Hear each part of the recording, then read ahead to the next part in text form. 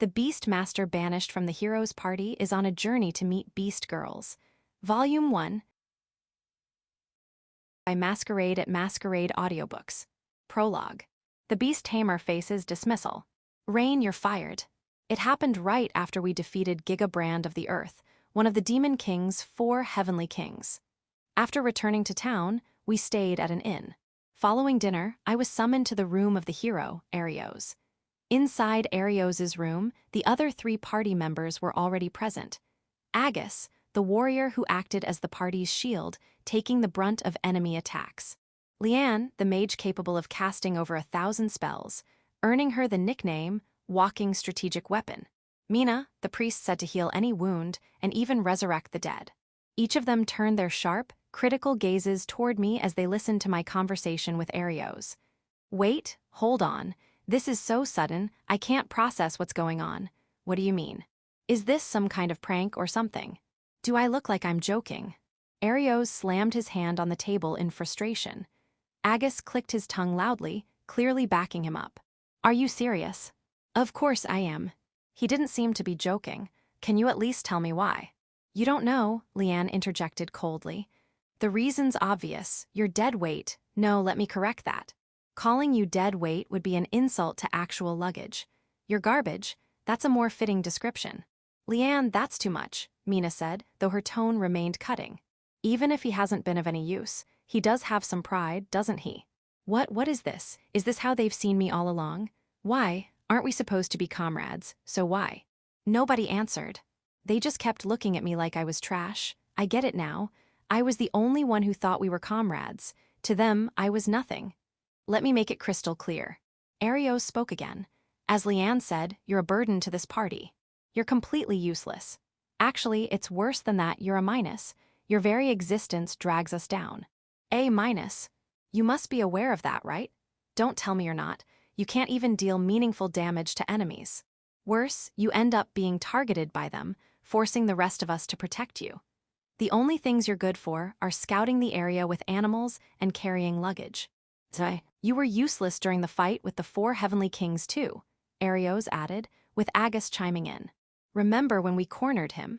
Arios and Leanne were chanting high-level spells to land the finishing blow.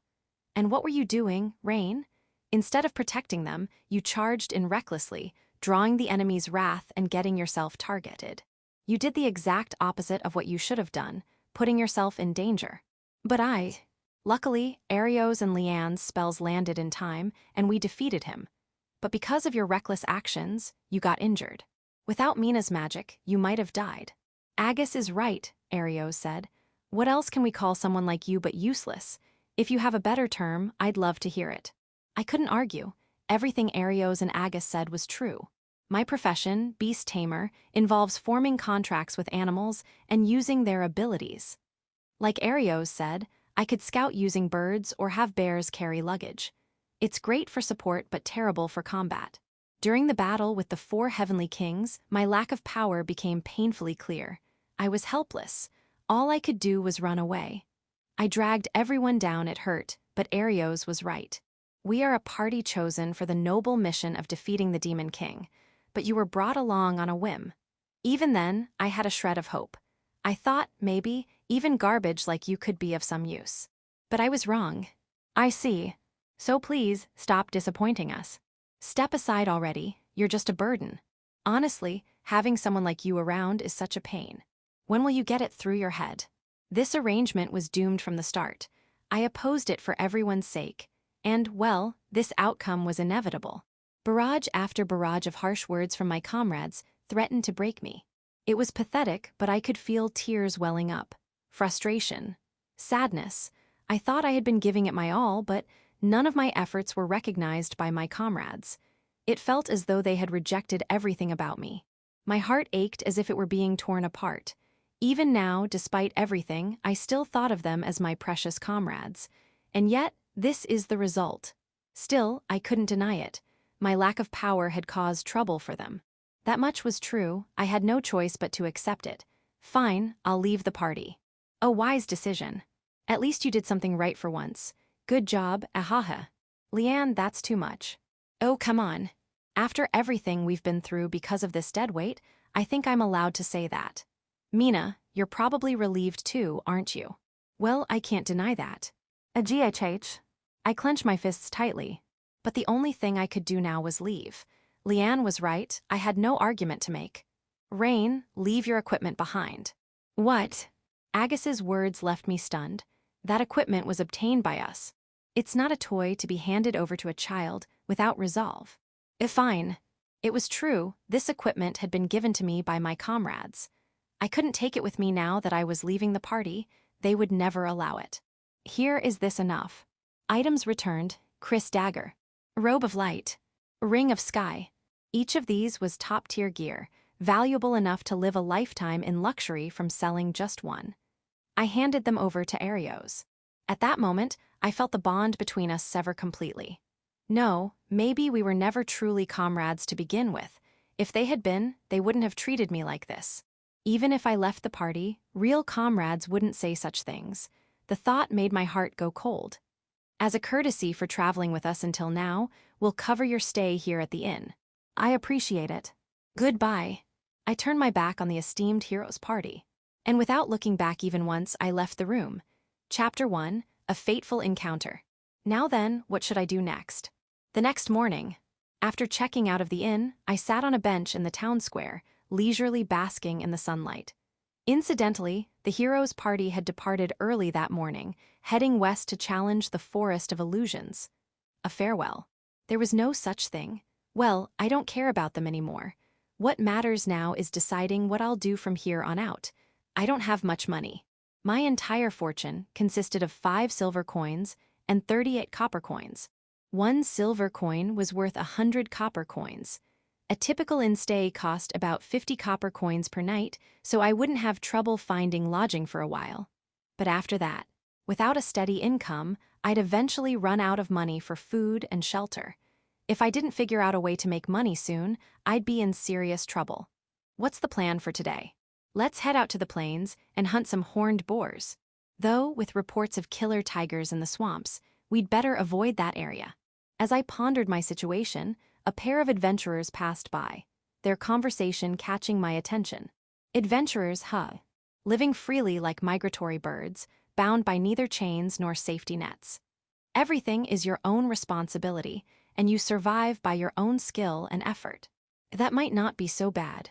Since joining the hero's party, I had been fighting under the weighty mission of defeating the Demon King, but that purpose was gone now. Right now, I was an empty shell. In a way, I was free. Maybe this freedom made adventuring the perfect path for me. All right, let's give it a shot. I stood up with renewed energy and headed straight for the Adventurers Guild. While I was excited about becoming an adventurer, it turned out not just anyone could join. There weren't any age or gender restrictions. Even children or the elderly could technically become adventurers. However, there was an exam.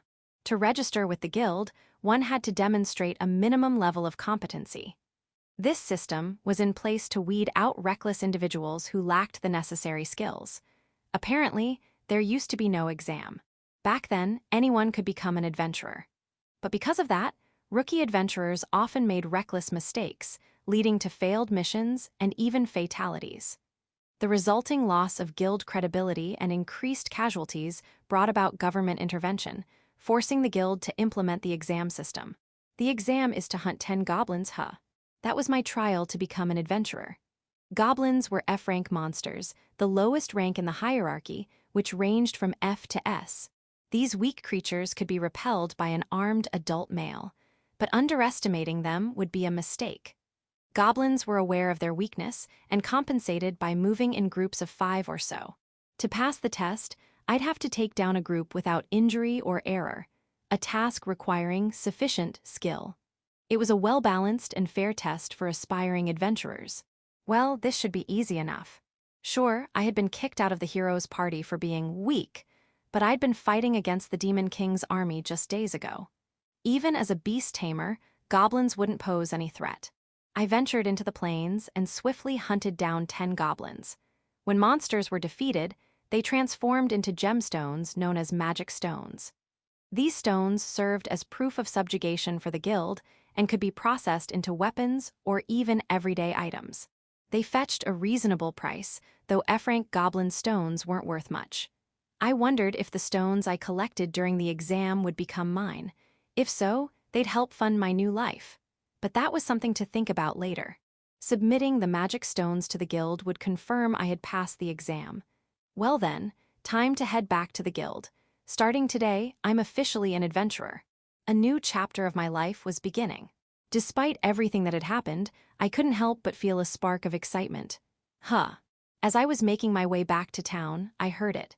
A scream. It seemed to come from the direction of the swamp, further into the plains. It could have been my imagination, but I couldn't ignore it. I decided to at least take a look. What is that? As I ventured deeper into the swamp, I came across a girl being attacked by a killer tiger. A killer tiger is a D-rank monster. True to its name, it resembles an enormous tiger, known for its swift movements, razor-sharp claws, and deadly fangs. It's a troublesome creature that has earned the nickname Adventurer Killer due to the many rookie adventurers who have fallen victim to its ambushes. Having been part of the hero's party, and as a beast tamer, I possessed a decent amount of knowledge about monsters. This is bad. The killer tiger was about to drive its claws into the girl, lying on the ground. I sprinted toward them and slashed at it with a dagger I'd bought in town before heading out. Grargh. Unfortunately, the dagger, a cheap 10 copper piece, couldn't penetrate the killer tiger's armor-like hide and snapped in two. My attack was useless, accomplishing nothing but angering the beast. Its attention shifted from the girl to me as it glared menacingly in my direction. That's fine.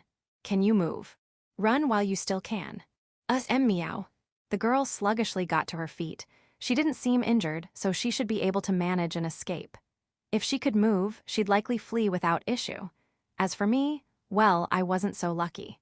Without any animals to tame, I had no way of matching the killer tiger in combat. To make matters worse, my only weapon had just broken. Even if it hadn't, as a beast tamer, I didn't have the strength to take on a killer tiger head-on. This must be what they call a hopeless situation. But if I can at least buy enough time for the girl to get away. Resolving myself, I raised my fists in a makeshift stance.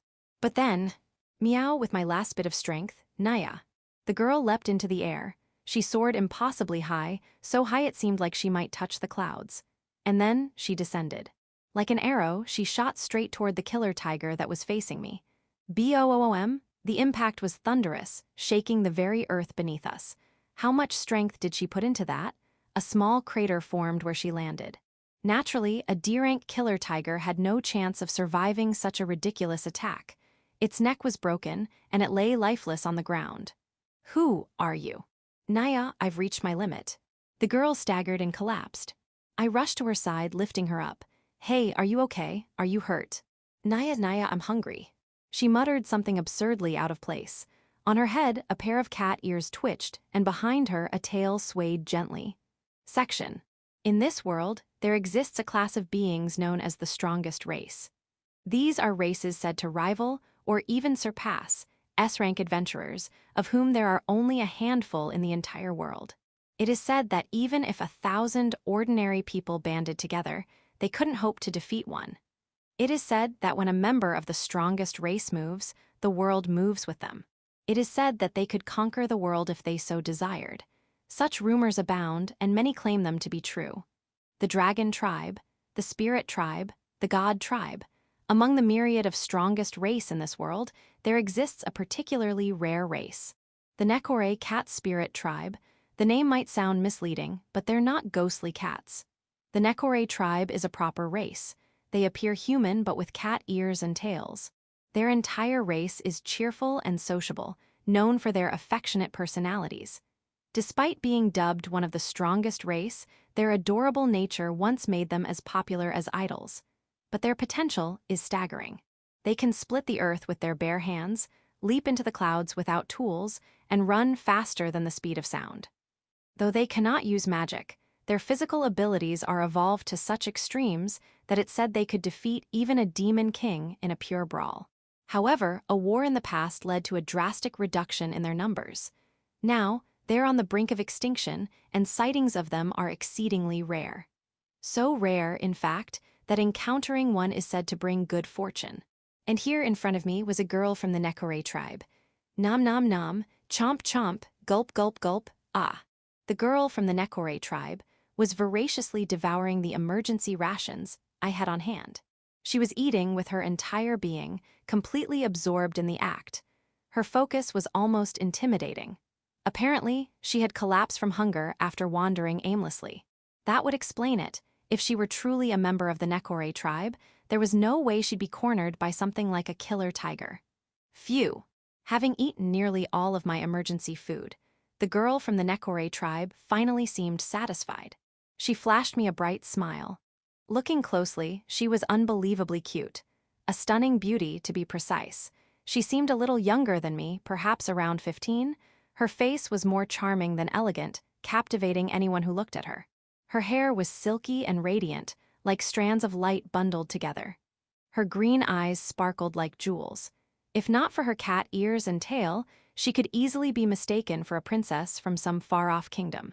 Her lively demeanor gave her an air of cheerfulness, and she looked fantastic in her dress. Though it wasn't a typical dress, it had a hole cut in the skirt from which her tail peeked out and swayed. Feeling better. Yep. Thanks a ton, you really saved me. Sharing your food like that, I thought I was going to die. You're exaggerating. I'm not exaggerating at all. I've gone so long without food or water, I could even see my grandparents waving at me from across the river to the afterlife. It seemed her situation had been quite dire. I was genuinely relieved that I'd been able to help her in time. Oh, right, I haven't introduced myself yet, have I? I'm so sorry, especially since you're my savior. My name's Canade. As you can see, I'm a girl from the Nekore tribe. Canade, do you have a last name? We of the Nekore tribe, or rather the strongest race, don't have last names.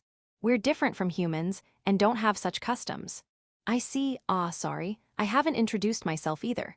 I'm Rain Shroud, a man who's about to become an adventurer. About to. I'm in the middle of the entrance exam. That's when I found you. Don't call me, you call me Canade. You sure? Using your name right away seems a bit forward. Don't worry about it. Using names makes it easier to become friends. In that case, just call me Rain. Okay. Nice to meet you, Rain. This was how I met Canade, the person who would become my lifelong partner. Section. Oh, so you were part of the hero's party, Rain? As I headed back toward the town, Canade announced that she wanted to come along. Apparently, she'd been aiming for the town in the first place. It worked out conveniently, so we decided to travel together. Along the way, I told Canade about everything that had happened to me recently. Normally, recalling such bitter memories would have been unbearable, but Canade's bright personality somehow put me at ease. Before I realized it, I'd shared everything with her. Canade pouted, looking annoyed. What's wrong? It's unforgivable that the hero would kick you out of the party. Rain, you're such a good person. You think so? Of course, you saved me, shared your food with me. That's why I can't forgive them for treating you so horribly. You're angry for my sake. Obviously, Canade really was kind. It's not something most people would do, getting angry on behalf of someone they just met. Well, it can't be helped. The truth is, I was holding the party back.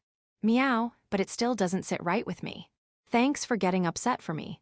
But honestly, I feel relieved now. If I'd stayed with them, things probably would have only gotten worse. When I think about that, leaving was probably for the best. If you're okay with it, then I won't dwell on it either. Good girl. Tania. Before I knew it, I'd reflexively patted Canade on the head. Rather than pulling away, she narrowed her eyes in pleasure, clearly enjoying it. Oh, but there's one thing I need to correct you on. Rain, you're not useless. In fact, you're amazing. Thanks for the kind words, but it's not flattery, I mean it. Even so, I don't have much strength. As I said, I'm not good in combat, and all I can do as a beast tamer is command animals. But that's what's so incredible. Your talent as a beast tamer is extraordinary. How can you say that? Because I think you could probably form a contract with me. What? Her unexpected statement made me stop in my tracks. Canade looked up at me and smiled brightly. How should I put it? The moment I saw you, it felt like a jolt of electricity ran through me. That's when I thought, if it's Rain, he could probably command me. Do you know how rare it is for someone to command us Nekore tribe? The strongest race, only a handful of people in the entire world could do it. That's why you're amazing. I don't know about that. I couldn't wrap my head around it. Command the Nekore tribe, the strongest race. I'd never even considered the possibility. Want to try forming a contract with me? Wait, are you serious? I'm not even sure if I can. It's fine, I'm curious, so let's give it a shot. As a beast tamer with little combat ability, I knew I needed something to survive as an adventurer. If I could command one of the strongest race, it would be a game changer. But more than that, I wanted to grow closer to Canade. By forming a contract, I felt like I could deepen our bond. So, all right, I'll give it a try. Yay, that's the spirit, Rain. I'm rooting for you. Okay, just stay still for a moment. Stay still, that's all. Yeah, I'll handle everything for the contract. I bit down on my thumb to draw blood. Using the blood, I sketched a special magic circle in the palm of my hand, something only a beast tamer could do. Then, I extended my palm toward Canade. I am Rain Shroud. By forging this contract, I bind us with this connection. With a vow in my heart, hope in my soul, and strength in my hands, answer me. What is your name? At this point, if Canade responded by stating her name or reacting in some way, the contract would be complete. Otherwise, Canade. My worry was unfounded. Canade softly uttered her name. The blood-drawn magic circle glowed brightly. Light poured out, enveloping Canade before being absorbed into her. Naya. Is that it? Yeah, the contract is complete. Take a look at your palm. Oh, there's a strange pattern on it. That's the proof of our contract. It signifies the bond that now ties us together. Wow, so this is the mark of our bond, huh? Hee, it makes me happy. Bond? Huh, did I get it wrong? No, you're right. It's the proof of the bond between us. Hee, it really makes me happy. I think I'd like to stay with you from now on, Rain. I feel the same way, but are you sure about this? Yep, I've decided. I'm going to be a member of Rain's party. I see, all right, thank you. I'm happy to have you. Yay, from now on, let's do our best together, Rain. Yeah, same to you. And so, in an unexpected turn of events, I ended up forming a contract with one of the strongest race. Section. Yes, I've confirmed it. It seems you've successfully passed the test. Starting today, Shroud-san, you're officially an adventurer. Congratulations. Back at the Adventurers Guild, I submitted the goblin magic stones. With that, the exam was over. I had officially joined the ranks of adventurers. Here you go. The receptionist handed me something resembling a card. What's this? It's your adventurer card. Think of it as your identification as an adventurer. Carrying this card proves your status, so be careful not to lose it. It can be reissued, but it takes about a week. Also, if it's intentionally damaged or sold to someone else, it won't be reissued, and your qualifications will be revoked. The receptionist began explaining, covering topics like the mindset required of adventurers and other basics. Lastly, here's your reward for the 10 goblin magic stones. I received 50 copper coins. Even though it was an exam, I get a reward. Of course, Shroud-san earned it fair and square. We wouldn't take that away from you. That's a relief. It wasn't much, as goblins are just F-rank monsters, but it was better than nothing. Besides, I didn't have much money to begin with. I'd like to accept a quest right away.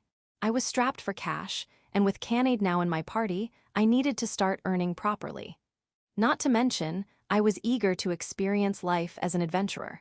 When I was kicked out of my previous party, I felt completely lost about my future. But now, I felt a small spark of excitement. The available quests are posted on that bulletin board over there. Please choose whichever one you like. However, Shroud-san, you've just started as an adventurer, meaning you're still F-rank, so the quests you can accept are limited. Please keep that in mind. New adventurers wouldn't be assigned high-difficulty quests right off the bat. It was only common sense. Otherwise, the quests would likely end in failure, and the adventurer could be seriously harmed. I recalled the explanation I'd just been given. Having no objections, I nodded at the receptionist.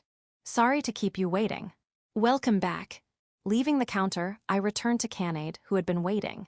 Hey, did you become an adventurer? Did you? Yeah, I did. Yay, congrats, I knew you could do it, Rain. I'm thinking of taking on a quest right away. Are you okay with that, Canade? Yep, no problem at all. Let's go. Pulled along by the ever-energetic Canade, we headed toward the bulletin board, where the quest sheets were posted. This is rare. Or so I thought, when a large man blocked our path, standing in the middle of the corridor. Those ears, that tail, I thought so. You're a real Nekore, aren't you? Do you need something? A nekore, huh? This could be my lucky day. Ignoring my words, the man stared at Canade with an appraising gaze. I didn't like his attitude. Canade seemed equally displeased, her eyebrows furrowing. What are you doing here, huh? I don't need to answer you. Cheeky little beast, aren't you? Hey, you over there. Are you talking to me? Who else would I be talking to? What's the deal with this nekore? I had no obligation or reason to answer this man's question, but matching Canade's defiant attitude might aggravate him. From the looks of him, he was an adventurer. As a rookie, he was my senior, and I had no intention of stirring up trouble, so I decided to answer honestly. We met in the swamp deep within the plains. After that, well, a lot happened, and now we're traveling together. The swamp, isn't that where a killer tiger has been spotted recently? No one gets out of there unscathed. If it's about that cat, I took it down, Canade said smugly. Calling a killer tiger just a cat, what an unusual way to describe it. But that's Canade for you, I guess. Though the truth was, it was starving and barely hanging on when we encountered it. But for Canade's pride, I decided to keep that detail to myself. I see. To a nekore, a killer tiger is probably just a cat, huh? Haha, you're amusing, I like you. I don't really care whether you like me or not. Don't be so cold. Come, have a drink with me, I'll treat you. No way. Hanging out with you doesn't sound fun at all. Better than being with that boring brat, though, isn't it? Hey, don't insult my master. Rain is my tamer, you know. What? A tamer? I'm a beast tamer, I said clearly, feeling the need to set things straight. The man's eyes went wide for a moment, then he burst into crude laughter. Ha, this kid a master? Don't make me laugh. Sure, I can believe you're a beast tamer, the weakest class there is. But a nekore? That's one of the strongest races out there. There's no way someone like you could tame one. That's just because you're blind. Rain is an amazing beast tamer.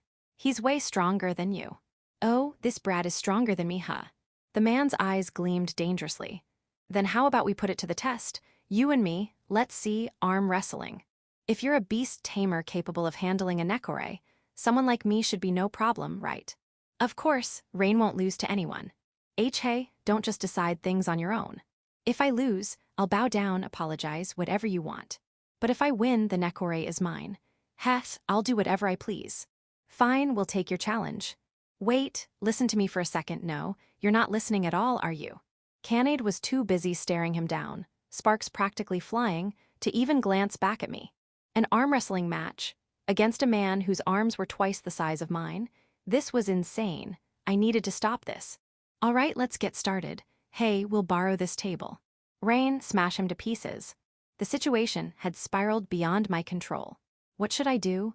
The man smirked maliciously as he noticed my hesitation. What's wrong, master? You're not up for it. Afraid? If you bow your head now, I'll consider it your forfeit. Of course, I'll still take the nekore. Ugh. I didn't care what happened to me, but involving Canade was another matter entirely. There was no way I'd hand her over to someone like him. Canade believed in me and chose to stay with me. No matter what, I had to protect her. Let's do this. You've got guts, kid, or are you just desperate? He wasn't wrong, I was partly desperate. But there was no way I could stand by and let someone take Canade without doing anything. Even if I didn't stand a chance, I couldn't just stay silent. I had to do what I could. The man and I locked hands and placed our elbows on the table. Such a thin hand. Looks like it'll snap like a twig. Ugh. Hey, too scared to talk now. Let's get started. Or is all that muscle of yours just for show? I deliberately provoked him, trying to throw him off balance. You little fine, I won't hold back. I'll crush you with everything I've got. This is going to be fun to watch. Do it, smash him. Before I knew it, a crowd of adventurers had gathered, their eyes gleaming with amusement. Some had even started placing bets. I was the extreme underdog. The man I was up against was known for his strength, and anyone betting on me was probably just looking to throw away their money. I couldn't blame them. But just watch, I used to be in the hero's party after all. I'll give them a show. I'll give the signal, okay. Both the man and I nodded. Ready, go. The match was over in an instant. I gave it my all, and without feeling much resistance, I pushed the man's arm down, slamming the back of his hand onto the table. Guh, jaya. My arm is, It seemed his arm had broken. The man clutched his injured arm, writhing in agony. Watching him, I tilted my head in confusion. How? Against a man built like he was wearing a suit of muscle armor, I shouldn't have had any chance of winning. Yet somehow I'd beat him in a landslide. I had no idea why. Winner Rain. The ever-cheerful Canade shouted my name triumphantly. That's our Rain. A guy like him didn't stand a chance. I'm just as surprised as you are. There's no way I should have that kind of strength. What are you talking about? Rain, you're the strongest right now. That's because I'm sharing my power with you. What do you mean? Wait, don't tell me. Have you only ever made contracts with ordinary animals before? Is this your first time contracting with someone of my level, a strongest race? Of course it is. The most powerful thing I'd ever contracted with before was, like, a regular bear. I thought so, then you wouldn't know. When someone forms a contract with one of us, the strongest race, they gain a portion of our power depending on our individual abilities. Since we Nekore are naturally strong, your strength has been enhanced to match. You're kidding. I'm not kidding at all. So that's how it was. Right now, I had physical abilities equivalent to that of a Nekore. This was unbelievable. If someone told me I was dreaming, I might have believed them. I'm so glad I decided to come with you, Rain. The fact that you tried to protect me, it made me so happy. Well, it's only natural, right? Thanks, Rain. I still hadn't fully processed what had just happened, leaving me a bit dazed. But at least I'd managed to protect Canade. For now, that was good enough. Section. The man who caused trouble with us had a reputation for frequent violent behavior, and apparently, harassing new adventurers wasn't new for him. He was a repeat offender, and no amount of guidance or warnings seemed to get through to him. The guild had all but given up on dealing with him. Unintentionally, I ended up teaching him a lesson, and the matter was dismissed without any repercussions for me.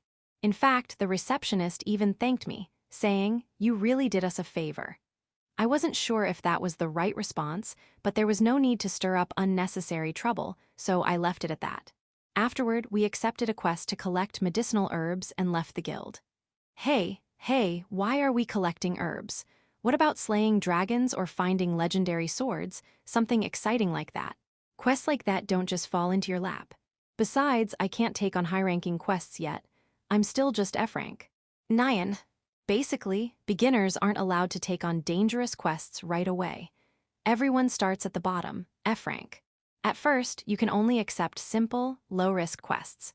As you complete them and gain experience, your rank goes up, and you can eventually take on riskier quests with bigger rewards.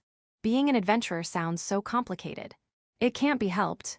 Without a system like this, people would bite off more than they can chew and get themselves killed. I bet Rain could handle higher-ranked quests no problem. Sure, with the power I've gained from contracting with you, I might be able to manage. But as an adventurer, I'm still a complete rookie. I might trip up in ways I don't expect. That's why I need to complete these smaller quests, build experience, and prepare myself properly. Overconfidence is dangerous, as they say. Oh, I see. Rain, you're such a hard worker. I'll do my best too. Yeah, let's work hard together. Let's go. We left the town and moved out to the plains. Today's task was to gather medicinal herbs here. By the way, Nyan, Canade, are you sure you're okay following me? I know we've already formed a contract, but you don't have anything else you need to do.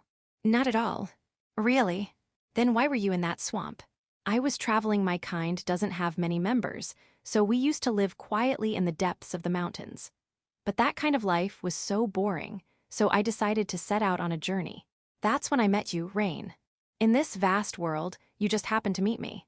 Feels like fate, doesn't it? Maybe it is. Meeting Canade had changed something inside me. We hadn't known each other for long, but her bright smile felt like it had saved me. Maybe it really was fate. All right, let's do our best and gather those herbs. Canade exclaimed enthusiastically, her voice brimming with energy. Rain, can you move this rock? It smells like there's medicinal herbs underneath it. There's no way I can move a rock this big. You can do it now, Rain. Oh, right, I had the strength from contracting with a Nekore. I hadn't gotten used to it yet, so it had completely slipped my mind. But still, could I really move a rock that looked as big as a small house? Go, Rain, you've got this. Encouraged by Canade's cheers, I decided to give it a try. Here goes. I placed my hands on the rock, put my weight into it, and pushed with all my strength. The rock shifted with a grinding sound. I actually did it. That's rain for you. This is amazing. It's like my whole world just changed. Haha, don't exaggerate. It's that shocking. I never imagined I'd be able to do something like this. Ever since meeting Canade, it felt like my life had been one surprise after another. Now then, let's see. Nothing here. Guess it was a false alarm. Maybe my nose isn't as sharp as it used to be. Sorry, Rain. It's fine, everyone makes mistakes. Don't worry about it. Thanks, then let's check over there next. Wait, hold on. Don't just take off like that. Nyan. I grabbed Canade by the scruff of her neck, stopping her mid-dash.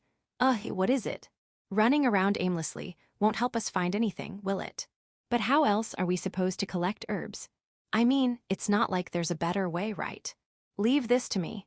As a beast tamer, I've got a special method. I scanned the area. In a plane like this, it didn't take long to find what I was looking for there. A rabbit. Yeah. First, I'll form a temporary contract with it. I approached the rabbit and held out my hand. A temporary contract is a simplified version of a full contract. It only lasts for a short period, but it's easy to establish. There's no need for an incantation like when I formed the contract with Canade. All it takes is focus and some magic power. I channeled my magic and reached out mentally. The rabbit reacted, and the contract was complete. All right, it's done. So, what happens next? Wait, hold on a second. Rain, are you contracting with something other than me right now, Canade's eyes sparkled with interest as she watched me, but her expression quickly shifted to one of curiosity and confusion. I decided to move forward without addressing her reaction. First, I'll have it gather its friends. I commanded the rabbit to bring others like it. The rabbit let out a high-pitched squeak, and before long, about 30 rabbits gathered in response. Wow, it's like a fluffy paradise. Now, I'll form temporary contracts with all of them. While forming contracts with each one individually would be tedious, temporary contracts allowed me to handle them all at once. Done, all right. Go find any medicinal herbs around here and bring them back to me. And make sure you don't mistake them for food and eat them. Squeak. The rabbits responded in unison and scattered in different directions. And that's how you can easily gather herbs, by taming multiple small animals. Ugh.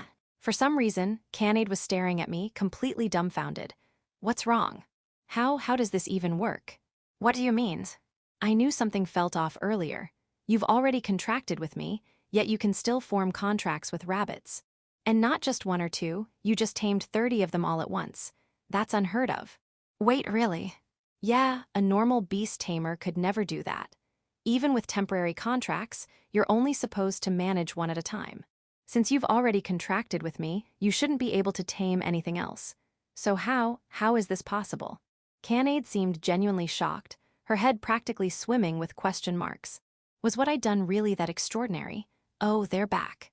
While we were talking, the rabbits returned, each carrying a medicinal herb in their mouths. They dropped the herbs at my feet. I gently patted the rabbits' heads as thanks. Good job, I appreciate it. Looks like you can handle a bit more. All right, go for another round. Squeak. The rabbits scattered again. This is incredible. They're following such detailed instructions perfectly. Find the herbs, gather them, handle them carefully without damaging them, and bring them back. That's way too complicated for small animals. How is this even possible? Is it really that surprising? It is. Rain, you really need to realize how insane this is. Even if you say that. For me, this was just how taming worked. I'd done this countless times before, using animals to help me like this. It was second nature, so it never struck me as odd. Canade, there are probably things you don't know too, right? Maybe this style of taming isn't as unusual as you think. There's no way that's true, Naya. Whoa. Rain, you're not normal. Taming animals like this, there's no way it should be possible. It's absolutely unheard of. Even if you say it's impossible, this is just how it works for me. That's what's so strange. Rain isn't the type to lie, and I know you wouldn't try to deceive me. Plus, it doesn't seem like you're using any drugs or enhancements to boost your abilities. Could it be that your talent is just that incredible? No, maybe talent doesn't even begin to describe it. I thought she was exaggerating, but if I said so, it'd probably just lead to more arguing. So, I decided to stay quiet until Canade calmed down. Chapter 2. The beast tamer and the cat-eared girl defeat thieves. Having already gathered most of the herbs from the plains, I moved on to the road beyond. Herbs also grew along the roadside, and I could collect various types there. Don't underestimate herb gathering. The more herbs you collect and the more types you gather, the greater the rewards. This particular request increases the reward in proportion to the amount harvested. For now, let's proceed steadily and consistently. All right, everyone get going. Wait, that's just wrong, Naya. This time, I temporarily contracted with about 10 wild dogs and sent them off. Canade, unable to hold it in, shouted, "I've told you countless times, this is normal for a beast tamer. It's just common sense." I'm pretty sure Rain's idea of common sense is completely off, Naya. Suddenly, Canade turned her gaze to the distance. Her ears twitched, and then her tail stood straight, as if on high alert. "Rain, there's some commotion over there. I can hear yelling and screams. An argument between adventurers. Or maybe something else." I hesitated briefly before making a decision. Let's check it out. Right. For the time being, I set the dogs to return, drop off the herbs they gathered, and then cancel their temporary contract. Look, normal people can't give such complicated orders, you know. Canade muttered as if to say she wouldn't even bother being surprised anymore. As we headed toward the location Canade indicated, we saw a wagon surrounded by several men. The wagon had one man, likely the driver, and another man, presumably a merchant, for a total of 2 people. The men surrounding them numbered 12 in total. All of them were armed and clearly the type you wouldn't want to associate with. Bandits, ha ha ha, talk about unlucky, losing your guards like that. Those guys bolted the moment they realized we were the Black Fangs. So, how does it feel, huh, being betrayed by adventurers? Why don't you share with us? It'll make great drinking stories later, ha ha ha. The men laughed crudely. The merchant surrounded by the bandits could do nothing but tremble. The driver, his face pale, was similarly shaking. We watched the scene unfold from the shadows of a tree. Black Fangs, so it's the name of a bandit group. I've heard of them. Supposedly, they're a massive group with over 100 members. They're infamous for their cruelty and terrible crimes. They even have bounties on their heads. Not bad knowing that much. Information is key when traveling, after all. You might have information, but no food to go with it, huh? Naya. Canade slumped in mock despair. Rain, let's call for help. No, we can't, there's no time. The bandits looked like they could kill the merchant and the driver at any moment. We had to assume there wasn't a second to spare. We'll handle this ourselves. Are you sure? These guys are part of a massive, bounty-listed bandit group. That doesn't matter. I can't just abandon those people. Naya, that's my master. That's what I wanted to hear. Canade, you'll protect the merchant and the driver. I'll take care of the rest. Got it. Go on my signal, 3, 2, 1 now. We leapt from the shadows. What the? The bandits reacted faster than I anticipated, but they were no match for Canade. She dashed forward, moving low to the ground, and closed the distance in an instant. Naya. With a swift strike, Canade knocked out 2 bandits who were surrounding the merchant. It happened so quickly it was over in a flash. She followed up with a powerful kick, sending another bandit threatening the driver flying. Rain. Leave it to me. I couldn't afford to be outdone. I jumped into the fray, engaging the remaining bandits in combat. Canade sighed. To be honest, I was worried. Rain possesses talents that overturn everything considered common sense about beast tamers. On top of that, his physical abilities have been enhanced through his contract with the Nekore tribe. And to make matters even more absurd, he managed to tame multiple animals at once. But can he really handle the power he was suddenly granted? I don't mean to doubt Rain, but I can't help having some lingering questions. Won't the power overwhelm him? Won't he end up destroying himself? I was concerned. Even though it was my master's command, wouldn't it have been better if I had wiped out the bandits myself? If it were just me, I could have easily taken them all out without any issues. Maybe it would have been safer to leave Rain waiting quietly on the sidelines. That's what I was thinking. But all my worries turned out to be needless. Rain evaded the bandits swinging swords and axes with ease, not letting a single blade graze his skin. He dodged their attacks precisely and delivered devastating counterstrikes in return. The sound of bones breaking. Screams. One by one, the bandits fell. Amazing, Naya. I was speechless.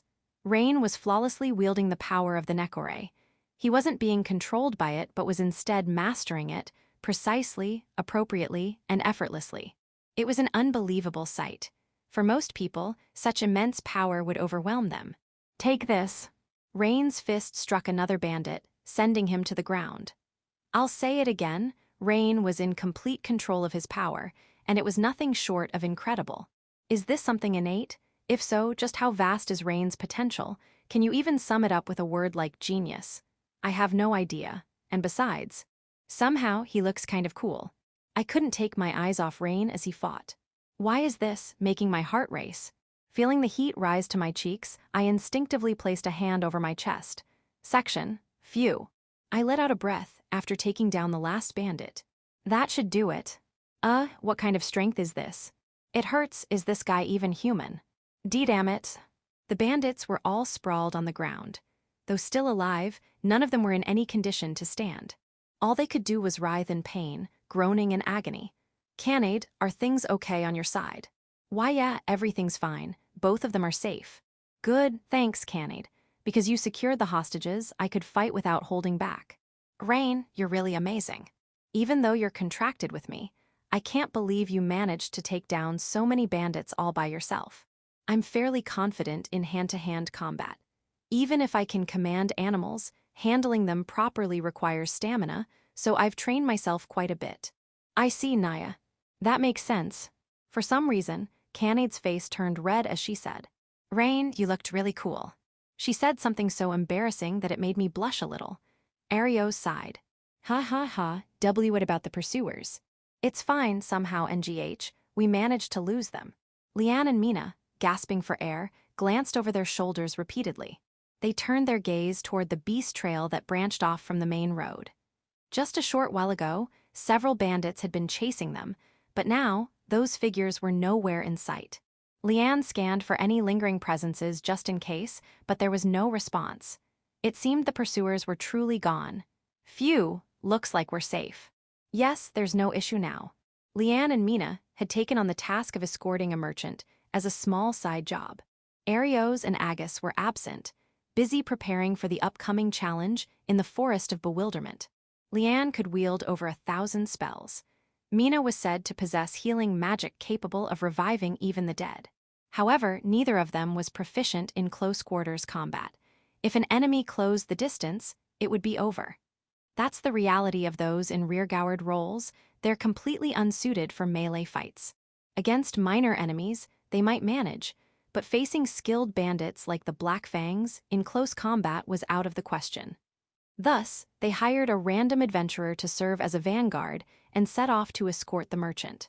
It was supposed to be a simple task, quick and easy, with a hefty reward waiting at the end. But instead, what the hell were you thinking? EX. Leanne grabbed the front of the hired adventurer's shirt, pulling him close. The adventurer had completely failed to do his job. The moment the bandits appeared, he bolted, abandoning his role as a frontline guard and putting Rain and Mina in danger. Thanks to him, they had to run for their lives against bandits. It was humiliating, their pride in tatters, unforgivable. A vanguard is supposed to protect the rear guards. How could you get taken out first, run away, and leave us behind? Please don't be unreasonable. I'm just a beast tamer. I'm not suited for the vanguard role. I told you that beforehand, didn't I? And you said it was fine, that it wouldn't be a problem, so that's why I. Even so, how could you just leave us behind and run away? Do you realize the massive stain this puts on our reputation? Even as a beast tamer, you should still be capable of fighting, right? They were just bandits, not some powerful monsters. Even against bountied criminals, you could have at least bought us some time. Are you saying you couldn't even manage that? I've told you repeatedly, beast tamers don't fight. That's the whole point of taming beasts, to make them fight in your place because you can't fight yourself. That's how beast tamers work.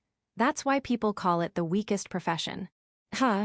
Even that useless bug, Rain, managed to fight, and now you're spouting this pathetic excuse. Leanne directed a scornful gaze at the adventurer. Even that incompetent fool, Rain, had fought on his own strength during battles. He had even served as a frontliner during their encounter with the 4 heavenly kings. Granted, he wasn't much help, but at the very least, he managed to serve as a shield. But this adventurer, he claimed he lacked the power to fight and didn't even seem ashamed of it. If that were the case, wasn't he even more useless than Rain? Both Mina and Rain looked at him as if he were trash. But neither of them realized it. What the adventurer was saying was an entirely reasonable truth. Beast tamers rely on animals to fight precisely because they lack the strength to battle themselves. It's simply unheard of for a beast tamer to stand on the front lines and fight. The fact that Rain, a beast tamer, could fight was the real abnormality. So, oh what? I get it, you're a cowardly chicken without the guts to fight properly. Maybe it's partially our fault for hiring a loser like you. When it comes to fighting, fine, I'll give you a pass for your excuses. But why did you neglect to scout the area?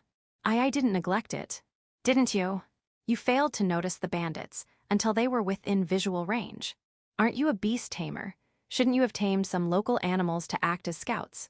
I did. I tamed a squirrel and had it keep watch. But even a quick squirrel can't monitor 360 degrees. The bandits surrounded us, so it took time to notice them. Leanne's frustration boiled over as she grabbed the adventurer's collar again, glaring fiercely. Really? Then why didn't you tame 10 or 20 of them to cover all directions? What's your excuse for that? What do you mean, why? That's impossible. A beast tamer can only control one animal at a time. Don't lie. Do you think such a ridiculous excuse will work? I am not lying. Beast tamers can only manage one creature at a time. Not 10, not even 2. Trying to control more would double the strain on our nerves, it would fry our minds.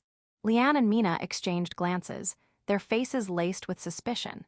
They'd never heard of such a limitation. After all, Rain frequently controlled dozens of animals for reconnaissance and scouting. It couldn't be that what Rain could do was impossible for anyone else. This adventurer must be lying to cover his incompetence. He was spouting nonsense to shift the blame. Leanne came to this conclusion and, fueled by her growing irritation, shoved the adventurer backward. Damn it, looks like we ended up with the worst pick. I didn't think I'd meet someone even more useless than that trash. Indeed, I never imagined encountering such a fool. Gah! The adventurer opened his mouth, as if to argue but gave up. There was no point. He realized these two would never listen to him. It was like trying to communicate with beings who spoke a completely different language. What should we do? We've abandoned the client. Just leave them. Risking our lives for some merchant is ridiculous. That's true, but if we leave it like this, won't it damage our reputation? I don't care if my name gets tarnished, but if Arios gets involved, it might cause problems. If we tarnish the hero's name because of this. Good point, that would be bad. Leanne mulled it over. Leanne had been the one to find the escort job, but the adventurer was the one who officially accepted it. Leanne and Mina were part of the hero's party, not adventurers. While similar in nature, they couldn't take on jobs as casually as adventurers could.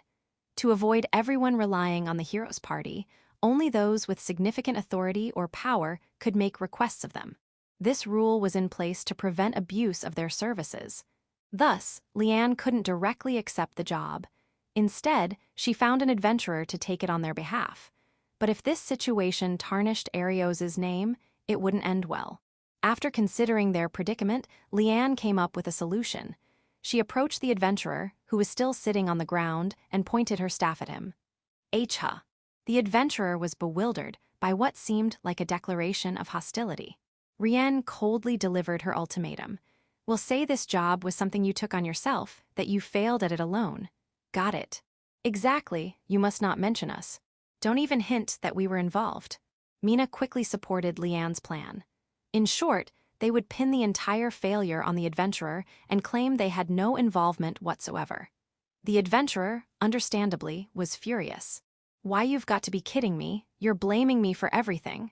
This job failed because of your ridiculous demands. I'm not taking all the blame for this. When I report this, I'm going to tell the truth about you too. Oh. Leanne's eyes grew sharp. If you try to pull something like that, you'll die here and now.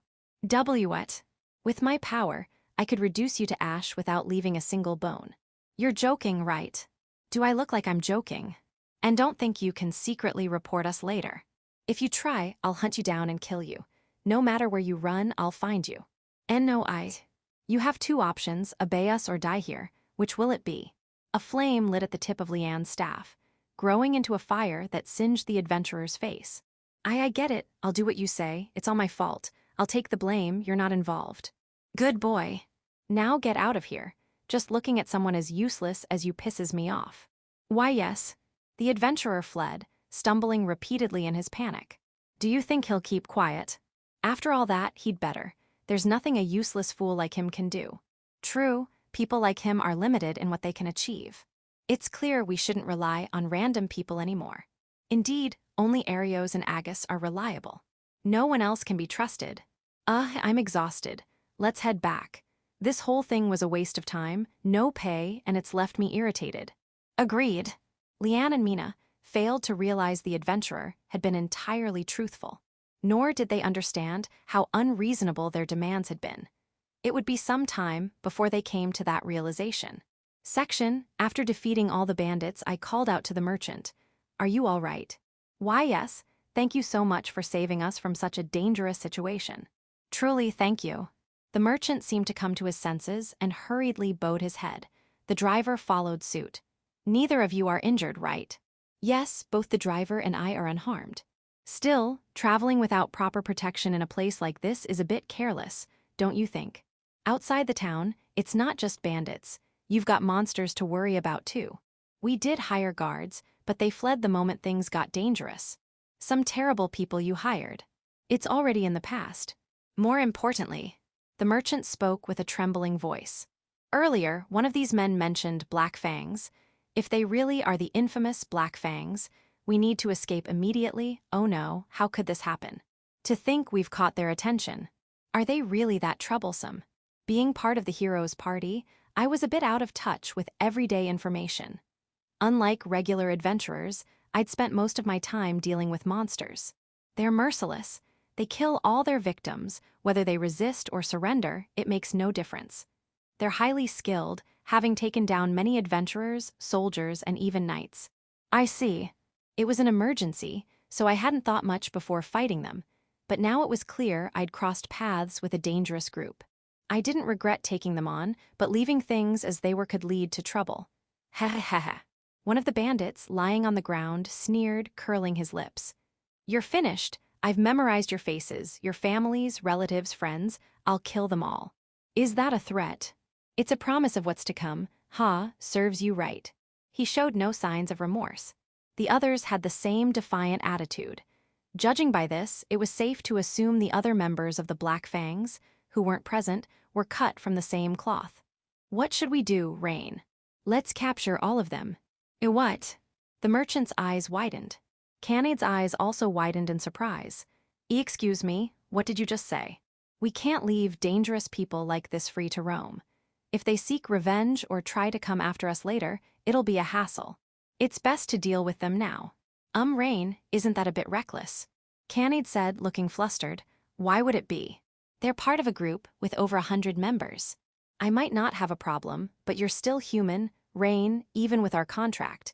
It's a stretch for you to handle that many. Not necessarily. Naya, don't worry, just leave it to me. After interrogating the captured bandits, we learned that the Black Fangs' hideout was in a cave off the main road. Leaving the captured bandits in the care of the merchant and the driver, we headed toward the cave. Found it. It's over there. Relying on Canade's sense of smell and other heightened senses, we arrived at the cave. As before, we observed from the shadows of the trees. 2 guards stood at the entrance. Is that the right cave? Yeah. They say the Black Fangs use a cave as their hideout. And from the sound of the voices coming from inside, it doesn't look like they've gone anywhere. You can even hear voices. That's impressive, Canade. Phew fun. Cats have excellent hearing, you know. Canade puffed out her chest proudly. So, what's the plan? Are we charging in like before? Oh, but this time I'll take the lead. No offense, Rain, but this might be a bit much for you. You're right. But we're not charging in recklessly. Considering it was the hideout of a bandit group with bounties on their heads, the cave was likely filled with traps and might even be structured like a maze. I had no intention of waltzing in blindly. In a forest like this, there we go. I spotted a bee flying nearby and formed a temporary contract with it. Wait, you contracted with a bee? But bees aren't animals, they're insects. Have you heard of an insect tamer? Hi. Oh, yeah, they're like a version of beast tamers who can contract with insects. Wait, don't tell me. I trained as an insect tamer for a while, so I can control insects too. What? You can do that. Calling you amazing doesn't feel like enough anymore. Canade wore a mix of amazement and disbelief on her face. Mastering two professions at once is unheard of. Well, I haven't mastered insect taming completely. There's still a lot I can't do. Controlling them normally is about the best I can manage. Anyway, I've just made contracts with a few more. Even so, that's incredible. Rain, you're truly amazing. It's like my sense of what's possible is breaking. I'm starting to wonder about your past. Using the bee I controlled, I gathered more of its hive mates, ultimately contracting with hundreds of bees. Contracting with that many bees, I don't think that counts as just normal control. You think so? Naya, being with you is one surprise after another, Rain. You're never bored, right? Ahihi. True. Even though we were about to take on a large bandit group, everything felt strangely calm. Maybe it's because Canade is here with me. Her smile alone makes me feel like I can handle anything. So, what are you planning to do with those bees? These bees are a special type called obbies. They have paralyzing venom. When they sting, their prey is paralyzed and taken back to their hive as food. Oh, I see. So you're going to send the obbies after the bandits. Exactly. The venom is potent enough that one sting can immobilize someone for half a day. I'll control the bees from here. Canade, head back to town and bring reinforcements, adventurers, soldiers, and if possible, knights. I can't capture all of them on my own. Got it. Canade nodded with a bright smile, then turned serious. But be careful, okay? I know you won't fail, but don't let your guard down. I know, if things get bad, I'll retreat immediately. I promise. All right. Canade glanced back at me a few times, worry evident in her eyes. But when I reassured her with a firm nod, she finally seemed at ease. With a jump, she disappeared beyond the clouds. The physical abilities of the Nekore tribe, one of the strongest race, really are remarkable. If it's Canade, I'm sure she'll bring reinforcements quickly. In the meantime, I'll do what I can. All right, let's do this. I gave the command to the swarm of obbies. Section. An hour had passed since I sent the swarm of hundreds of obbies into the bandits' hideout. It should be enough time. Ahiga. My body. D-damn it, why is this happening? Bandits were sprawled across the hideout. It seemed they had all succumbed to the obbies' venom. They were convulsing and unable to stand properly. I searched every corner of the hideout to confirm that all the bandits were down. This should make capturing them safe and straightforward. Now, if Canade can successfully bring back adventurers or soldiers. Hi. The noise outside the cave grew louder. Hey, Rain, I brought them. Canade's booming voice echoed. It seemed Canade had succeeded on her end too. I stepped outside and explained the situation to the reinforcements Canade had brought along. They were skeptical at first, but once they saw the bandits lying in the cave, they believed me. The gathered adventurers and soldiers began apprehending the bandits one by one. Canade and I watched the scene from the cave's entrance. Nyafu, I rushed over, so now I'm a little tired. Good work. Rain. Did I help? Yeah, you showed up just in time. Thanks. Naya Rain praised me. I patted Canade's head and her ears perked up excitedly. She seemed pleased. With this, the incident is resolved. And Naya. Suddenly, Canade's expression sharpened. Her face grew tense, as if she were on high alert. What's wrong? This presence, it's bad news, Rain. Huh? I muttered, just as a scream and a thunderous roar echoed from inside the cave. What the? I rushed inside. And then, Hishoaya, a massive lizard, easily over 10 meters tall, was attacking the adventurers and soldiers. I remembered studying this creature during my beast tamer training. A king lizard. A C-rank monster, notorious for its uncontrollable rampages and ferocity. Why is there a king lizard here? Apparently, the Black Fang had tamed it. Damn it. Nobody said anything about something like this. An adventurer nearby explained in frustration. Rain. Yeah. If it had been the old me, I wouldn't have been able to do anything against a king lizard. Even if Arios and the others were here, I would have deemed it hopeless. But I'm different now. I have Canade. It doesn't matter if she's from the Nekore tribe or not. As long as Canade is with me, I feel like we can do anything. That's why we'll face it together. Let's go, Canade. Nya. The two of us charged, whoosh. We dodged the massive swing of its tail and struck one of its legs supporting its body. I thrust my fist forward with all my strength. Impact. A solid sensation shot through my hand as the king lizard roared in pain. What the hell? The adventurers and soldiers were stunned. They actually hurt the king lizard. And with their bare hands, no less, that adventurer, could he secretly be incredibly strong. Let's keep going. Canade jumped, spinning as she did. Using her momentum, she landed a powerful blow on the king lizard's head. Grrrahhhh. As expected of Canade, her crushing strike made the king lizard stagger heavily. Take a nap for a while. I seized the opening and delivered a sharp kick to its neck. The blow was aimed to knock it out. Unable to endure, the king lizard collapsed on the spot. Hugh. Rain, we did it. Yeah. Canade and I high-fived. However, the adventurers and soldiers looked pale, their faces drained of color as if they might collapse at any moment. What's wrong? Look over there. The adventurer pointed a trembling finger. Hisha.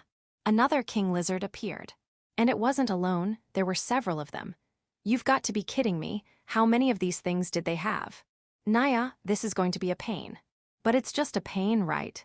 We can handle it. Rain. I'm fine. Hey, you two, what are you talking about? If you don't run now, you'll die. An adventurer, desperate and panicked, pleaded with us. Shaken by the unexpected turn of events, they couldn't grasp the situation. Those things are fast. Do you think you can escape unscathed now? That's. It's fine, we'll take care of the king lizards. While we hold them off, evacuate everyone else. And if possible, take the captured bandits with you. If they escape, this will all be for nothing. But aren't you just human? And even if the Nekore girl is strong, taking on this many is. Don't underestimate me. I'm one of the strongest race, you know? A bunch of lizards isn't a big deal. Canade grinned, I smiled too. I'll be fine. Don't worry. But.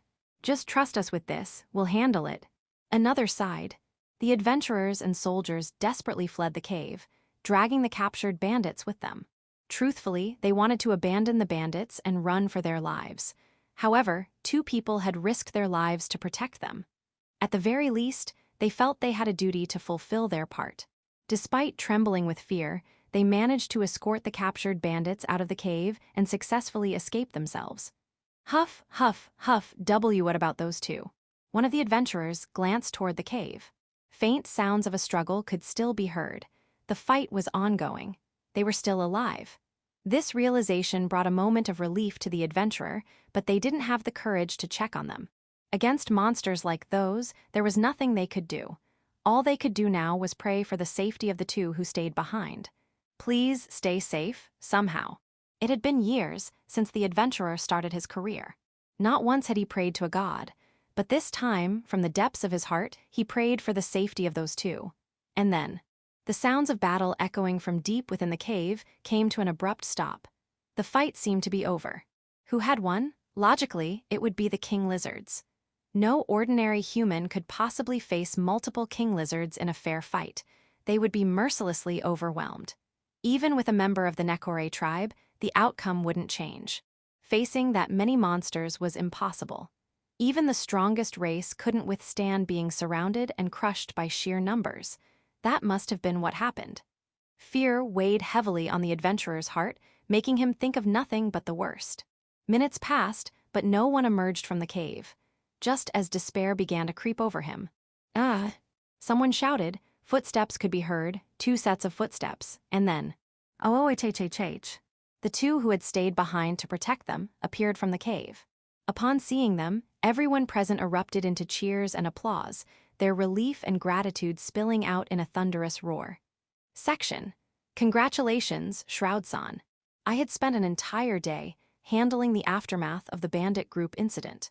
And now, the following day, when I was called to the Adventurers Guild, Natalie-san, the receptionist, greeted me with a cheerful smile and those words. Congratulations. For what? Your adventure rank has been upgraded, Shroud-san. Huh. Caught off guard, I let out a dumbfounded response. My rank got upgraded. Shroud-san, you have been promoted from F rank to E rank. Is that so? Yay. That's great, Rain, congratulations. Canade cheered innocently, but I couldn't quite wrap my head around it. The only thing I'd done since becoming an adventurer was gathering medicinal herbs. Sensing my confusion, Natalie-san kindly explained. To rank up from F to E, completing a certain number of requests is required. While you haven't fulfilled the quota, an exception has been made in your case. Why's that? Have you forgotten what you did? The Black Fang incident, of course. Now it made sense. The Black Fang was a group that not only troubled other adventurers, but even gave the nation itself a hard time. Their destruction was largely thanks to you, Shroud-san. Actually, it was entirely thanks to you. No, all I did was paralyze them. It wasn't that big of a deal. Your modesty is admirable. I heard that when the King Lizard appeared, you and Canade stood your ground to let everyone escape. Even paralyzing the entire bandit group was an incredible feat. No one else has ever achieved something like that. Well, having someone point it out so directly was a bit embarrassing. At the same time, recalling the fight with the King Lizards left me drained. Facing multiple C-rank monsters at once was a first for me. Even back when I was with Arios and the others, I'd never experienced anything like it. It's a wonder I came out of it alive. If asked to do it again, I might refuse. That's how grueling it was. The guild has determined that Shroud-san's contribution to the destruction of the Black Fang was significant. In recognition of your achievement, your rank has been upgraded. I see, thanks. There's no need to thank us. In fact, we owe you an apology. An apology for what? The Black Fang was classified as a C-rank request. Based on your success, it's clear that you have C-rank level ability. Nya, then isn't it strange that you were only promoted to E-rank? Shouldn't it be C-rank instead? Canade interjected, voicing the same thought I had. That's where the problem lies, Natalie-san said apologetically. There's a rule stating that adventurer rank upgrades must happen one step at a time. While we could grant an exception for this promotion, skipping multiple ranks isn't something we can do lightly. I truly apologize, but this is the best we could do.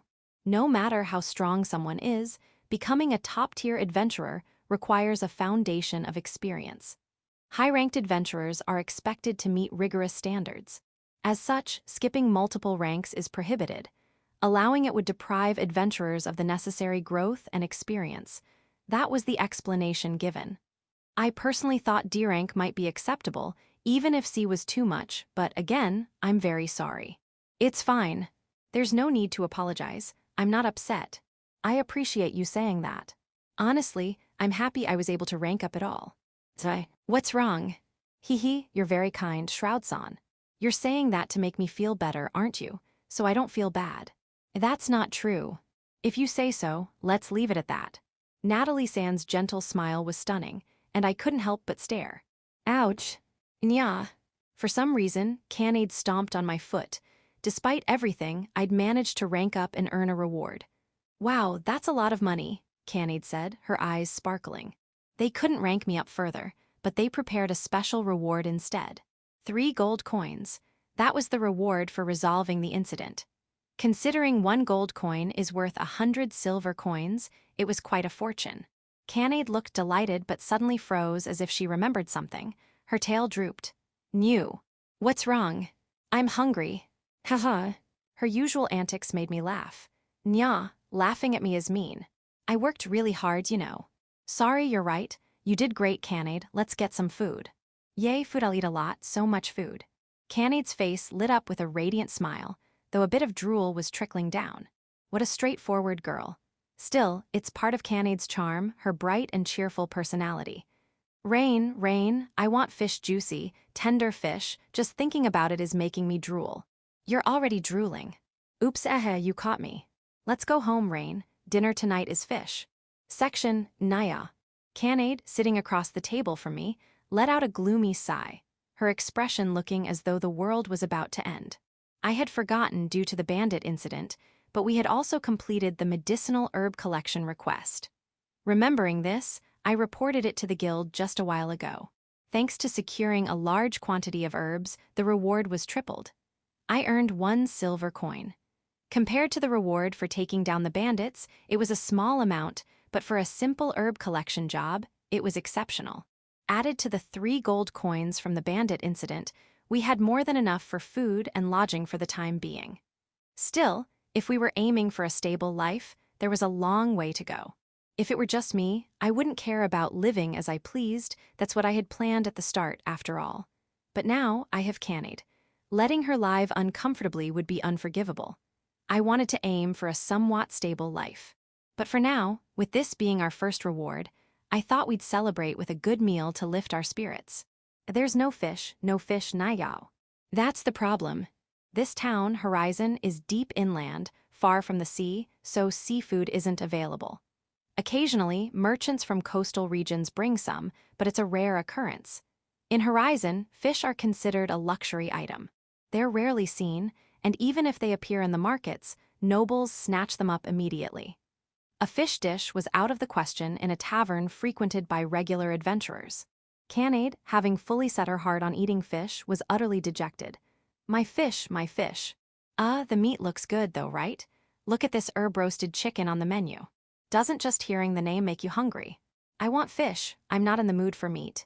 This was serious. I wanted to help somehow, but wait, I've got it. I suddenly remembered something and rummaged through my bag. Back when I was with the heroes' party, we visited the coast once. If I remember correctly. Here it is. Naya. I can't offer grilled fish, but look, preserved fish snacks. Naya. Canade shot up, snatching the preserved fish snack from my hands with incredible speed. Oh, it smells like fish. See, can I have this? Can I eat it? Of course, that's why I brought it out. Thank you, Rain, you're my fish savior. That phrase sounds odd. Anyway, wait a moment before you eat. Let's order something else too. It wouldn't be polite to just occupy a table. Got it. Section, by the time we finished our meal, the sun had set. Not wanting to push myself too hard on the first day, I decided to head to the inn. I secured a room for a week. Yay, a bed. It's been so long since I've slept on anything other than the ground. This is amazing.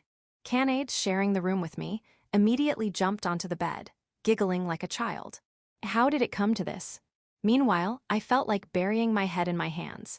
The plan was for Canade and me to each have our own room for the week. Though it would cost more to reserve 2 rooms, it was a necessary expense. After all, Canade might be from the Nekore tribe, but she's still a young woman. Sharing a room was obviously inappropriate. However, since no other rooms were available, Canade and I were forced to share a 2-person room. Aren't you going to sleep, Rain? The bed is so soft and comfy. No, I'll pass. I'll sleep outside tonight. What? Why? It's not right for a guy to share a room with a girl. For some reason, she looked disappointed. I don't mind if you stay, Rain. You should mind, I'm a guy, you know. Does this mean she doesn't see me as a man at all? That thought was oddly unsettling. Nya, I know that much. Rain is a boy, and I'm a girl. Then you understand why sharing a room is a bad idea, right? I get it, but I don't really. Her answer was so contradictory it left me confused. Sure, it's a little embarrassing. Okay, maybe it's really embarrassing. Sharing a room with a boy like Rain Naya, now my face is turning red. But I trust you, Rain. Rain would never do anything weird, I know that, so it's fine. If I didn't trust you, I wouldn't share a room in the first place. Is she too naive, or just overly trusting? I sighed. Convincing Canade was going to be an uphill battle. Listen, you shouldn't trust people so easily. We only met today. How can you trust someone you just met? Humph, that sounds like you're calling me dumb. I'm not, I'm saying you should be more cautious. You're a cute girl after all. Naya, you called me cute. Please don't blush. I'm trying to have a serious conversation here. Sorry, Naya. Look, I'm not saying I'd do anything to you, but I am a guy. Even if I didn't mean to, accidents can happen. It's fine. How can you be so sure? Because I trust you, Rain. This was going nowhere. Why is it so easy for you to trust someone? I'm not trusting someone, I'm trusting you, Rain. I don't see the difference. If it were someone else, I wouldn't trust them, but you're different. Because we're comrades, right? Her words hit me deeply. Comrades. I thought back to my time with the heroes' party. The people I had considered my companions weren't companions at all. It was just my own naive assumption. But Canade. Could I not trust her? Could I not see her as a comrade? No, that wasn't true. Canade is my comrade. Even though we had just met and didn't know much about each other yet, and even though her behavior often caught me off guard, she was still my comrade. My important comrade. Rain is my comrade, that's why I trust you. I see. I sighed, defeated. I had set out to convince Canade, but somehow she'd convinced me instead. Fine, I won't sleep outside. I'll stay here. Naya, that's the best choice. Canade's bright smile returned. I was probably smiling too. Oh, but, when I change, you have to turn around, okay? That would be super embarrassing, Naya. I know that. Don't hesitate to say so when you need privacy. Okay. Canade beamed, her smile as radiant as the sun. Seeing her smile filled me with a warmth I couldn't explain. If possible, I wanted to stay by her side forever. It was an embarrassing thought, but it was undoubtedly my true feelings. Canade was my first real friend, and I never wanted to let her go. Interlude 1, Canade's feelings. As the lights were turned off and Rain lay down on the bed, he quickly fell asleep. Soft, steady breathing reached my ears. He must have been exhausted after everything that had happened today. Meanwhile, I was still awake, lying on the other bed. Watching Rain sleep peacefully brought a smile to my face. Naya, Rain's sleeping face is so cute. Seeing his serene expression, a warm feeling spread through my chest. Naya fufu. Reflecting on the day I spent with Rain, I couldn't help but grin. It had been such a fun day. I'd collapsed from hunger so intense it felt like the world was spinning, and in that vulnerable moment, I'd nearly been attacked by a killer tiger. But because of that, I met Rain. A happy twist of fate. For once, I wanted to thank my impulsive, headstrong personality that always dives in without a plan. Well, most of the time, it just leads to trouble. Nayafu. Rain is such a good person. He helped me, he gave me food. He was kind to me. But above all, what made me happiest was how he treated me like a normal person, despite me being part of the strongest species. As a member of the Nekore tribe, an especially rare subset of the strongest race, I'd had nothing but bad experiences with humans. Some tried to capture me, whether as a curiosity or for their own selfish entertainment.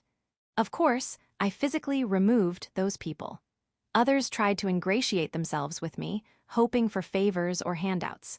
There were even those who believed in the mythical treasure, said to be guarded by the Nekore tribe, and tried to extract its location from me.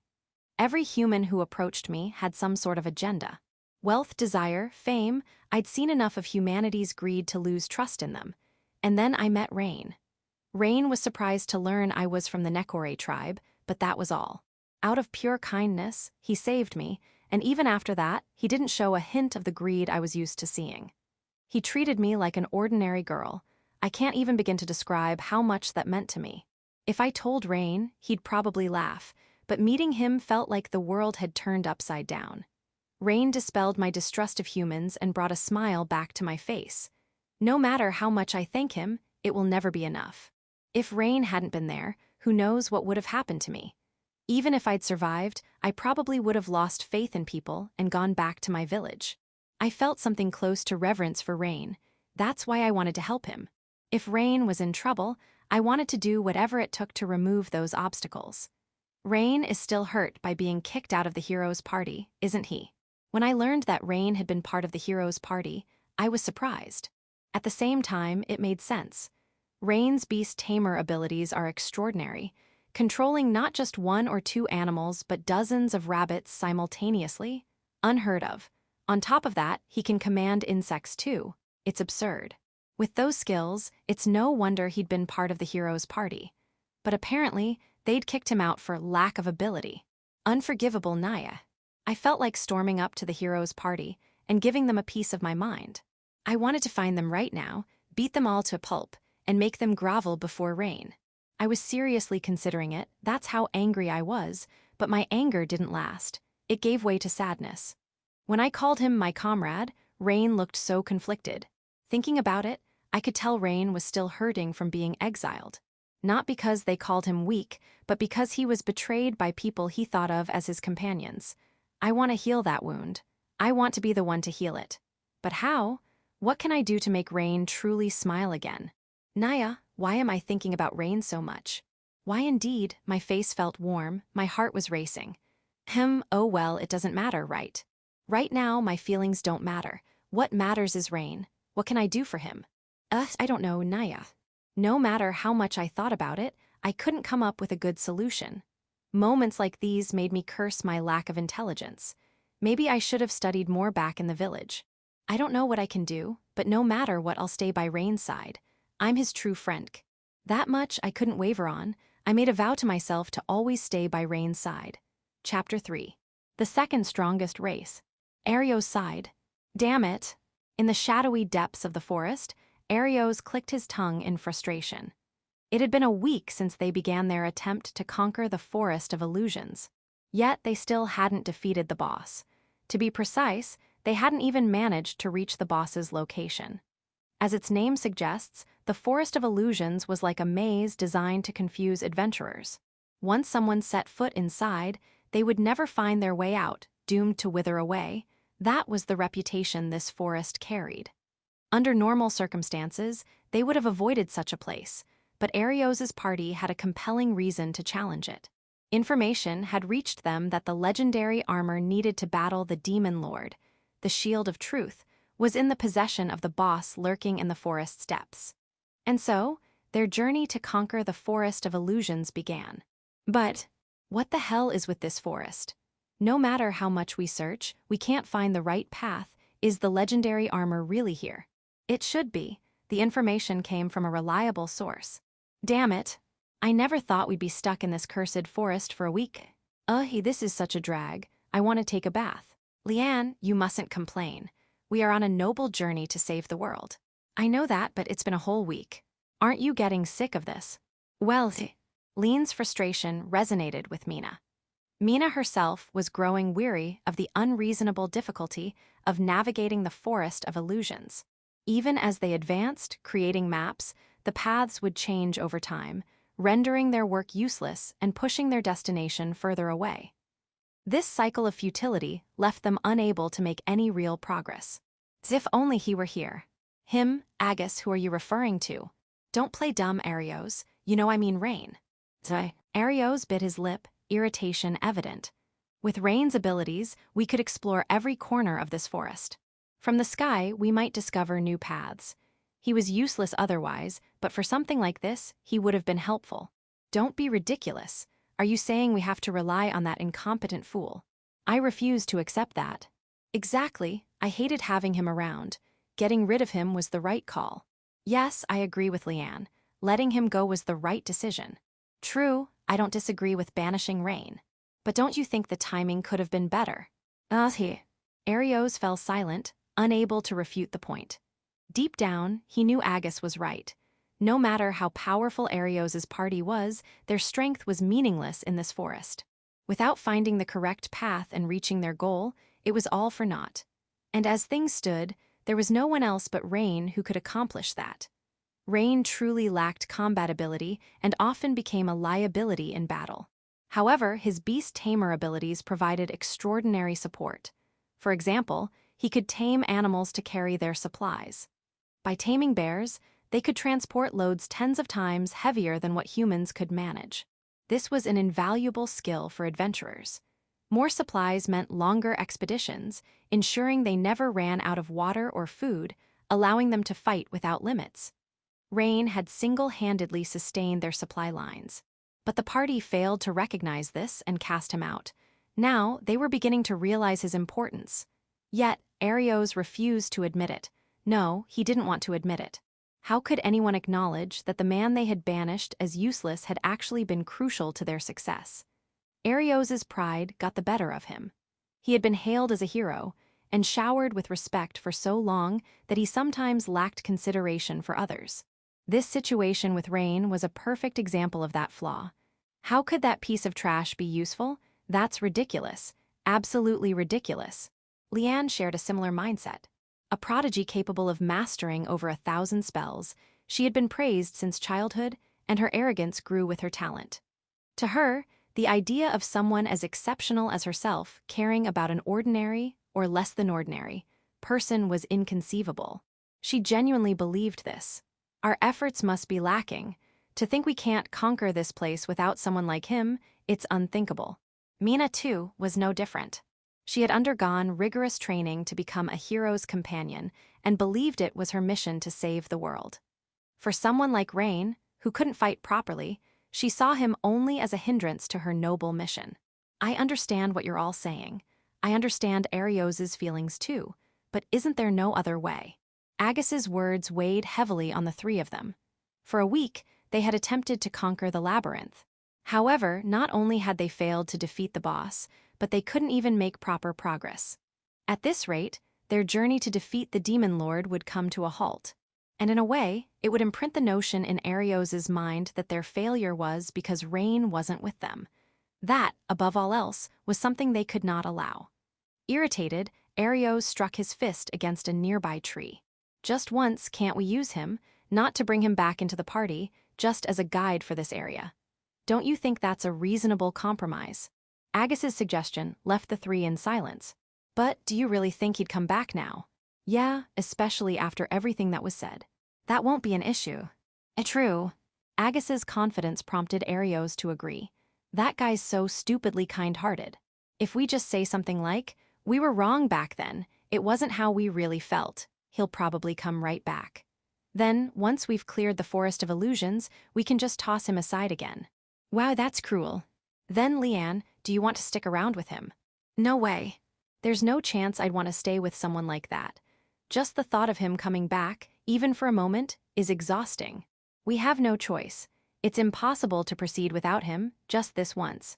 Let's endure it. Then it's settled. Yeah, we'll pull Rain back just once. Now that it's decided, there's nothing left for us here. Let's start packing up. There wasn't even a shred of remorse or regret in Arios's words about Rain. He only saw him as a tool to be used, nothing more. And so, Arios and his party decided to return to Horizon, but they were unaware. Unaware that even Rain, who was endlessly kind-hearted, had given up on them. Unaware that Rain had already found a true companion named Canade. Section. It had been a week since I met Canade. Since then, everything had been going smoothly. We handled requests together, ate meals together, and even slept together. No, wait. Saying we slept together might cause a misunderstanding. It's just that Canade didn't like having separate rooms, so we ended up sharing one. That's all there is to it. Anyway, I was spending my days without a single problem. When I was in the heroes' party, every day was like a whirlwind of chaos. Exploring the surrounding areas, carrying supplies, of course, I took care of all the tasks expected of a beast tamer. On top of that, I was the one preparing everyone's meals and arranging lodging. That wasn't all. I stood watch during campouts and even had the role of waking everyone up in the morning. Looking back now, I was probably just being used for their convenience. But now, things are different. I can do what I want. More than that, I feel motivated to take action for Canade's sake. I'm truly grateful to her. Without that encounter, who knows what would have happened to me? I was enjoying the freedom of being an adventurer, but after a while, an incident occurred that would change everything. Section. The watchdog of Stride Bridge. It happened when I was at the guild, as usual, looking for a new request. Natalie, the receptionist I had grown friendly with over the past week, let out a deep sigh. Curious, I decided to ask what was wrong, and that's when I heard an interesting story. Yes, that's right. It seems that a few days ago, some rogue took up residence at a bridge far to the south of the city, Stride Bridge. They've been challenging every passerby to fights and causing havoc. Clearly troubled, Natalie had a weary look on her face. By the way, her tone had become slightly more casual, probably because we'd gotten closer over the past week. That made me happy. It felt like we were building rapport. But don't get the wrong idea, okay? So, are they like a bandit, a bad guy? Canade asked from beside me. That's the tricky part. Natalie pressed her fingers against her temple, as if to soothe a headache. It must be quite the problem. It seems they pick fights with anyone they deem strong, but it's not a matter of life and death. Once they decide the match is over, they step back. Thanks to that, or maybe it's strange to say so, but there haven't been any fatalities so far. That's a weird case. Why would they do something like that, Naya? We don't know. They're not stealing money or goods, nor are they targeting anyone in particular. At first, we thought it might be harassment against a specific trade caravan, but after investigating, that doesn't seem to be the case. For now, it looks like they're indiscriminately attacking people crossing the bridge. While regular civilians aren't being targeted, it's not reassuring. The number of people using Stride Bridge has plummeted, and if this keeps up, it'll lead to serious traffic disruptions. I see. It certainly sounded like a serious issue. This world is mainly composed of 5 massive continents. These continents are arranged like a cross, with each located in one direction. We're currently staying in Horizon, located on the central continent, which serves as a hub for transportation and trade. For reference, the central, southern, and eastern continents are where humans primarily live. The northern continent is an unexplored wilderness, while the western continent is dominated by monsters. Stride Bridge is one of the bridges connecting the central and southern continents. If an incident like this occurs there and people stop using the bridge, it could disrupt the flow of goods. Right now, since the problem has only just started, the damage isn't severe.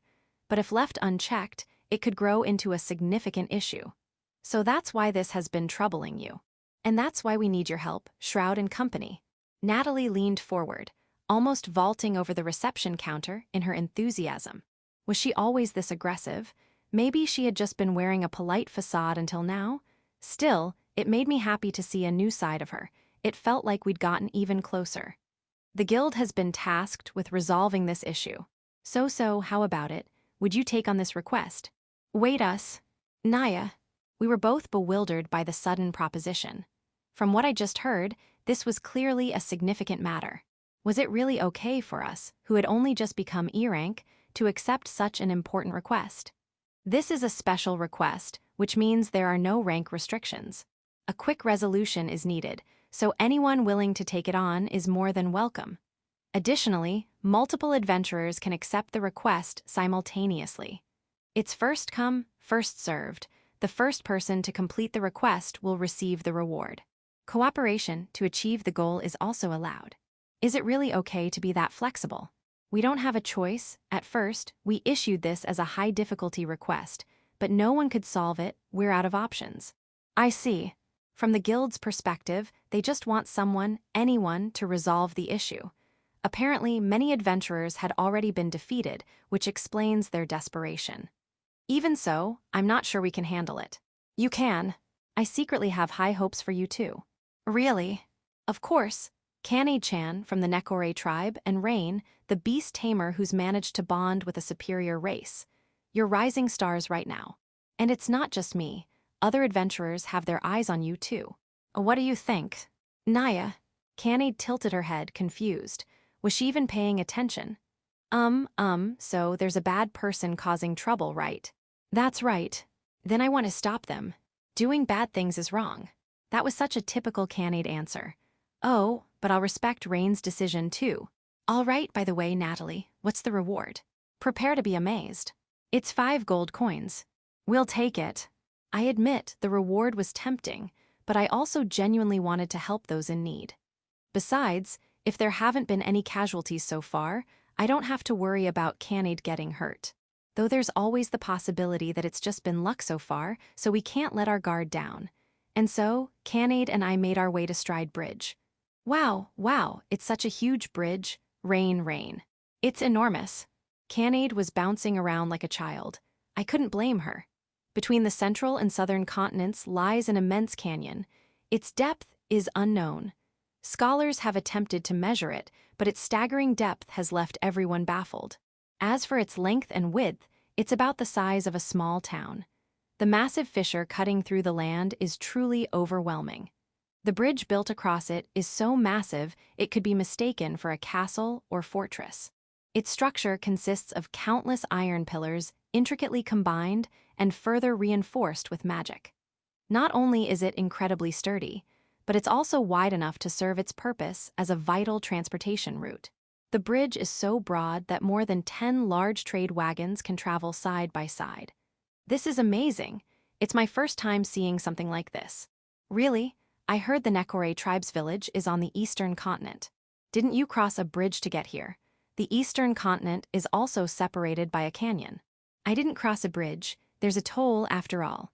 Then, how did you get to the central continent? Let's see. I ran really fast and jumped over the canyon. What an incredible girl. Jumping over such an enormous canyon is simply unthinkable for anyone else. Once again, I was reminded of the absurd power of the superior race. For such a massive bridge, there's no one around. Maybe everyone's afraid of this watchdog or whatever. Let's teach that troublemaker a lesson. Yeah, let's do our best. Canade and I began crossing the bridge. I wonder what kind of person it is. I don't know, there aren't any reliable accounts.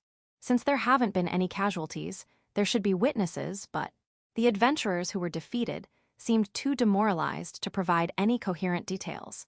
We were facing an unknown enemy. I started to feel a little nervous.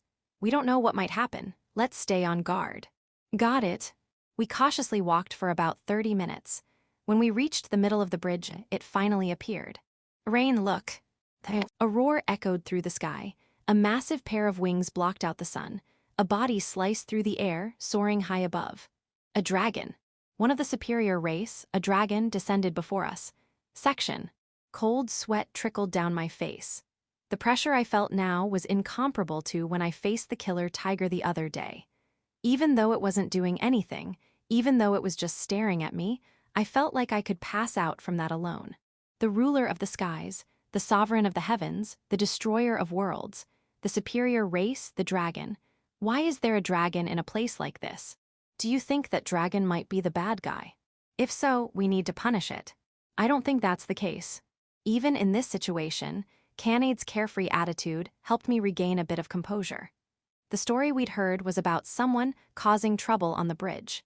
If a dragon had been appearing, the reports wouldn't have been so vague. In fact, if the culprit were a dragon, it wouldn't be the guild's responsibility. It would be a matter for the entire country to handle. This was far beyond what an ordinary adventurer could deal with. Oh. Canade let out a surprised sound. I was stunned as well. Suddenly, the dragon was enveloped in light. The light surrounding it shrank smaller and smaller until it took the shape of a person. It transformed. When the light disappeared, there stood a young girl. She looked to be about Canade's age, around 15 maybe. A beautiful girl, just as striking as Canade. Her long hair flowed down to her feet, giving her a distinctive appearance. The sharpness of her expression gave her an air of strength. She wore a dress-like outfit that made her look like a noble young lady. However, she hadn't fully taken on a human form. She still had horns and a tail, traces of her dragon form lingering. The girl pointed at me, who was still dumbfounded, and spoke firmly. Are you an adventurer?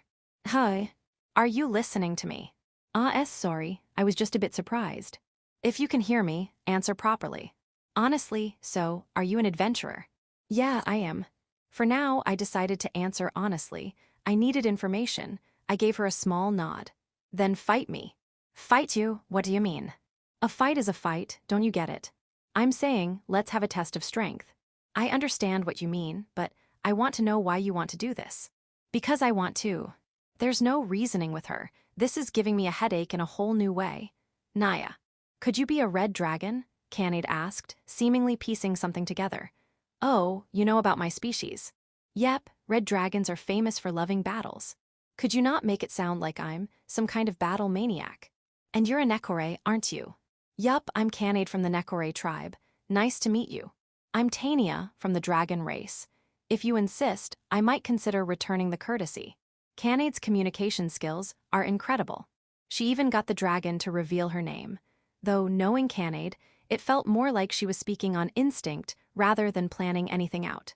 So, this test of strength, does that mean you're the one causing all the trouble on Stride Bridge recently? Could you not call me you or troublemaker? I have a proper name, and it's Tania. Can I call you by your name?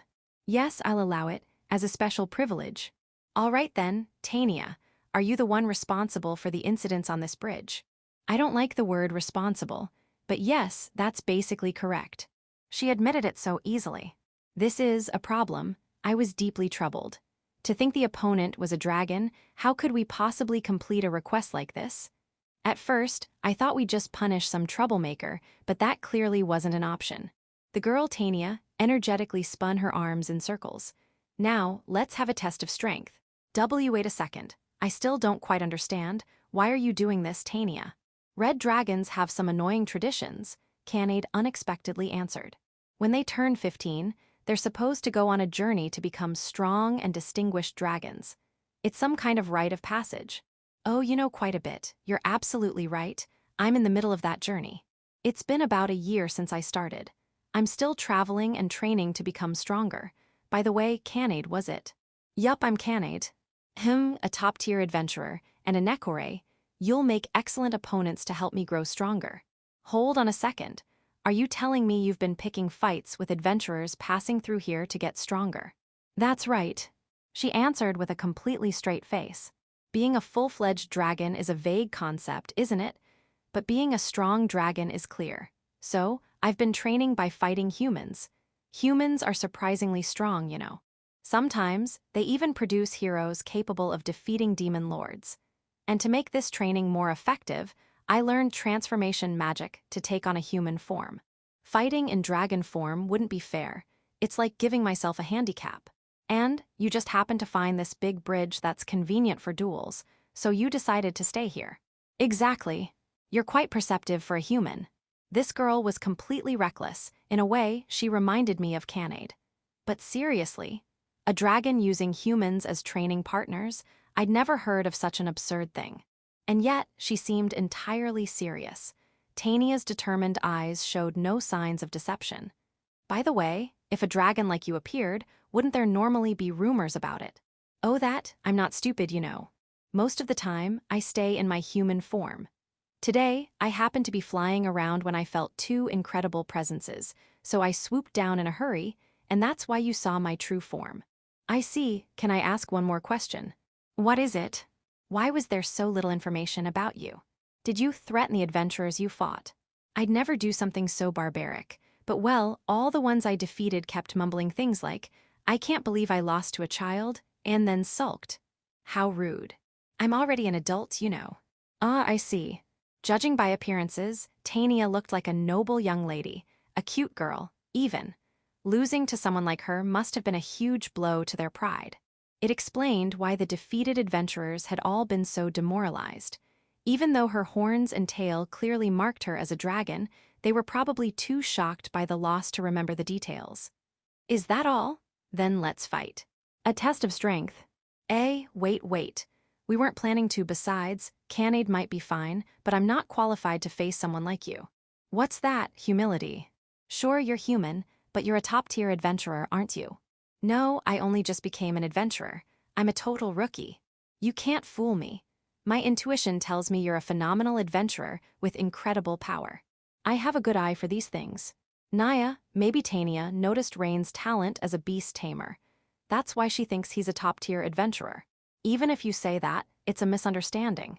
But, Rain is amazing enough to be a top-tier adventurer, don't you think?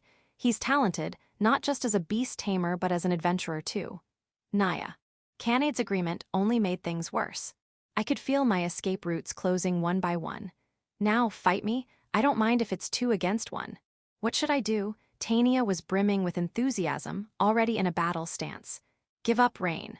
I think we have no choice but to fight her. But she's a dragon, one of the strongest species.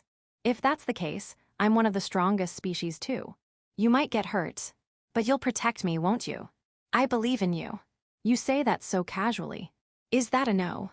I'll do my best. No, I promise I'll protect Canade no matter what. That's my duty as your master. Naya, that's why I trust you, Rain. Canade smiled, then turned serious. I'm happy to hear that, but you also need to take care of yourself, okay?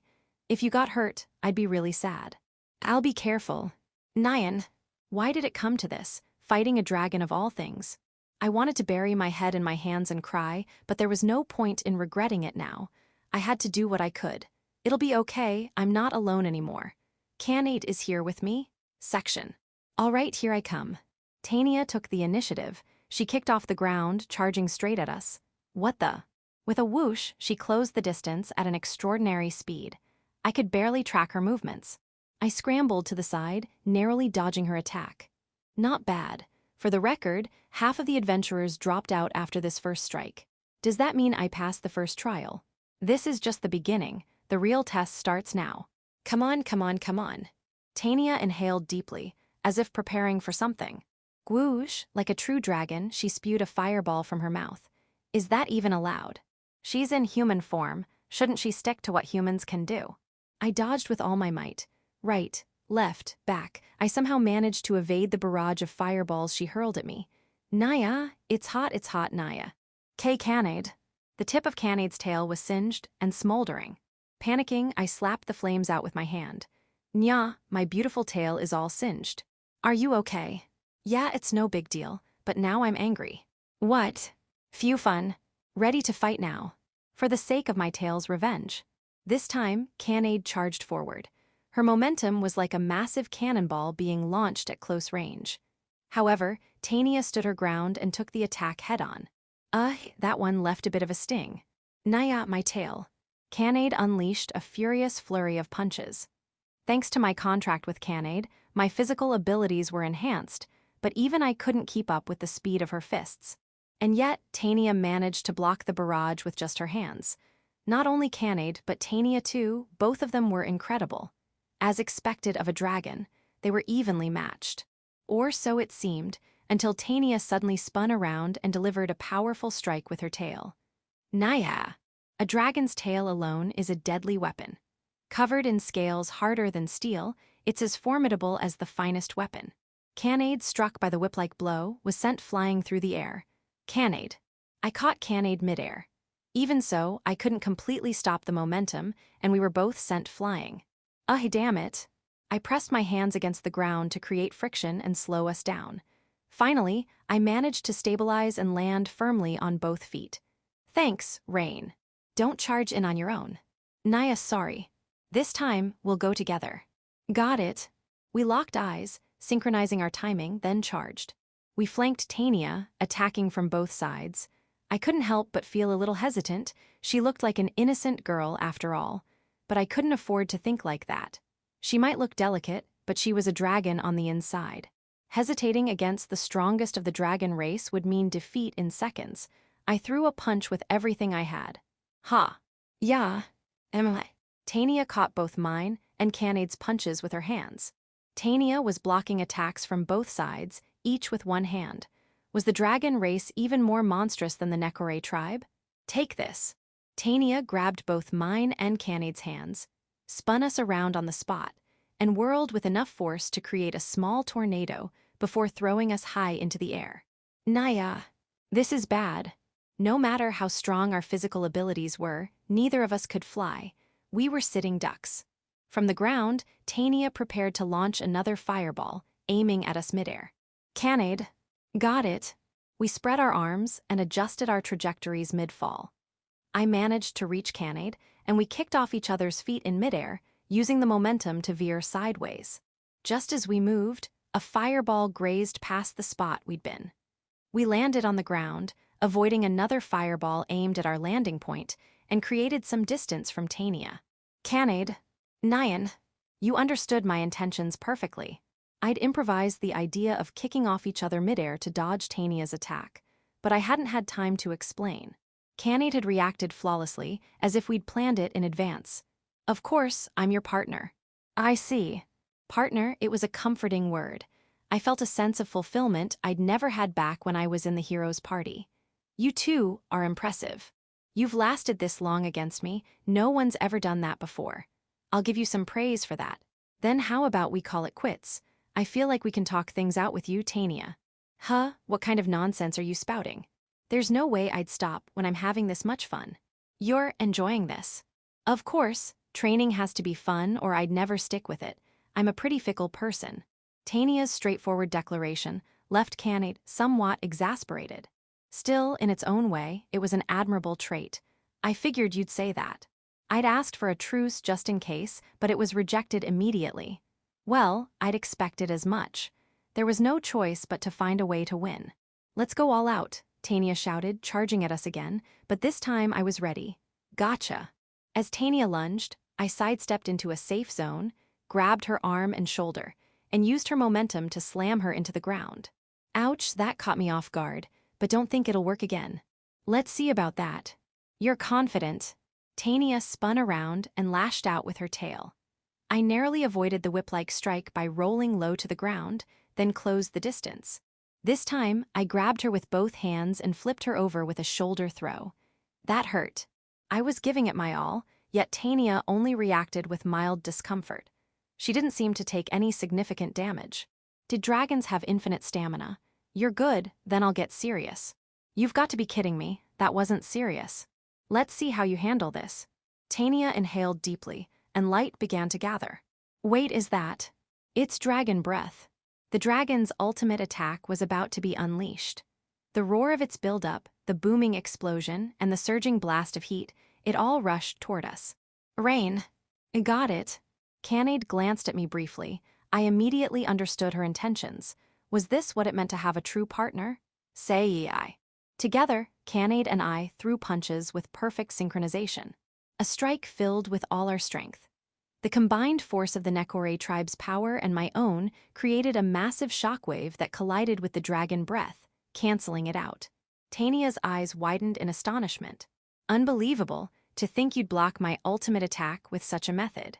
Hee, it was a combo attack with rain, Canade said, her voice brimming with excitement. While I was glad we managed to pull off such an improvised move in perfect sync, I'd rather not do it again. It felt like it shaved years off my life. This is getting even more fun. Now I'll get serious. I'm going to go all out. Let's enjoy this to our heart's content. This wasn't good. By holding our own for so long, we'd only managed to get Tania even more fired up. With Canade by my side, I didn't feel like we'd lose. But there was no way we could fight seriously without risking damage to the surroundings. If we went all out against Tania here, who knows what would happen to the bridge? We needed to end this quickly and without causing collateral damage. And ideally, we'd win. For that, I'd need a plan. Canade, I've got an idea. Can you help me? I'll always be on your side, Rain. Thanks. From here on, I'd fight as myself, as a beast tamer. Since forming my contract with Canade and gaining the power of one of the superior races, I'd probably gotten a little overconfident. Thinking I could go head-to-head with a dragon in a brawl was ridiculous. I'm a beast tamer. I need to fight like one. Canade, can you buy me 3 minutes? Sure thing, got it. Her instant reply was reassuring. If you can buy me some time, I'll handle the rest. Okay, then I'll go all out. I'm counting on you. Are your plans all set? It seemed she'd been waiting for us to finish. Maybe she underestimated me because I was human. If so, that left us an opening to exploit. Here I go. Canade dashed forward. Her speed was so fast it seemed like she left afterimages as she closed in on Tania and unleashed a flurry of punches. It was like a raging storm. Take this. Canade spun, adding a twisting kick to her barrage of punches. Fists and feet rained down relentlessly. Even Tania was forced to focus entirely on defending. Are you sure it's wise to go all out like this from the start? What about your stamina? Rain's got the rest covered, so I don't need to worry about that. Hey, don't just give away the plan. But I didn't have time to dwell on it. Using the strength I gained from Canade, I leapt onto the bridge's railing. I sharpened my senses and scanned the surroundings.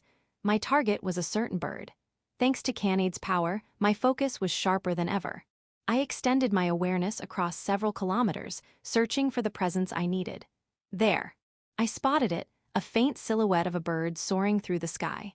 I directed my beast tamer's power toward it. Come here.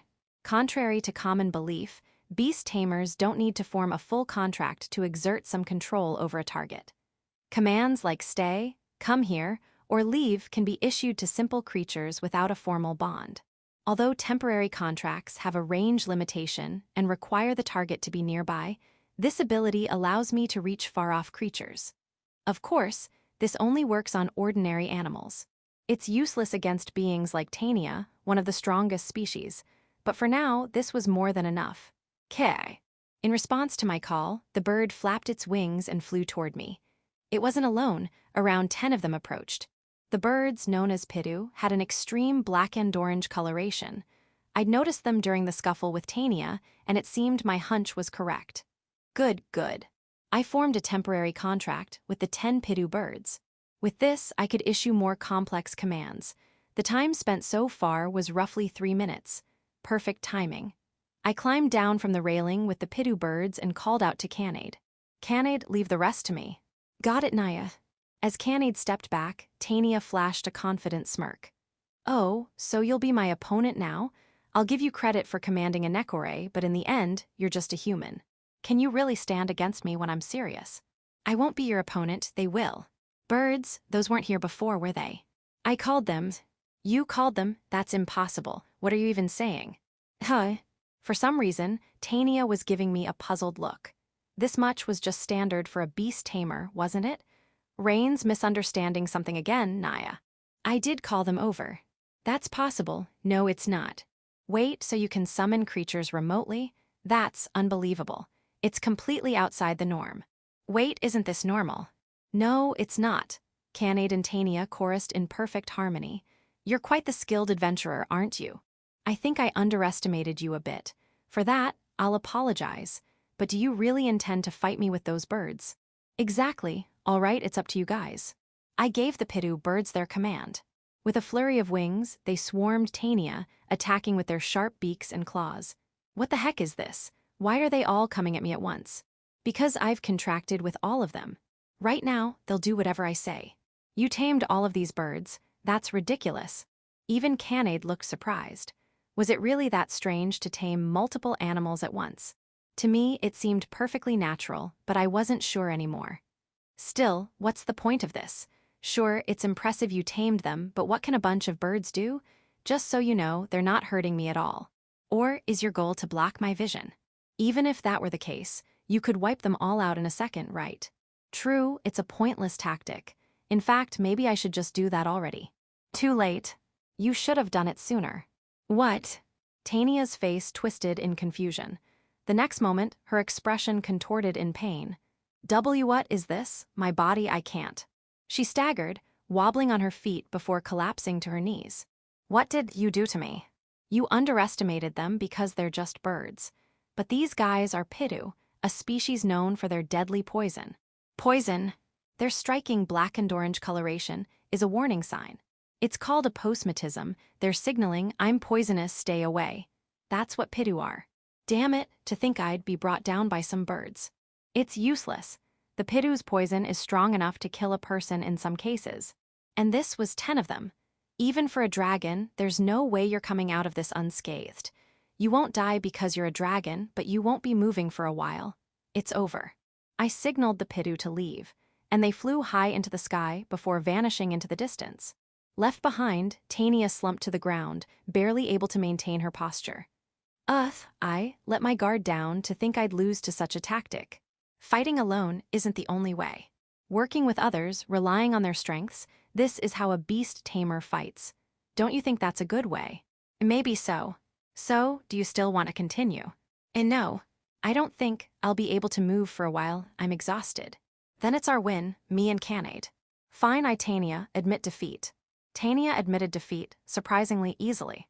Despite her unorthodox behavior, challenging strangers to duels and her eccentric methods, she didn't seem like a bad person after all. Spending time with her, I could see her true nature shining through. That thought crossed my mind for a moment. Rain. Whoa. Canade ran up to me and hugged me tightly. Amazing, amazing, amazing. You actually beat Tania, a dragon, and using the poison of birds. That's not just beast tamer skill, but deep knowledge too. As expected, Rain is amazing, Naya. Thanks. Naifu, Rain wins. Rain wins. Calm down, Canade. I understand you're happy, but there's something we need to do first. Something to do. Punish Tania. I thought I saw a bead of sweat trickle down the defeated Tania's forehead. We're not going to punish her, but we need to talk to her. Let's bring Tania back to town. You're going to sell me to other humans. I'd never do that. Like I said, I just want to talk. I want to resolve this peacefully, if possible. For that, we need to have a proper discussion with you and get your promise not to do anything like this again. And what if I say I can't promise that? In that case, I'm not sure. I didn't think that far ahead with everything happening unexpectedly. I'd really prefer it if you listened to reason, though, haha. Tania burst out laughing, clearly amused. You too won, and yet why are you so troubled? It's hilarious, really, so ridiculous. Say what you want, but I really am having a hard time here. You're such a strange human. Fine, I'll go with you. As for what happens after, I can't say yet, but I'll at least listen to what you have to say. That's a relief. But, could you wait a bit longer? Because of the poison, my body's numb, I can't move. Numb, here. Poke. Don't poke there, T. That's Hiera. It was a less than dignified conclusion, but for now, the battle with Tania was over. This was how I first met Tania. From that day forward, through thick and thin, we would always be together. But that's a story for another time. Section. We returned to the town and reported the completion of the request. However, we didn't hand Tania over. Even though she had challenged everyone she encountered to a duel, it wasn't out of malice or anything particularly malicious. Turning her over to the guild would inevitably result in her being handed over to the authorities and imprisoned. That seemed far too cruel, so I mixed in some false information during the report, claiming that we had driven the perpetrator away. I also made up a vague description of the culprit. That said, the guild wasn't foolish enough to believe us entirely. They planned to send an investigation team to confirm whether the culprit was truly gone. If the investigation concluded that the threat had indeed disappeared, the request would officially be considered complete. Until then, the matter was on hold and no reward would be issued. It was a fair response, so I had no complaints. I'm sorry. It's not that we don't trust you, Rain-san, but given the nature of the issue, we can't approve the completion of the request so easily, Natalie said apologetically. It's fine, it's only natural to investigate. How long will it take? Well, since the culprit had been appearing daily, it should take about 2 or 3 days. Essentially, once the Stride Bridge is proven safe, the matter will be resolved. I believe the investigation will conclude fairly quickly. Will you still be staying in town, Shroud-san? I don't have any plans to leave. In that case, could you come back to the guild in 3 days? By then, the investigation should be complete, and we'll be able to give you your reward. Understood, I'll come by in 3 days. As I was about to leave the guild, Natalie suddenly remembered something. Oh, by the way. She glanced at Tania. Who might this young lady be? Of course, it was natural to be curious when there was suddenly an extra person with us. We met her during the request. She helped us out with it. I see. Is she an adventurer? Something like that. She appears to have horns, and a tail. Could she possibly be a dragon? No, of course not. That's, just cosplay. Cosplay, you say? Hey, what nonsense are you spouting? You're making me sound like some unfortunate cosplayer. I'm nothing of the sort. Let me tell you something that will blow your mind. I am none other than the ruler of the skies, the great and mighty Dra MGH. Well then, we'll take our leave. See you later. MMPH. As Tania struggled, I clamped my hand over her mouth. Canade and I quickly exited the guild, leaving no time for further questions. What the heck was that for? Once we were far enough from the guild, I let go of Tania. She was fuming, clearly not happy. I admit I shouldn't have covered your mouth like that. But what were you thinking, trying to reveal your identity back there? It would have caused an uproar. I don't mind. I mean, it's not unheard of for one of the strongest species to show up in a town. Is it really such a big deal? It is to me. Seriously, if your identity had been exposed, people might have figured out you were the culprit. Some of the adventurers you fought might still remember you. That's why we need to keep things under wraps for now, but you almost blew it. What were you planning to do? I didn't really have a plan. Come on, then why would you do that? It just happened in the heat of the moment. Canade's right, Tania doesn't think things through, Naya. And I don't want to hear that from an airheaded Nekore. Excuse me, Naya. What's that supposed to mean? The two of them glared at each other, sparks practically flying. Could you both stop fighting here? But it's her fault. They were perfectly in sync. Honestly, maybe they got along better than they let on. Anyway, for now, just stick to the story that it's a cosplay. After the guild's investigation is over, you can openly call yourself a dragon. By then, no one will bother accusing you of being the culprit. If a dragon were to stroll through the town, it might shock people initially, but it should be fine. Dragons, while proud, generally had good relationships with humans. Despite being portrayed as villains in fairy tales, they were known for their noble hearts, much like knights, and rarely caused harm without reason. Fine, I'll go along with that. Glad to hear it. Now let's eat. After everything that happened, I'm starving. Food, Naya. Of course, you're treating us right. Their eyes sparkled at the mention of food. Yup, they were definitely getting along, despite everything. Munch, munch, munch, chomp, chomp, chomp. Nom, nom, nom, chew, chew, gulp. Canade and Tania devoured their meals at an incredible pace. Was it a trait of the superior races to eat this much? With my limited earnings, I wished they'd show some restraint. Finally, after piling up a mountain of plates, their appetites subsided. I sipped my tea, watching them relax. Naya. I'm so full and satisfied. Not bad, human food isn't half bad. Now that we've settled down, can we talk? Go ahead, ask me anything. It's the least I can do to thank you for the meal, Tania replied, clearly in high spirits after eating. All right, about what happens next. You won't be doing anything like this again, right, Tania? What should I do? Don't even joke about it. Relax, I'm kidding, I won't. Tania chuckled softly, more mischievous than threatening. I lost to you too fair and square. Besides, challenging people to duels on that bridge wasn't doing much for my training anyway. I'll stop. Thanks, that's a relief. And what if I hadn't agreed to stop? What would you have done?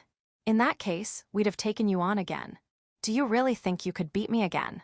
No, the only reason we won this time was that everything aligned perfectly in our favor. I can't say we'd win next time, but now that we know you, we can't just leave you alone. If you kept this up, a proper hunting party might be sent after you someday.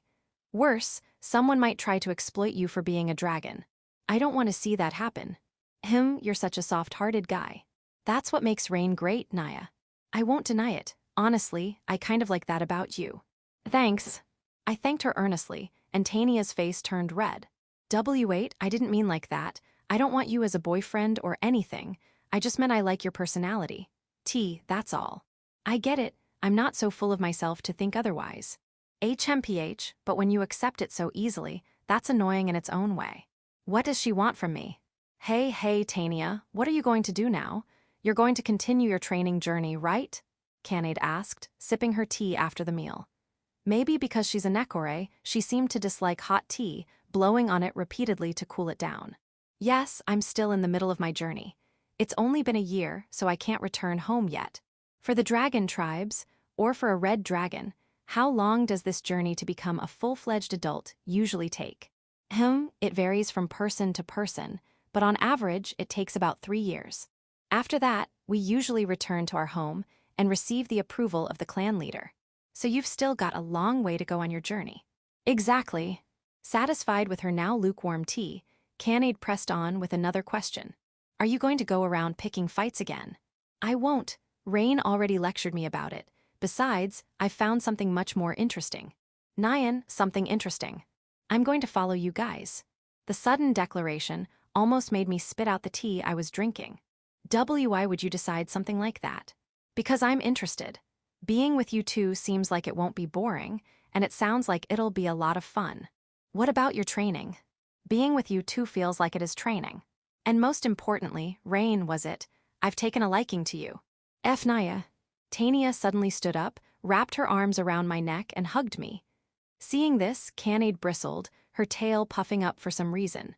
I've never met a human like you, Rain.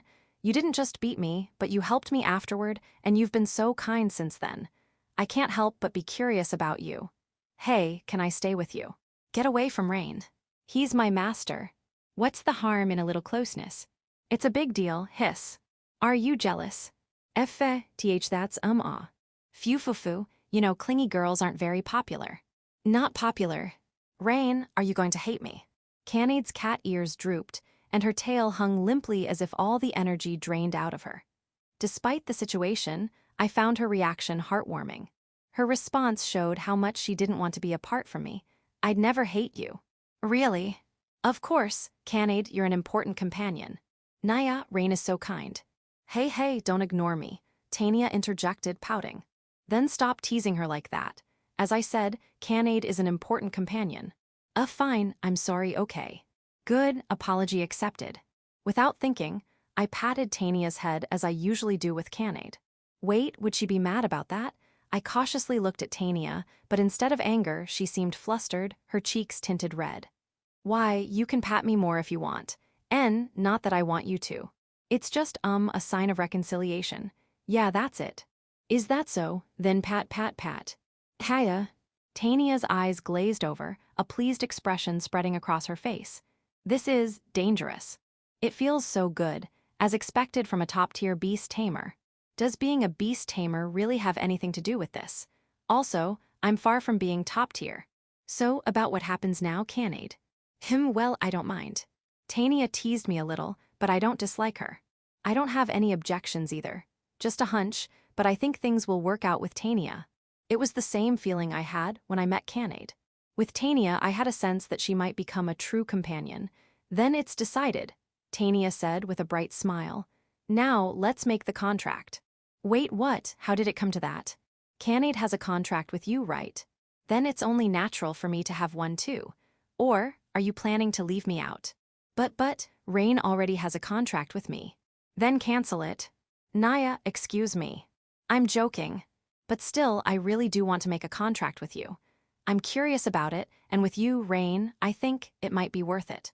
Now that you mention it, maybe Rain can handle it. What do you mean? Doesn't he already have a contract with you? Yes, but Rain's special. I feel like he can make multiple full contracts. Right, Rain? It shouldn't be a problem, but... What? That's unheard of. Beast tamers are only supposed to have one contract at a time. Rain's not bound by the usual rules.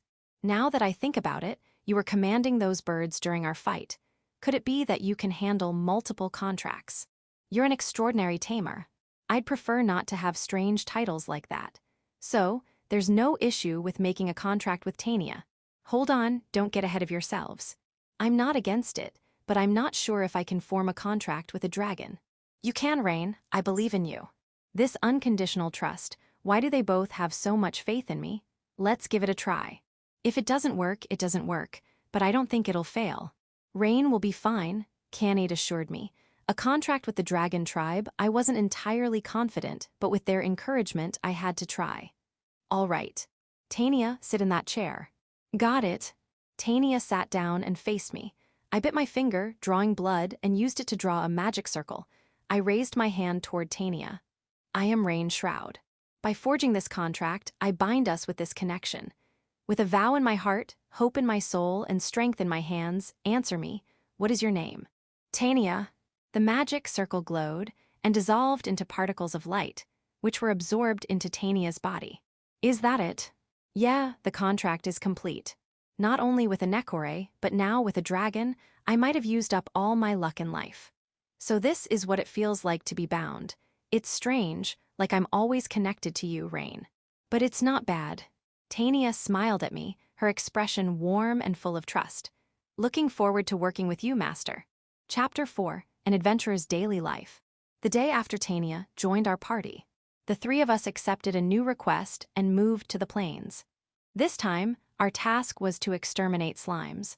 The reward was performance-based, fluctuating depending on how many slimes we defeated.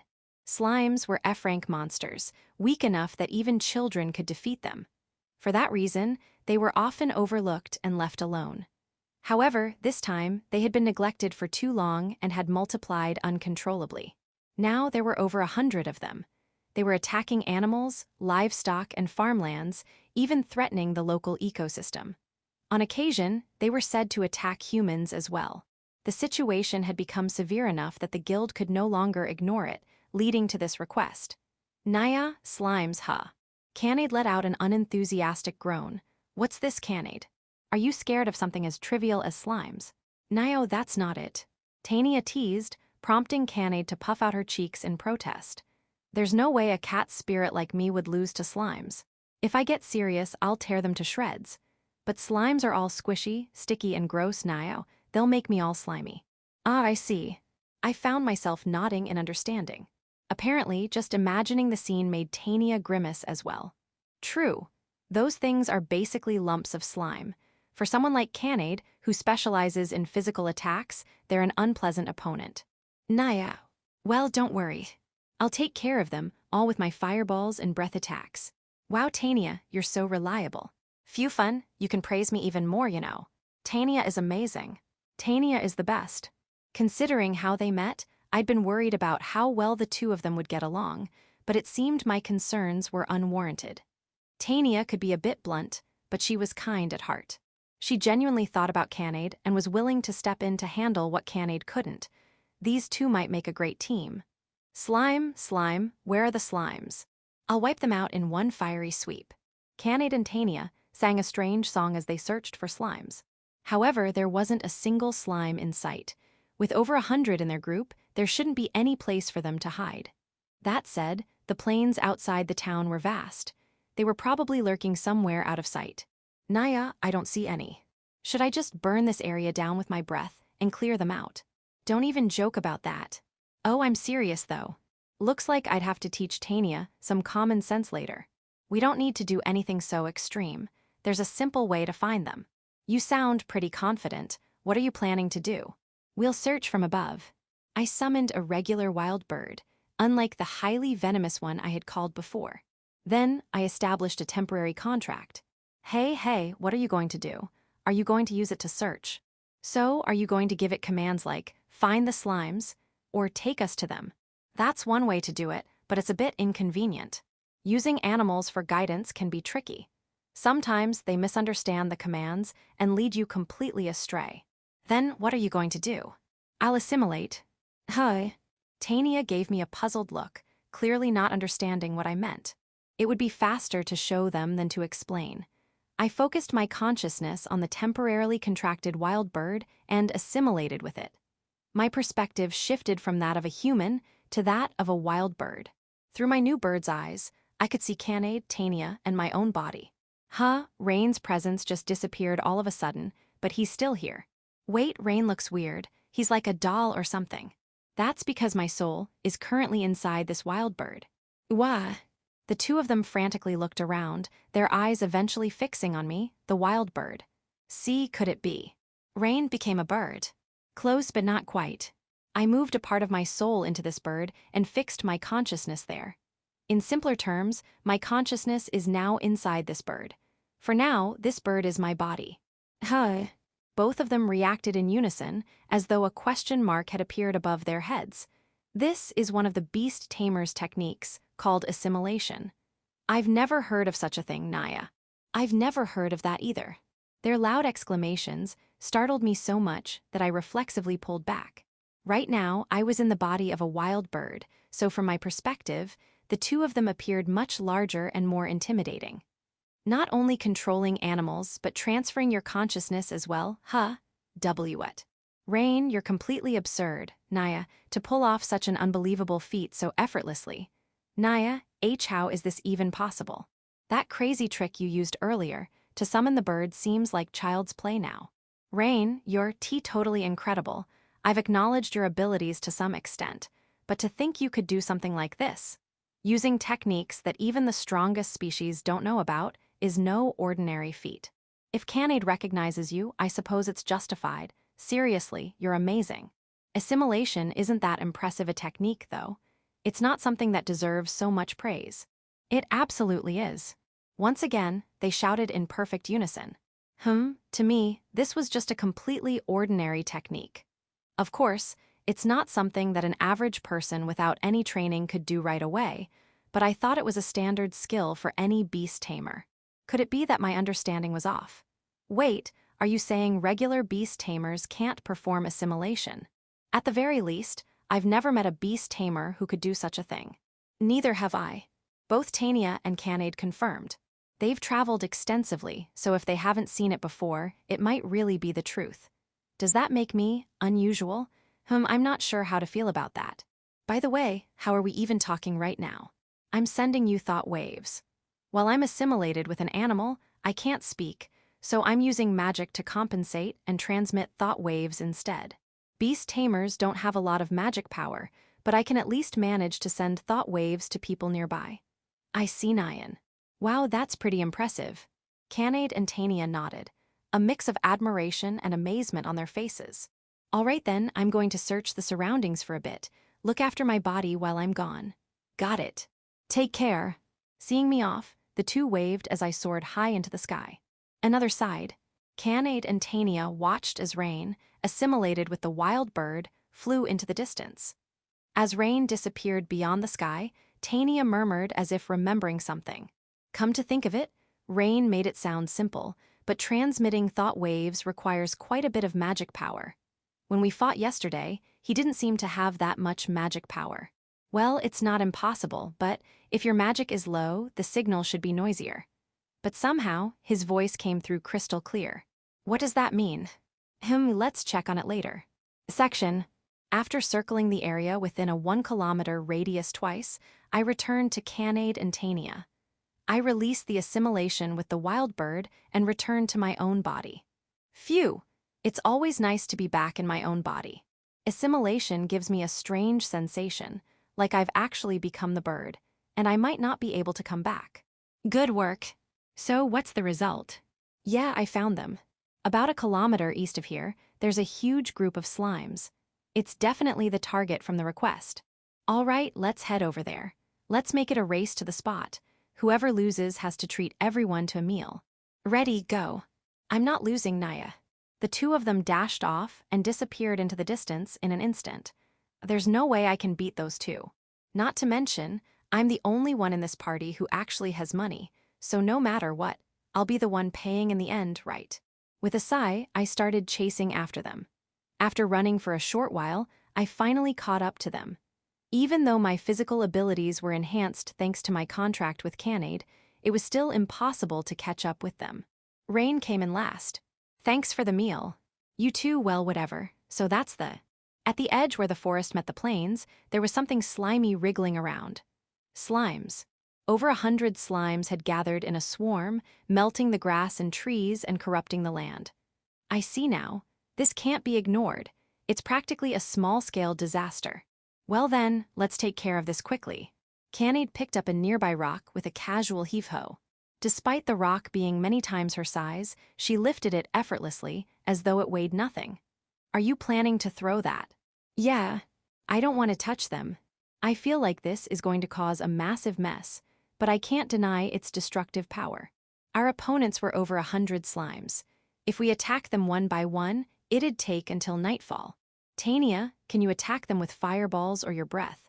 I'll go after any that you two miss. Before that, I want to test something. Rain, can you use magic? I can use basic healing and fireball spells. Back when I was in the heroes' party, I'd learned some magic, hoping to be useful somehow. Of course, I had no talent for it and could only manage beginner-level spells. In that case, could you attack with a fireball? What's the point? Beast tamers have barely any magic power. Just do it already. Come on, don't hold back, give it everything you've got. All right, stop pushing me. If you push any harder, I'll end up in the middle of the slime swarm. What exactly was Tania trying to do? Watching me cast magic wouldn't be interesting at all, but whatever. I decided to follow her instructions. I concentrated magic power into my palm. In my mind, I constructed the formula for the spell. Then, I released it all at once. Fireball. Fireball is the most basic of basic spells, capable of creating a fist-sized ball of fire. Its power is limited to taking down a single slime. And yet... Naya. The fireball I unleashed grew to the size of a human and kept expanding. It continued to swell and then struck the center of the slime swarm. A massive explosion erupted, sending a pillar of flames shooting toward the sky. The entire swarm of over 100 slimes was wiped out. Wah, what the hell was that? Naya, it's all over in an instant. While Canade and I were left speechless, Tania nodded with a satisfied look. Just as I thought. Tania, do you know what just happened?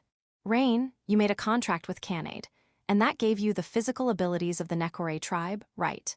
So, what do you think you gained when you made a contract with me? The answer is the magic power of the dragon tribe. Dragons aren't just physically strong, we're also known for our immense magical power. Flying, creating fireballs, and using breath attacks, all of it is supplemented by magic. Among the strongest species, we're said to have the second highest magic power. By forming a contract with me, you gain that power. You're serious? Absolutely. Not only did I gain the abilities of the Nekore tribe, but now I also had the magic power of the dragon tribe. This was all so overwhelming that my mind struggled to process it. Not long ago, I was just a beast tamer being exploited in the hero's party. It all felt like a dream. Well, that concludes the explanation. For now, let's collect the magic stones. Naya, there are still slimes left. Oh, more slimes emerged from the forest. The information about there being only 100 slimes must have been wrong, or perhaps they multiplied while we were on our way. Either way, we couldn't leave them. Perfect. Let's use them as practice for Rain. What do you mean? You've gained the dragon tribe's magic power, but you're not good at controlling it yet, right? Magic is harder to control than physical abilities. If you don't practice while you can, you'll regret it later. Rain, you can do it. I'm still in shock, and my brain feels a bit paralyzed. Pull yourself together. You're our leader, remember. You're right, I need to step up. To stand proudly beside these two, I needed to grow even stronger. Will you teach me how to control this magic? Of course. I'll be strict, though. Please go easy on me. You can do it, Rain. Don't lose, fight hard, Rain. With Canade cheering me on, I practiced controlling my magic while taking down the remaining slimes. By the way, Tania's teaching method was utterly Spartan. It was tough, but thanks to her, I managed to learn how to control my magic to some extent. Thank you. Section. After completing the request, we reported back to the guild. As the sun was setting, we decided to head to the dining hall. Naya meat, this is my meat. What's with that silly song? Silly, Naya Tania, that's so mean. Rain, Tania's bullying me. Wah, I didn't go that far. Don't say things that could give people the wrong idea. And stop tattling to Rain. The two of them were still full of energy. Despite their antics, they seemed to have built a good relationship, constantly smiling and laughing. I had a feeling that these two might become close friends someday. By the way, Rain, I have something I want to ask. Tania looked at me while dipping a piece of bread into her soup and taking a bite. Did you go to school, Rain? The school Tania was referring to was probably the Adventurer Training Academy. As the name suggests, it's an institution where aspiring adventurers learn the necessary skills and knowledge for their trade. People who want to become adventurers attend the academy to gain strength and train for the profession that suits them best. Once they've mastered their skills, they graduate and begin their journey as full-fledged adventurers. Half of the world's adventurers are academy graduates. The other half, like me, dive into the field directly, learning on the job. No, I didn't, I'm just a walk-in. Then where did you learn to tame beasts? Oh, that's something I'm curious about too. Canade chimed in. I mean, where'd you get that ridiculous power of yours? It's really bugging me. Is it really that strange? My beast tamer skills seem pretty normal to me. They're not. Both of them shot me down simultaneously. I had a feeling this pattern was becoming a regular thing. Well, if they both say so, it must be true. That said, I never thought of myself as anything special. So, it's kind of a dark story. Are you okay with that? A dark story. It's not a happy tale, especially not during a meal, but if you're fine with it. Tell us. The two of them looked at me, clearly wanting to hear more. Recalling my past, I began to share my story. I'm originally from the southern continent. Really? Then why are you on the central continent? Well, I ended up here after traveling with Arios and the others. Naya the hero, huh? Canade looked visibly irritated. On the other hand, Tania seemed puzzled. What's this about the hero? Oh, right, I haven't told you yet, Tania. I used to be part of the hero's party. Wow, really? You're not surprised. With your abilities, it makes sense. But you're not with them anymore, are you? Why did you leave? Leave, more like I was kicked out. Hi. I explained the series of events related to Arios and me. For some reason, Tania fell silent. Tania, what's wrong? That hero is such an absolute idiot. Bang, Tania slammed the table, unable to suppress her anger. You have incredible abilities, and they kicked you out, and weren't you the one handling all the support and supplies for them? How could they call you useless? What kind of eyes do they have? What nonsense? It makes me so mad. Thanks, I mean it. Why are you thanking me? Because it makes me happy that you're angry for my sake. What? It's not for your sake. I just heard such a ridiculous story, and it made me mad. That's all there is to it. It's not like I'm mad for you or anything, okay? Don't get the wrong idea. Understood. Tania really is a kind person at heart. It's rare to find someone who can get genuinely angry for the sake of others. Hey, Rain, forget about the hero for now. Where did you learn to tame beasts? Canade brought the conversation back on track. Oh, right. About that, I learned taming in my hometown. In your hometown? My hometown was a unique village where beast tamers gathered. It was such a small place, it didn't even have a name. If I had to call it something, it'd be the Beast Tamers Village. Beast Tamers Village? Wow, I had no idea such a place existed, Tania said. It was a really small village, so I'm not surprised you don't know about it. It's no wonder, Tania. But even though it was small, it was a great place. As I reminisced, I continued the story. My family was just my dad and mom, and they were both beast tamers. So naturally, from the time I could understand the world around me, I began learning taming techniques too. I never even considered another profession.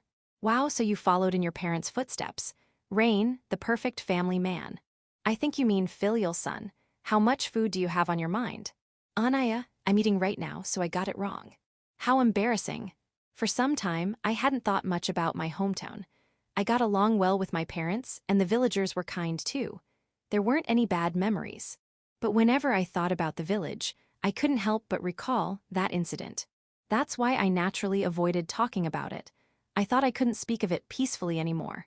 But now I'm calmly sharing stories about my hometown. It's thanks to these two, just being with them brings me peace. Thank you. Nyan, for what? Oh, for all sorts of things. So, you learned taming from your mom and dad. That's right. All my skills came from them. Well, not all. I learned insect taming from a neighbor. There were a few people with other taming skills too. Insect taming, so you can control bugs. Tania looked shocked. Yeah, I can.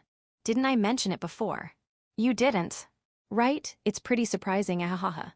Hey, Rain, you're not hiding anything else, are you? Like having monster taming or elemental taming skills too. Well, technically, I was taught those too. And a few others. Knew it. But I didn't fully learn them. I only mastered beast taming and insect taming. As for insect taming, I only learned the basics.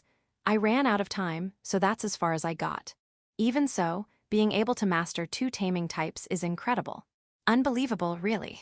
If my skills are considered special, maybe it's because my village was special. Apparently, our techniques had been passed down for generations. That might explain why what you both call amazing feels normal to me. I guess there are differences between me and other tamers, but I wouldn't know. I've hardly ever met tamers from outside my village. I see, so that's why. Naya, but I feel like you could have learned everything, Rain. Why didn't you? What do you mean by running out of time? Well, should I say it? We've been having such a pleasant conversation. Would it be okay to ruin that mood? I hesitated, but remembered that Canade and Tania had said they didn't mind hearing darker stories. After coming this far, it wouldn't feel right to hide anything now. Besides, I wanted my companions to know about me. You might have noticed, but whenever I talk about my hometown, I always use the past tense. Nyan. My hometown doesn't exist anymore. It's been destroyed. Destroyed. Canade whispered in disbelief. Slowly realizing what it meant, she panicked. That really happened? I asked something so insensitive. I'm so sorry. Rain, I'm really, really sorry. I didn't mean it like that. But now everything I say just sounds like an excuse. Naya, I'm so sorry. Don't worry about it. I gently placed my hand on Canade's head. Then, to convey my feelings, I softly patted her. I know you didn't mean anything bad. You've always been considerate of me, haven't you? I brought it up so you don't have to feel guilty. But. So please, don't make such a sad face. I've been saved by your smile more times than I can count, Canade. My smile. When I see your smile, I feel so energized. It makes me believe I can keep moving forward no matter what happens. It's such a powerful feeling. Thanks to you, I've been saved so many times. We haven't been together for long, but you've already helped me so much. I'm grateful. So I want you to keep smiling, Canade. Naya Rain. At my request, Canade gave me a bright smile. It was a bit awkward, but it was exactly the kind of smile I needed. Then I noticed Tania had grown quiet. She had a troubled expression and was avoiding my gaze. Could it be that you're feeling the same, Tania? And not at all. It's not like I care about you, Rain, or anything. You're kind, Tania. Where did that come from? If you really didn't care, you wouldn't look like that. Thank you. It makes me happy that you're worried about me. It's just, I'm glad you're not as down as I thought you'd be. When I was alone, I'd often get lost in the past and feel down. But now, I have you and Canade with me. Don't say things like that, you'll make my heart race. Nothing. Hey, Rain. Canade hesitated as she spoke. So, why did something like that happen to your hometown? Is it okay to ask? To be honest, I'm curious too. It's not just out of curiosity, it's because it's you, Rain. I want to know everything about you. Is that not okay? Well, don't force yourself, okay? I know it's a painful subject for you. You don't have to push yourself for us. It's fine. I've been meaning to tell you both someday anyway. It wasn't a lie, nor was it something I said just to reassure them. While I wouldn't go as far as saying there should be no secrets between companions, I did think it was important to share my past. To understand. To be understood. For true mutual understanding, I believed it was necessary. That said, it's not some grand story, just something that could happen anywhere. Even so, I'd still like to hear it. Tell us about yourself, Rain. Both of them looked straight at me. Their gazes were filled with sincerity, a desire to know more about their companion. I think I was around 12 years old. Like always, I was training as a beast tamer. My parents were busy that day, so I happened to be on my own. I went to the training grounds, a short walk from the village, and practiced until sunset. Naya, Rain is such a hard worker. Training until sunset, that's not something an average 12-year-old could do. Maybe that's what led to your incredible abilities. Well, I wouldn't know about that. Anyway, I was practicing, and as the sun set, I decided to head back. That's when I noticed the night sky was glowing red. Neither of them said anything, but their furrowed brows told me they had an idea of what was coming. Something felt wrong. Thinking that, I rushed back to the village, but it was already too late. The village had been attacked by a horde of monsters and was engulfed in flames. The scene from that day is something I still remember vividly. It's etched into my mind, impossible to forget for even a moment. Everyone in the village lay motionless, lifeless. Blood pooled on the ground like a crimson lake. The houses burned, consumed entirely by flames. Rain, are you okay? Canade and Tania gently placed their hands over mine. I hadn't realized how tightly I'd clenched my fists until blood began to seep from them. Their warmth felt like it was soothing the memories of that horrific day. Slowly, the tension in my hands eased. Thank you, I got a little emotional there. It's okay, that's only natural. Have you calmed down? Yeah, I'm fine now. I smiled at them to reassure them, then continued where I had left off. They say the taming techniques in my hometown were extraordinary, but beast tamers are only as good as the creatures they tame. In a peaceful village like ours, there was no need for anyone to be actively controlling anything. We lived free from conflict. Maybe we should have been more cautious. In the end, my hometown was destroyed in a single day. I was the only survivor, and that was because I happened to be outside the village at the time. I see. As if only I had been there. Canade and Tania absorbed my story as if it were their own. Even in the middle of sharing something so painful, I felt genuinely happy that they cared so deeply. After that, some adventurers noticed the unusual situation and rushed to the village. They found me and took me in. From then on, I worked at an inn owned by an acquaintance of theirs. Back then, I was just struggling to survive and didn't even have time to think about revenge. Time passed, and about 6 months ago, Arios and the others came to the inn. Nyan, the heroes, they were traveling at the time.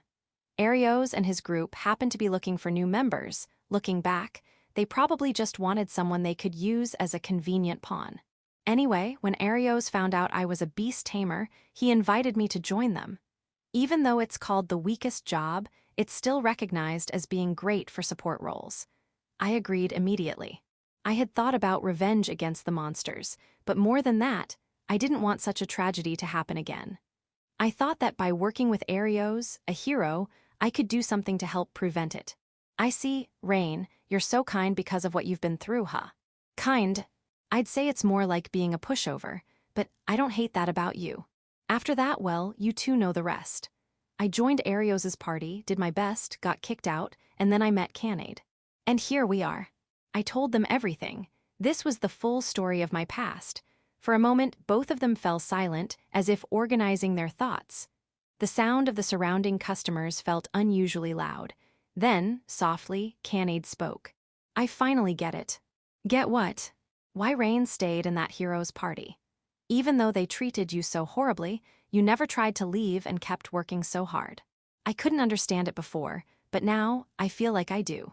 I've only just met Rain, but I think I understand you too. Rain wants to help people, doesn't he? You don't want anyone else to go through what you did. That's why you've always worked so hard for others. Always thinking about others, only about others. You're even more of a soft-hearted fool than I imagined, Rain. It's almost too much. I've never met anyone like you. But that's what makes you reign. I'm proud to have someone like you as my master. Well, I'll give you some credit too. You're not bad, maybe even kind of good. Canade smiled warmly. Tania looked embarrassed but sincere. Both of them affirmed the way I lived. It felt like they were telling me that I wasn't wrong. That gave me a sense of peace. For the first time, I felt so reassured, I nearly cried. Thank you, Canade Tania. I truly believed it was a blessing to have met these two. All right. Tania suddenly raised her voice, slamming her glass of juice on the table. That's enough gloomy talk. Let's enjoy the rest of this delicious meal. Nyan, I'm going to eat so much food. Yeah, let's make this a grand celebration. Consider it Tania's welcome party as well. Of course, you're treating us right. Yeah, no need to hold back. Hee, I'll take full advantage of that. Naifu, all you can eat. Wait, Canade, take it easy. You'll empty my wallet. Nyan, what did you say? Ahaha, Nekore's stomachs really are bottomless. It's a necessary measure. That's so mean, Naya. Our laughter echoed, filling the warm atmosphere. I wished for this moment to last forever. Watching the two of them, that's what I truly hoped for. Section, let's have another energetic day as adventurers. With that in mind, we took on a new request, an orc subjugation. Orcs are E-rank monsters. Their physical abilities aren't significantly different from F-rank goblins, except that orcs are slightly larger. However, orcs are more intelligent. They're known for using weapons in combat, even if these weapons are crude, polished stone swords or wooden spears, for example. For lower-ranked adventurers, even poorly armed enemies can pose a significant threat. The risk of injury increases drastically when facing a foe wielding a weapon instead of fighting barehanded. While they aren't to be underestimated. Tania, let's see who can take down more of them. HMPH challenging me to a competition. How foolish. Very well, I'll accept your challenge. The two of them spoke with complete confidence. To the strongest species, orcs aren't even a threat. I understood that, but both of you, don't let your guard down. Nyan, we're still rookie adventurers. If we overestimate our abilities, we might make unexpected mistakes. While orcs aren't particularly dangerous, it's still important to maintain some degree of caution. Nyan got it, I'll be careful. But they're just orcs. F-rank monsters. Do you really think I could lose to something like that? I don't think you'd lose, but there's still a chance you could get hurt, isn't there? Me, the strongest species. Even the strongest species. Ahem. Tania puffed out her cheeks, clearly dissatisfied. She wasn't wrong. An F-rank orc wouldn't stand a chance of even scratching Tania, a dragon, and an A-rank member of the strongest species. However, we're still not fully accustomed to combat. Tania may have gained some experience on her training journey, but she hasn't yet mastered proper battle techniques. She's still very much in the middle of her training. That means there's always the possibility of an accident, a slim chance, but still a chance. I'm saying it's better to be cautious than sorry. You're such a worrywart. Please, just be careful. Yes. Her response was dismissive. It seemed my words weren't getting through to Tania. I just hope nothing happens, but I can't shake this bad feeling. It's probably best if I stay extra vigilant, just in case. Section, Canade, one's heading your way. Leave it to me, Naya. We charged into the orcs' lair, engaging them in combat. There were about 20 of them, more than I had anticipated. However, as soon as the battle began, Tania unleashed her magical power, overwhelming the orcs with sheer intimidation. Realizing that one of the strongest species had entered their lair, the orcs fell into a state of panic. Even monsters with low intelligence recognize the might of the strongest species. It would be stranger if they didn't. As the apex predators of the ecosystem, their presence was impossible to ignore. With their home under attack by such a being, the orcs floundered in confusion, leaving themselves wide open. We took advantage of their disarray, defeating them one by one. HMPH, too easy. Take this. Tania swung her tail like a whip, sending an orc flying. The orc was flung through the air with tremendous force, tumbling across the ground multiple times before collapsing. Moments later, its body transformed into a magic stone. Naya, take this. Naya. Canade stood in the path of the fleeing orcs, unleashing a flurry of punches. Not only was each punch devastatingly powerful, but they also landed with pinpoint accuracy on vital spots. The orcs attempting to escape all fell before Canade's relentless fists. As expected from her. The two of them were cutting through the orc horde with unstoppable momentum. I couldn't afford to fall behind. Ha, ha. The orcs must have thought I was an easier target, since I was human. Several of them charged at me, but I remained calm, taking them down one by one with precise strikes. When a group tried to overwhelm me at once. Fireball! I adjusted the power of my spell and blasted them away in one go. Thanks to Tania's training, I'd gotten much better at controlling my magic. Rain, we're done over here. I'm finished too, Tania said confidently. Same here, I replied. The orc horde had been completely wiped out. It seemed everything had been annihilated without issue. Piece of cake. Naya, thanks both of you. Because of your help, we wrapped this up safely. Hehe, all thanks to me joining the team. You can thank me. Better yet, you can worship me if you want. Don't get carried away. But it's the truth. Anyway, let's collect the magic stones. We split up and began gathering the scattered magic stones from around the area. Fighting a horde of monsters really makes gathering magic stones a hassle. Maybe I should think of a way to make this process easier. Huh, looks like there's a survivor, Tania said in a surprised tone. Hidden in the tall grass, there was an orc lying on the ground. At first glance, it seemed dead, but its body hadn't disappeared to turn into a magic stone, meaning it was still alive. I'll finish it off quickly. Tania, be careful. A cornered monster can do unpredictable things. It's fine, it's just an orc. It's no match for me. I can handle this, eek. Suddenly, the orc sprang up and clung to Tania as she approached. What the? Let go of me. Tania tried to pry it off, but she couldn't. Caught off guard, she struggled to move properly, and the desperate orc used its last burst of strength to resist. The orc, clinging to Tania, raised a stone dagger. Tania. The dagger came down. I quickly thrust my arm in its path. Pain shot through me as the dagger stabbed into my arm, but Tania was unharmed. Rain. Naya. You take this. Canade rushed over, pulling the orc off Tania and kicking it high into the air. This time, the orc died for good, turning into a magic stone. Rain, are you okay? Ouch, I'll live. But there's so much blood. Tania looked pale and panicked.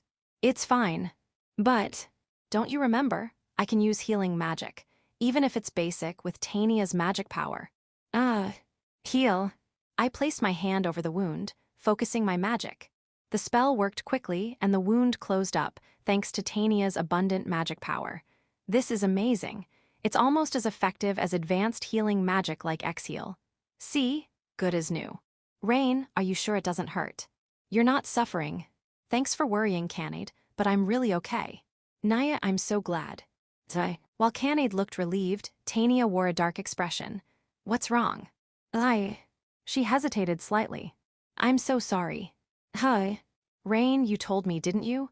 Not to let my guard down, and yet I completely underestimated it. Thinking, it's just an orc's. Well, I guess it couldn't be helped. Tania was one of the strongest species. If she had to be wary of every little thing like an orc, it would never end. In a way, this incident was inevitable. Even so, Tania looked like she was on the verge of tears. Because of me, Rain got hurt. Healing magic fixed it, but if things had gone worse, it could have been irreversible. It's my fault, my failure, I'm truly sorry. Tania bowed her head deeply. In response, I gently placed a hand on her head and patted it. Thank you for worrying about me. Wait, aren't you mad? Just be more careful next time. Besides, you're already reflecting on it, right? There's no point in getting angry now. But because of me, It's fine, better me getting hurt than you. Tania's eyes widened in shock. Her gaze trembled as she looked at me, and then her expression softened, though tears still welled up. Idiot, putting me before yourself. What an idiot. Yeah, maybe I am, but that's just how I am. Why would you go that far? Because you're my comrade. We haven't known each other long, but I already feel like you're an important ally. How do I put it? Just being around you, I can sense your kindness, your willingness to accept us, and that makes me want to do the same for you. I'm rambling, but basically, it's natural to want to help your comrades, right? So don't worry about it. Rain, if something like this happens again, I'll protect you without hesitation. Idiot, but thank you. Tania mumbled idiot again, her expression a mix of tears and laughter. Interlude 2. Tania's feelings. Tania sighed. After completing the request, we returned to town and reported back to the guild. After that, we had a meal at the inn and then went back to our room. We've been sharing the same room. According to Rain, there weren't any other rooms available. At first, I thought sharing a room with Rain, a guy, was unthinkable, even if Canade was with us. But now, I don't feel that way anymore. Maybe it's because I got used to being around Rain. But that's not all, it's also because I've come to trust him. I turned over in bed. Rain was sleeping on the floor. Apparently, this was originally a two-person room. Since I came along, there weren't enough beds. Rain gave up his bed for me and took the floor instead. It's practically like I kicked him out of his own bed. And yet, Rain didn't seem to mind at all. He could have complained more. What a soft-hearted guy. I thought back to what had happened earlier. A critical mistake. A failure caused by my carelessness. Because of that, Rain got hurt. I am of the superior races. A dragon, a red dragon to be exact. Said to possess extraordinary power, surpassing humans by far in strength and intellect, a being of overwhelming might. Because of that, my pride as a dragon runs deep. I don't mean to say I look down on others, but I've never doubted that my race is the strongest. Until now, I never doubted that dragons were the pinnacle of strength in this world. Humans, while possessing some power, were never a threat. And yet, it was a human, Rain, who protected me. If I'm being honest, it stung. To be protected by someone weaker than myself. I thought it was my role to protect others, not the other way around. But the reality was that Rain protected me. Our roles were reversed. My pride as the strongest species was shattered. But at that moment, more than the sting of my pride, I was scared. The pride of the dragons didn't matter. Seeing Rain bleeding filled me with terror. It's my fault. It's my fault. It's my fault. What if Rain had died right then? The thought alone sent an unprecedented chill down my spine. There was no time to feel bitter or indignant. Thankfully, Rain's injury was healed by magic. There was no scar, no lingering effects. But the fact that I made a mistake didn't change. I hurt Rain. My foolish pride hurt him. The weight of that realization bore down on me like a heavy chain, lodged deep in my heart. It was Rain who freed me from that burden. Instead of blaming me for my mistake, he worried about me. Somehow, he even thanked me. He smiled and said he was glad I wasn't hurt. It was such a warm smile. Seeing that smile melted away all my anxiety, fear, and dark emotions, replacing them with a sense of peace. Rain really is such a strange person. At first, I thought of him as just some odd guy traveling with a cat spirit. The reason I decided to travel with him was simple. It seemed like it'd be fun. But as we journeyed together, I gradually found myself drawn to his character. Rain's kindness gave me a sense of comfort. We haven't known each other for long, but even so, I feel like I can trust him. I find him endearing. And then, what happened earlier solidified that feeling. He helped me. He worried about me. He smiled warmly at me. To others, those might seem insignificant. But to me, it was like my world had turned upside down. A mere human helping me. Protecting me at the cost of himself. My entire worldview shattered. My perspective on humans changed. No, that's not right. It wasn't humans, it was Rain. At first, he was just an interesting person. Then he became someone I found likable. And now, he's someone who protected me, a very important person. Rain. I whispered my master's name softly. Just saying it made my chest tighten. Why does it feel so strange? It's like my chest is warm, in a way I've never felt before. This is the first time I've ever felt like this.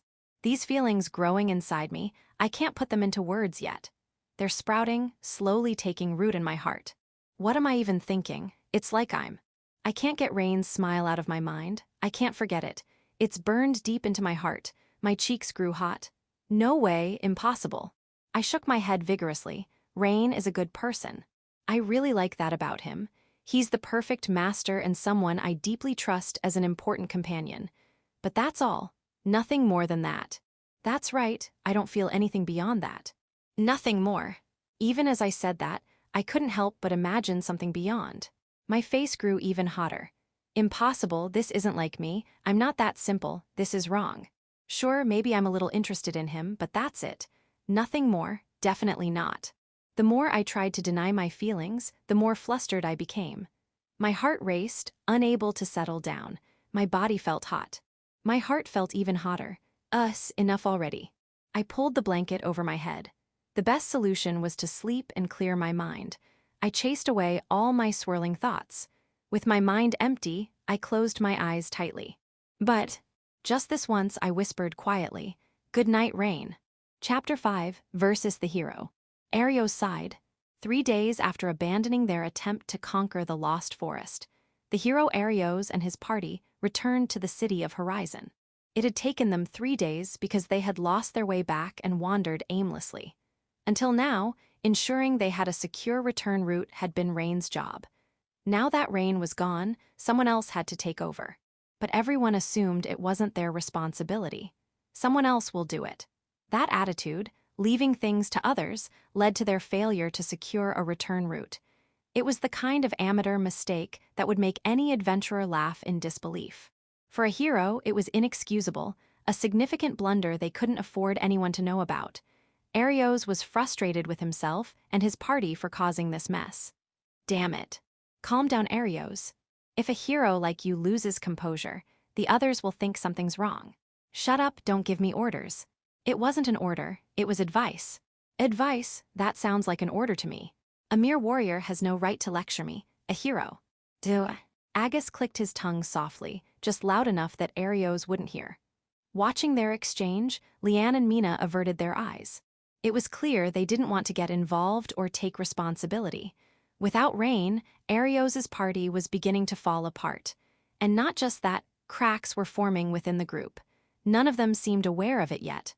Whatever. Let's just find Rain already. Knowing him, he's probably still wandering around the city, unsure of what to do after being kicked out of our party. I agree, Agus said with a nod. Leanne, looking exasperated, added, but this city isn't exactly small, you know. Finding a useless bug like him is going to be a pain. Should we try the Adventurers Guild? Someone there might know something about Rain, Mina suggested. That's a good idea, let's do that. Mina's suggestion was quickly adopted, and Arios' group made their way to the Adventurers Guild. When they spoke to the receptionist, Natalie, they were surprised by her response. Rain? Oh yes, I know him. They were taken aback by how easily they got a lead. After a string of failures, they had expected searching for Rain to be yet another ordeal. But their grim expectations were proven wrong. They had found a clue effortlessly. Was this luck? No, this was what it meant to be a hero's party. They were supreme beings, blessed by the gods, far beyond the reach of ordinary people. Events like this were only natural, or so Arios seriously believed. So, where is Rain now? Arios asked. He took on a new job and has just headed out to the plains. An adventurer job. So, he became an adventurer. Yes, Shroud registered here recently as a new adventurer, Natalie answered calmly. Arios nearly laughed. After being kicked out of the party, Rain had decided to become an adventurer. There was no way Rain's abilities were suited for that. He must have already failed multiple times and was probably struggling to make ends meet. Good. That would make him easier to control. Arios made this assumption, completely unaware of the truth. Rain was successfully completing jobs and gaining a stellar reputation. He even had 2 new companions. Arios couldn't have imagined such a reality. Feeling confident in his incorrect assumptions, he even thought about how he'd treat Rain. I'll speak kindly at first. Then, when I'm done with him, I'll throw harsher words his way than ever before. The memory of Rain's shocked expression back then came to mind, and Arios felt a sense of twisted satisfaction. While Arios reveled in his misguided fantasies, Natalie gave him a curious look. She didn't seem to recognize him as a hero, and that made sense. Arios' party hadn't achieved any major feats yet. People might know of the hero, but they wouldn't know his face. Do you have business with Shroud? Is it a personal request? Natalie asked. Oh no, we're just acquaintances. We had some business with him and we're looking for him, Arios replied. I see. In that case, you might want to hurry.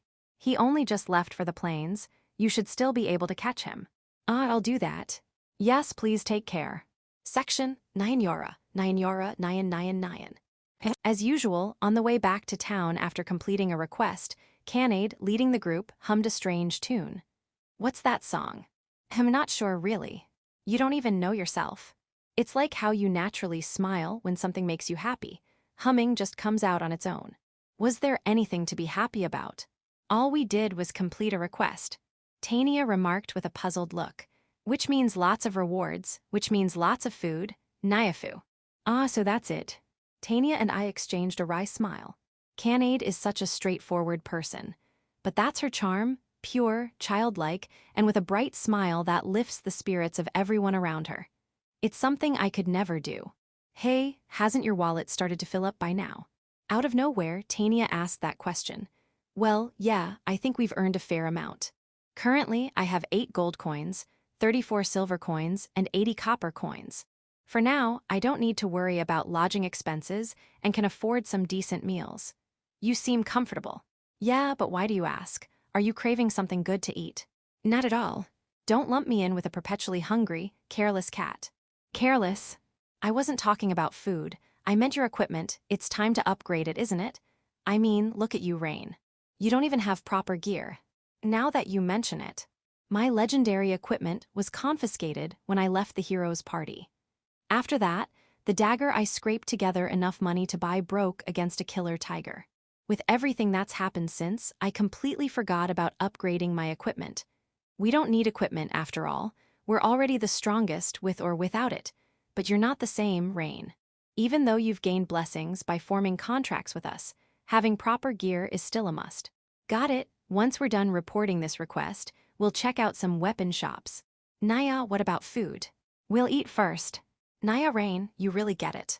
Honestly, you're way too soft on Canade. But you're not objecting either, Tania. That's because I just happen to be getting hungry too. It's not like I'm going along with Canade or anything. After spending a few days together, I'd started to understand Tania's personality. She's a contrarian who can't express her true feelings directly. But it's endearing, like a child putting on a stubborn front. What are you looking at? Nothing at all. I laughed as we continued down the path toward town. Hey, Rain. And my smile froze. Arios. And everyone else. It was as if they had been waiting for me. The hero Arios and his party stood before us. It's been a while. How have you been? Are those 2 your companions, Rain? I'm doing fine. Later. Hey, no need to be so cold after we've reunited. Let's talk for a bit. Was this hero serious? Did he think I'd just laugh and chat with him? The dark feelings that had vanished since meeting Canade and Tania rose to the surface again. There's nothing I want to talk about. Come on, don't be like that. We've reflected on things, you know. Even if you were useless, we could have been a bit more considerate with how we handled things. We didn't hate you or anything. We just didn't have a choice. Forgive us. Well, I don't think we did anything wrong, personally. Anyone could see you were at fault. But fine, maybe we were a little harsh. So I'll apologize just this once. So what do you say? Since all 3 of us feel this way, why not let bygones be bygones? Following Arios, Agus, Leanne, and Mina all offered hollow apologies, each more insincere than the last. What were they even talking about? At that moment, I couldn't comprehend a single word coming out of their mouths. They said they were apologizing, but there wasn't a shred of sincerity in their tone. Instead, they made excuses, claiming it couldn't be helped, and offered apologies that felt more like condescension. Rather than an apology, it came across as a veiled provocation. Naya, who are you people? You suddenly show up, block our way, and now you're being a nuisance. Canade and Tania stepped forward, their displeasure clear on their faces. Their tone was confrontational, and they exuded a faint, dangerous aura. Wait, could they be a Nekore and a dragonkin? Why are beings like that here? Arios seemed stunned, as he recognized Canade and Tania's true natures. We're Rain's companions. And who exactly are you lot? No way, 2 of the superior races are traveling with Rain. Following someone so incompetent, no, wait, I get it. Rain must be the one following you too, right? Don't say weird things. Rain is our master. That's right. Sure, I'm stronger, but Rain's not a bad guy, so I'm sticking with him out of pity. What? Rain is the master of the strongest species. Are you telling me he's somehow controlling the 2 of you? That's impossible. Impossible or not. It's the truth. Canade and Tania declared firmly, leaving Arios's face alternating between pale and flushed. He was clearly in utter disbelief. The rest of his party was similarly stunned, standing frozen with wide eyes. Tania glanced at them with suspicion, as if they were something unpleasant. So, who are you lot? Naya. Tania, these people smell bad, they're enemies of our master. Enemies? Oh wait. Are they the so-called heroes I've heard about? Their descriptions match, so I'd say it's them. Naya, definitely enemies. Rain's enemies. Hiss. Should we? Let's do it. W8, hold on, we're not enemies. We're Rain's comrades, aren't we? Faced with the genuine hostility from the two strongest species, Arios panicked. Comrades. Last I checked, I got kicked out of your party. WL, don't be so cold. We traveled together, didn't we? Sure, there were some misunderstandings, but I still consider you a dear companion, Rain. How could he spout such lines so shamelessly? Useless, burden, disappointment. I still remembered every word they had said to me. Hearing these self-serving excuses from Arios and his group made me feel both angry and empty. These people I had once called comrades were nothing but this. Tiptoeing around others, desperately trying to stay on good terms with everyone. It was pathetic. The fact that I had let myself be swayed by such people made me feel embarrassed for myself. Canade, Tania, I appreciate you being angry on my behalf, but let's avoid a fight, okay? But they hurt you, Rain. It's unforgivable. I don't care about Rain's feelings, but these people just rub me the wrong way. Thanks, both of you. Naya, Faya. I patted both of their heads, calming them down. That's enough for me, please just step back for now. I'm asking you. Naya, if Rain says so. Seriously, you're such a pushover. The two retreated to my side, and Arios's group visibly sighed in relief. Sorry about that, Rain. It seems we gave your companions the wrong impression. I apologize for that. It's fine. Glad to hear that. I can't believe I have to bow my head to someone like this. Why should I have to apologize to this piece of trash? This is unpleasant, but I suppose I'll tolerate it for now. Though Arios forced a smile, the others couldn't even hide their irritation. I didn't feel angry anymore, just a cold detachment. When you find something so utterly meaningless, it doesn't make you angry. It just makes you stop caring. So, what is it? Did you need something from me? It's helpful that you're quick to the point, but how did you figure it out? Before I left the party, you all mentioned conquering the Lost Forest, didn't you? Once you were done, the plan was to push through the forest and move to another town. There's no reason for you to return to Horizon unless you left something unfinished, or you needed something from me. Process of elimination made it obvious. I see. I've always thought this, but you're quick on your feet, Rain. Impressive deduction. How insincere. Does Arios live his life lying all the time? His expression was so full of fake emotion that it made me question if he could ever be genuine. There's something I want to ask of you, actually. No. What? I didn't even let him explain before cutting him off. Arios's face stiffened, clearly not expecting my immediate rejection. He seemed to suppress his anger, though the twitching vein on his temple betrayed his struggle. Hey now, isn't it cruel to refuse without even hearing me out? We're comrades, aren't we? We were comrades, not anymore. Don't be so cold, didn't I say it? It was just an unfortunate misunderstanding. But I know we still think of you as a precious comrade, Rain. Is that so? Well, I don't feel the same. You all mean nothing to me. Like a pebble on the side of the road, utterly insignificant. I don't care where you go or what you do, but could you stop bothering me? Why you? Arios, please calm down. We need to butter him up and win him over, Mina whispered, trying to soothe him. I heard every word. Was she doing it on purpose? Was this their way of provoking me? I couldn't help but seriously consider the possibility. Why your anger is understandable. We were in the wrong. For that, I apologize. Arios reluctantly bowed his head, though his frustration was plain to see. All right, and? What? My answer remains the same. Leave. You, how dare you? I'm the hero. I've gone this far to humble myself, and you, a mere beast tamer, dare to speak to me like this. I hadn't meant to provoke him, but I suppose my words had that effect. I didn't lie when I said I didn't care about them, but deep down, perhaps some lingering resentment still festered. That bitterness might have fueled my sharp tone and biting words. Rain, Mina's voice stopped me just as I was about to walk away. Please, this is for the sake of saving the world. What do you mean by that? Will you lend us your strength to conquer the Lost Forest? Explain your situation first. If it's for the world, I can't just ignore it. For now, I decided to hear Mina out. Section, I see. I listened to Mina and grasped the situation. Arios and his team were struggling to conquer the lost forest, and because of that, they wanted my help. Understanding that much, I couldn't help but feel exasperated. They were the ones who cast me aside, and now they wanted to rely on my strength again. Do these people even know the meaning of shame? I was so dumbfounded I couldn't even speak. That said, even so, Arios is still the hero. If he doesn't defeat the Demon Lord, it'll be a problem. Sure, even if the Demon Lord isn't defeated and monsters overrun the world, I'm confident I can manage. After all, I have my dependable companions, Canade and Tania. As long as I'm with them, I feel like we can handle anything. But what about everyone else? The ordinary townspeople living their everyday lives.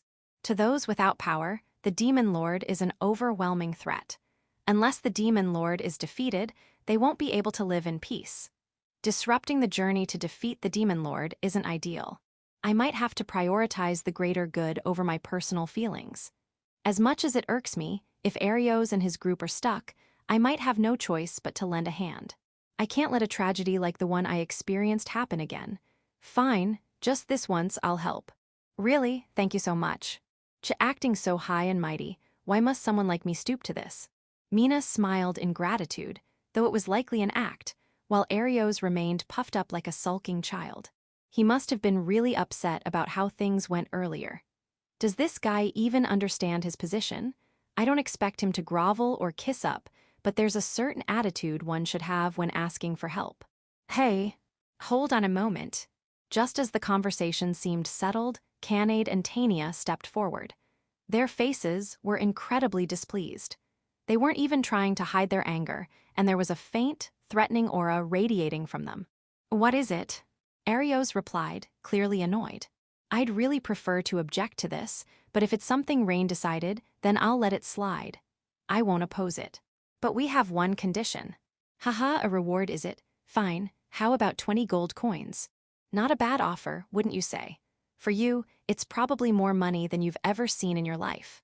Of course, we'll be taking a reward. This is a private request to adventurers, after all. Working for free is out of the question. But that's not what we're talking about. Oh, then what is it? Apologize properly to Rain. Canade's sharp glare pierced through Arios. Tania followed suit, fixing Arios and his group with a steely glare.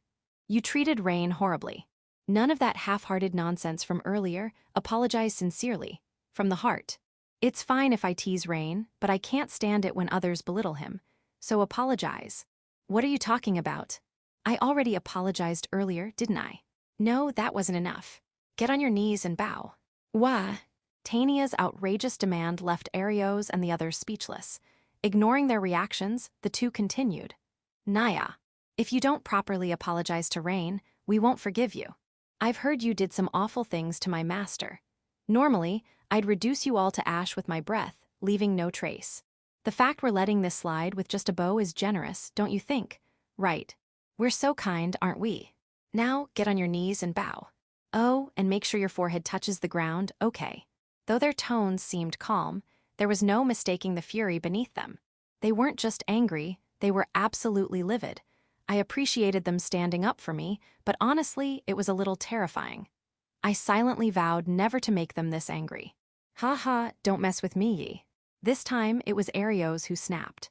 You're telling me, to bow down to such an incompetent fool? There's no way I'd ever accept such absurdity. Impossible, absolutely impossible. We didn't do anything wrong, and yet you're demanding that level of apology. If anything, you all should be the ones apologizing to us. Are you mocking me? Do you even know who I am? I'm Leanne, the great sorceress. Like I'd ever grovel to trash like you. How unpleasant.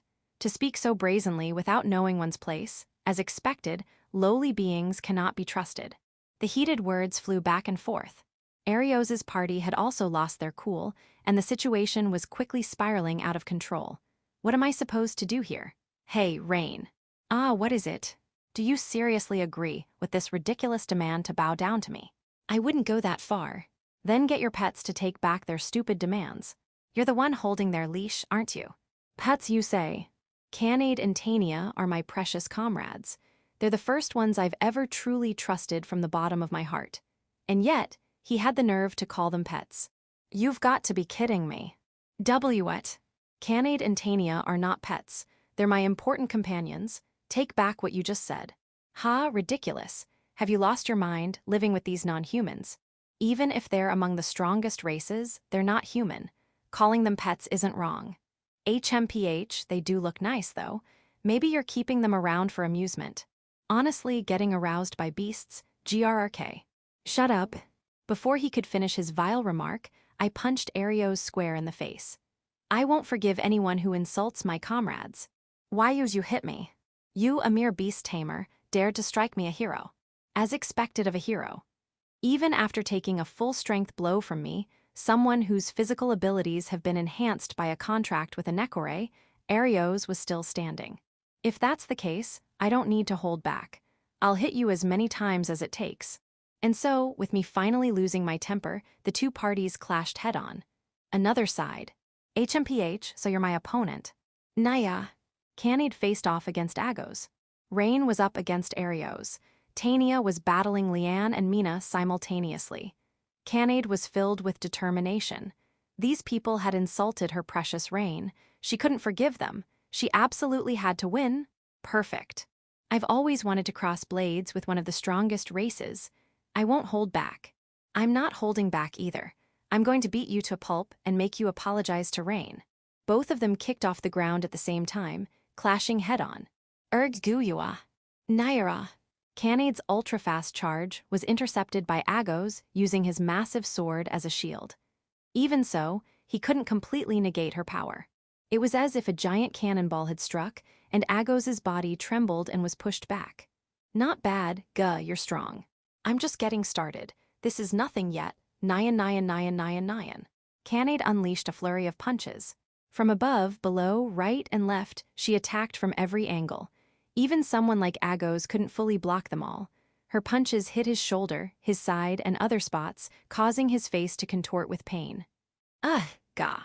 Each hit is unbelievably heavy. Damn it, at this rate, I'll get overwhelmed. What's wrong? Is that all the hero's companion can manage? Don't underestimate me. I won't lose to some brat, even if she's one of the strongest races. Canade's attacks weren't strategic. She was just throwing punches with sheer brute force. But when one of the strongest races does that, it becomes a devastating threat. Her punches rained down like a storm, leaving Agos no opportunity to counterattack. All he could do was endure. He endured and endured and endured. Now's my chance, take this, Haira. Naya. Spotting a small gap between her punches, Agos launched a counterattack. Since Canade's attacks were chaotic and uncoordinated, there were brief openings between her strikes. Agos didn't miss his chance, as expected of someone called the hero's companion. Secret art, blazing explosion slash. Agos leapt into the air. With his massive sword, almost as tall as himself and thick as a chunk of iron, he swung down from above.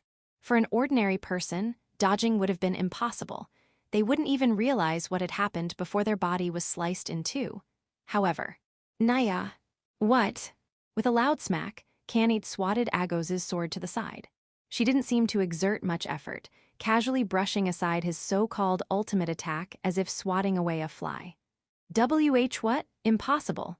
My ultimate strike, powerful enough to shatter steel, was deflected so easily. HMPH, so this is all the hero's companion can do. I thought you'd be tougher, but I'm disappointed.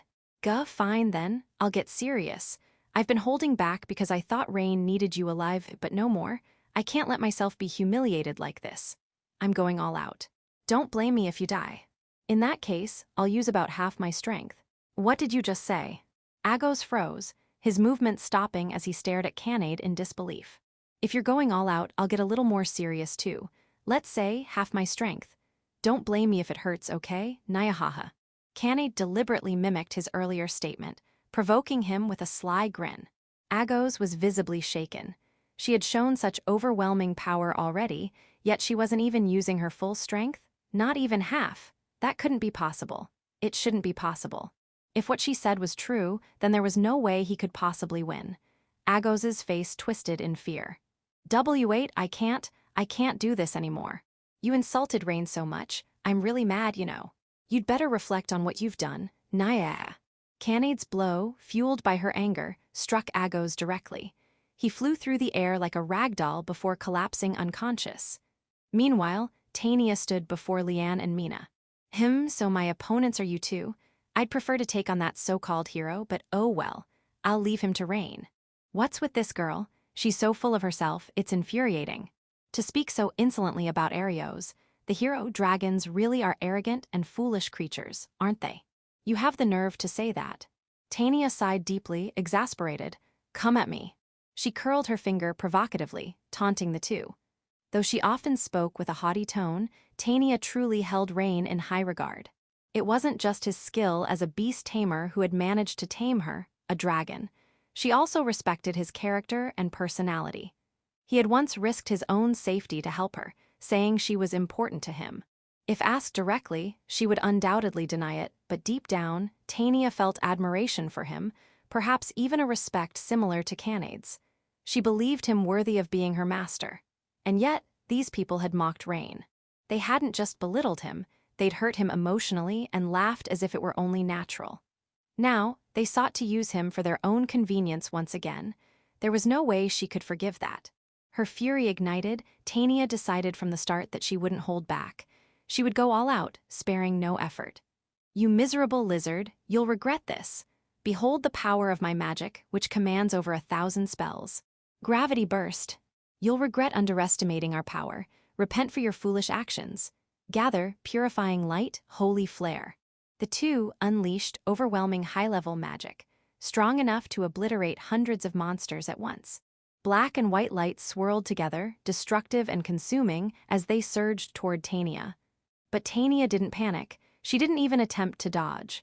With a calm smile, she snapped her fingers. That was all it took. The spells vanished as if they had never existed. Wah! Yeah. Leanne and Mina stared in disbelief. Meanwhile, Tania smirked, clearly amused by their reactions. What's wrong? Weren't you going to defeat me? GRR. D, don't tell me what to do. Take this, red crimson. I'll follow up, Leanne. Judgment arrow. Scarlet flames and holy arrows shot toward Tania. Their speed and timing were perfect, making the attack seemingly unavoidable. Seemingly, once again Tania snapped her fingers, just like before the magic vanished. Wah! Yeah. Leanne and Mina froze, repeating the same broken reactions like malfunctioning puppets. This time, Tania burst into laughter. Ahahaha, what's this? What are you even doing? Weren't you going to teach me a lesson? Why are you just standing there like idiots? Ahaha, your faces are priceless. You damn lizard, what did you just do? Material canceller. It analyzes the structure of a spell and nullifies it by emitting the appropriate magic wave. But that explanation's too technical, so here's the simple version. I canceled your magic with my power. That's impossible. It can't be done. Impossible, can't be done. Then how do you explain what just happened? A miracle. Did some god swoop in to protect me? Canceling high-level magic is no big deal for me. All it takes is a snap of my fingers. For a dragon like me, this is child's play. Oh, and by the way, the spirit races have magic even nastier than this. You monster. Leanne's face turned pale as she stumbled backward. Mina shook uncontrollably, falling onto her rear. Are you giving up? Too bad, I'm not feeling generous enough to let you off just because you've lost your will to fight. You attacked me first, so I'm well within my rights to retaliate. Don't you think, don't you? Eek. Tania's smile didn't reach her eyes, sending a chill down Leanne's spine. Let me show you what real magic looks like. Not some petty high-level spells, but something far superior, an ultimate tier spell. Tania raised her palm toward the two. A massive amount of magic power began to concentrate, glowing brilliantly. Here's your end, ultimate end. A gigantic three-dimensional magic circle formed in midair and started to descend like a falling meteorite. Its target was Leanne and Mina. Eek. Leanne shoot it down, stop it. I can't. That thing's way beyond anything I can handle. Mina, put up a defensive spell. I can't either. My spells would be pierced through in an instant. It's already so close. Stop. Please, I'm begging you, I'll apologize, okay? So please, no new. Oh God, oh merciful God, please have mercy. The two of them fell into a frenzied panic, clinging to each other desperately. They prayed to God, but reality was merciless. The three-dimensional magic circle landed, enveloping the two. But that was it. There was no explosion, no cataclysmic event, just a burst of light. Nothing more. However, the psychological impact on Leanne and Mina was immense. They fainted on the spot, and some of their dignity was left behind as well. Tania couldn't help but let out a snicker as she looked at them. How pathetic. You get this scared over a simple bluff, and on top of that, you faint. Some companions of the hero you are. Should I actually finish you off? Nah, Rain would probably get mad at me, so I'll let you off. You're lucky, aren't you? Foo-foo. Tania looked down at the two, a wicked smile playing on her lips. Section, Arios drew his sword. He pointed its tip at me, curling his lips into a smirk. For a mere beast tamer to defy a hero, how foolish you are. You got carried away because I showed restraint, but this arrogance is utterly laughable. Now, I will punish you for daring to raise your hand against me. Gyuha. He started monologuing again, so I punched him to shut him up. Of course, as expected of the hero, he was sturdy enough to get back on his feet almost immediately. You damn. You're going to burst a blood vessel if you keep yelling like that. Shut up, silence. To strike me twice, unforgivable.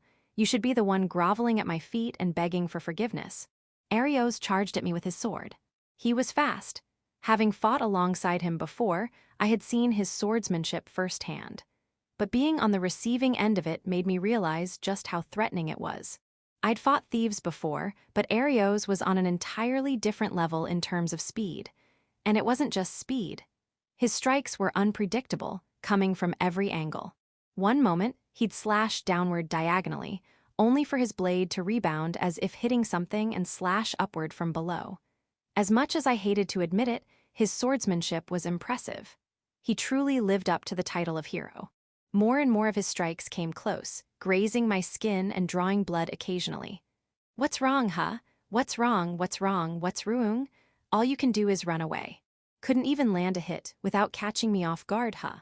Arios ramped up the speed of his strikes, swinging faster and faster, from right to left. His blade flowed downward, then snapped upward in a V-shape. Caught in his relentless flurry of strikes, I was surprisingly calm. I carefully analyzed the trajectory of his sword and moved my body to the safest positions. If evasion wasn't entirely possible, I accepted minor scratches, ensuring that I avoided any fatal blows. Facing Arios, I realized something. He wasn't frightening. He was a swordmaster, a hero with extraordinary power and a wielder of magic. By all accounts, he should be a fearsome opponent, but I didn't feel afraid. Was it because I had fought Tania before? Compared to that, there was no real sense of danger. So this is all it means to be a hero. That was my honest impression. You defied a hero. Such insolence. Should I hand you over to the authorities as a criminal? Or better yet, have you crucified and displayed as a public enemy? Repent for your sins. You're so damn noisy, ha. Gah. For the first time, I went on the offensive. I timed my strike perfectly, slipping a punch into Arios' abdomen between his sword strikes.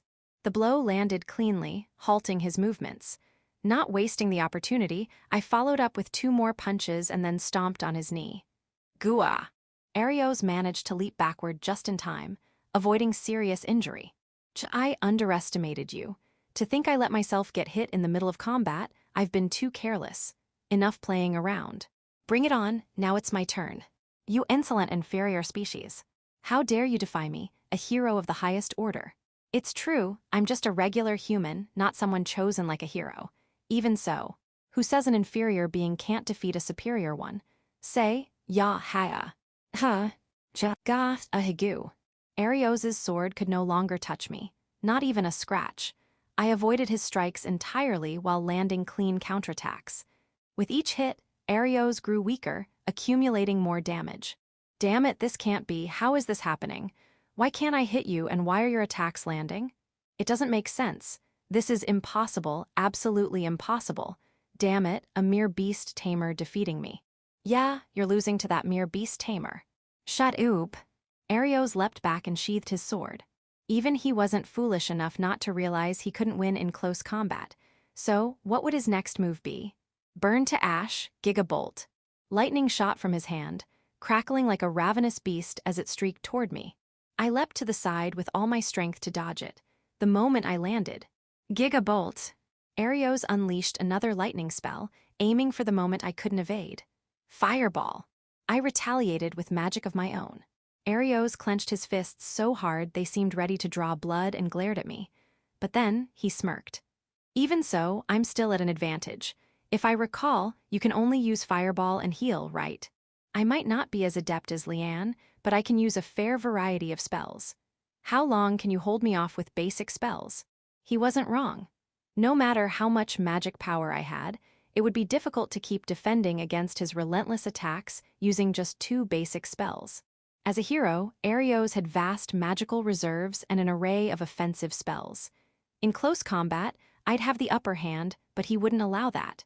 However, he was mistaken. He assumed I'd politely stick to a magic duel. He seemed to forget something. I wasn't a warrior or a mage by trade. My profession was beast tamer. Now, it's time to end this, Arios's body suddenly convulsed. He began trembling all over, muscles spasming uncontrollably. Moments later, he collapsed to his knees. What is this? What's happening to me? Gaga. I walked over to the immobile Arios. What did you? Remember when I mentioned to you once that I could tame insects? You laughed, said it was useless, didn't you? So, what are you talking about? This. I pinched a small bee from around Arios's neck and showed it to him. This is an arbee, a species of bee that carries a paralyzing toxin. What? I took advantage of an opening and tamed it. You figured it out by now, haven't you? Before, it would have been impossible for me to forge a temporary contract during a fight. But after forming a contract with Tania, my increased magic power made it possible. I sent mental waves in all directions as I moved, searching the area and locating a suitable creature. Then, I established a remote temporary contract and sent the arbee to Arios's blind spot, where it delivered a venomous sting. Your back was wide open. You focused only on me and ignored everything else. I never fight alone. That was your mistake. I am possible such advanced techniques by someone like Rain. That's absurd. Believe it or not, it's happening. You may not want to accept reality, but that doesn't change what it is. Admit defeat. Not yet. A hero can't lose to someone like you. And with that, W8, I surrender. Before he could finish his sentence, my fist found his face. It was a full-power blow. Arios was sent flying, rolling across the ground until he slammed into a tree trunk, finally coming to a stop. He didn't move a muscle, completely unconscious. I stepped back from him and looked up at the sky. I had defeated Arios with my own hands. Some people say revenge is hollow, but they're wrong. I felt incredible, utterly refreshed. This kind of chance doesn't come often. Maybe I should have punched him a few more times. Section. We're sorry. After the great brawl on the plains, Arios and his group knelt on the ground and deeply bowed their heads to us. Put more sincerity into it, Tania. Do you call that an apology? That's laughable. Correction. They were being forced to apologize. We're sorry. Arios and his group bowed their heads again. Canade and Tania looked at the 4 of them with disinterest before turning their gaze toward me. Well, that's how it looks. What should we do? Should we forgive them? I feel like I still haven't done enough, though. Eek.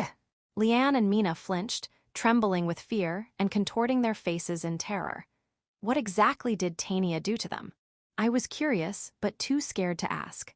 I already felt satisfied after defeating Arios, and the goal was to make them apologize to Canade and Tania. What about you two? If you're not angry, Rain, I'm fine with it. I feel a little unsatisfied, but, well, if that's what our master says, I'll let it go. That settles it. We accept Arios and his group's apology. Let's put this all behind us.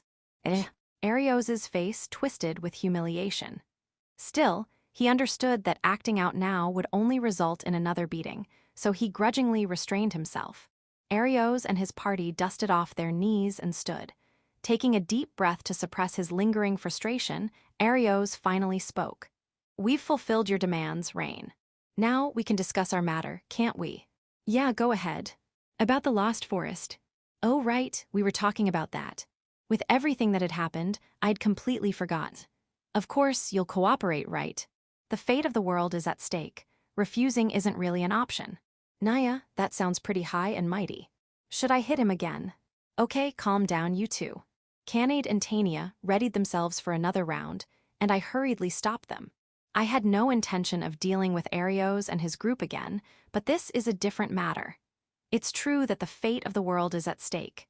If their journey is delayed, the demon lord's threat will grow, and many people will suffer.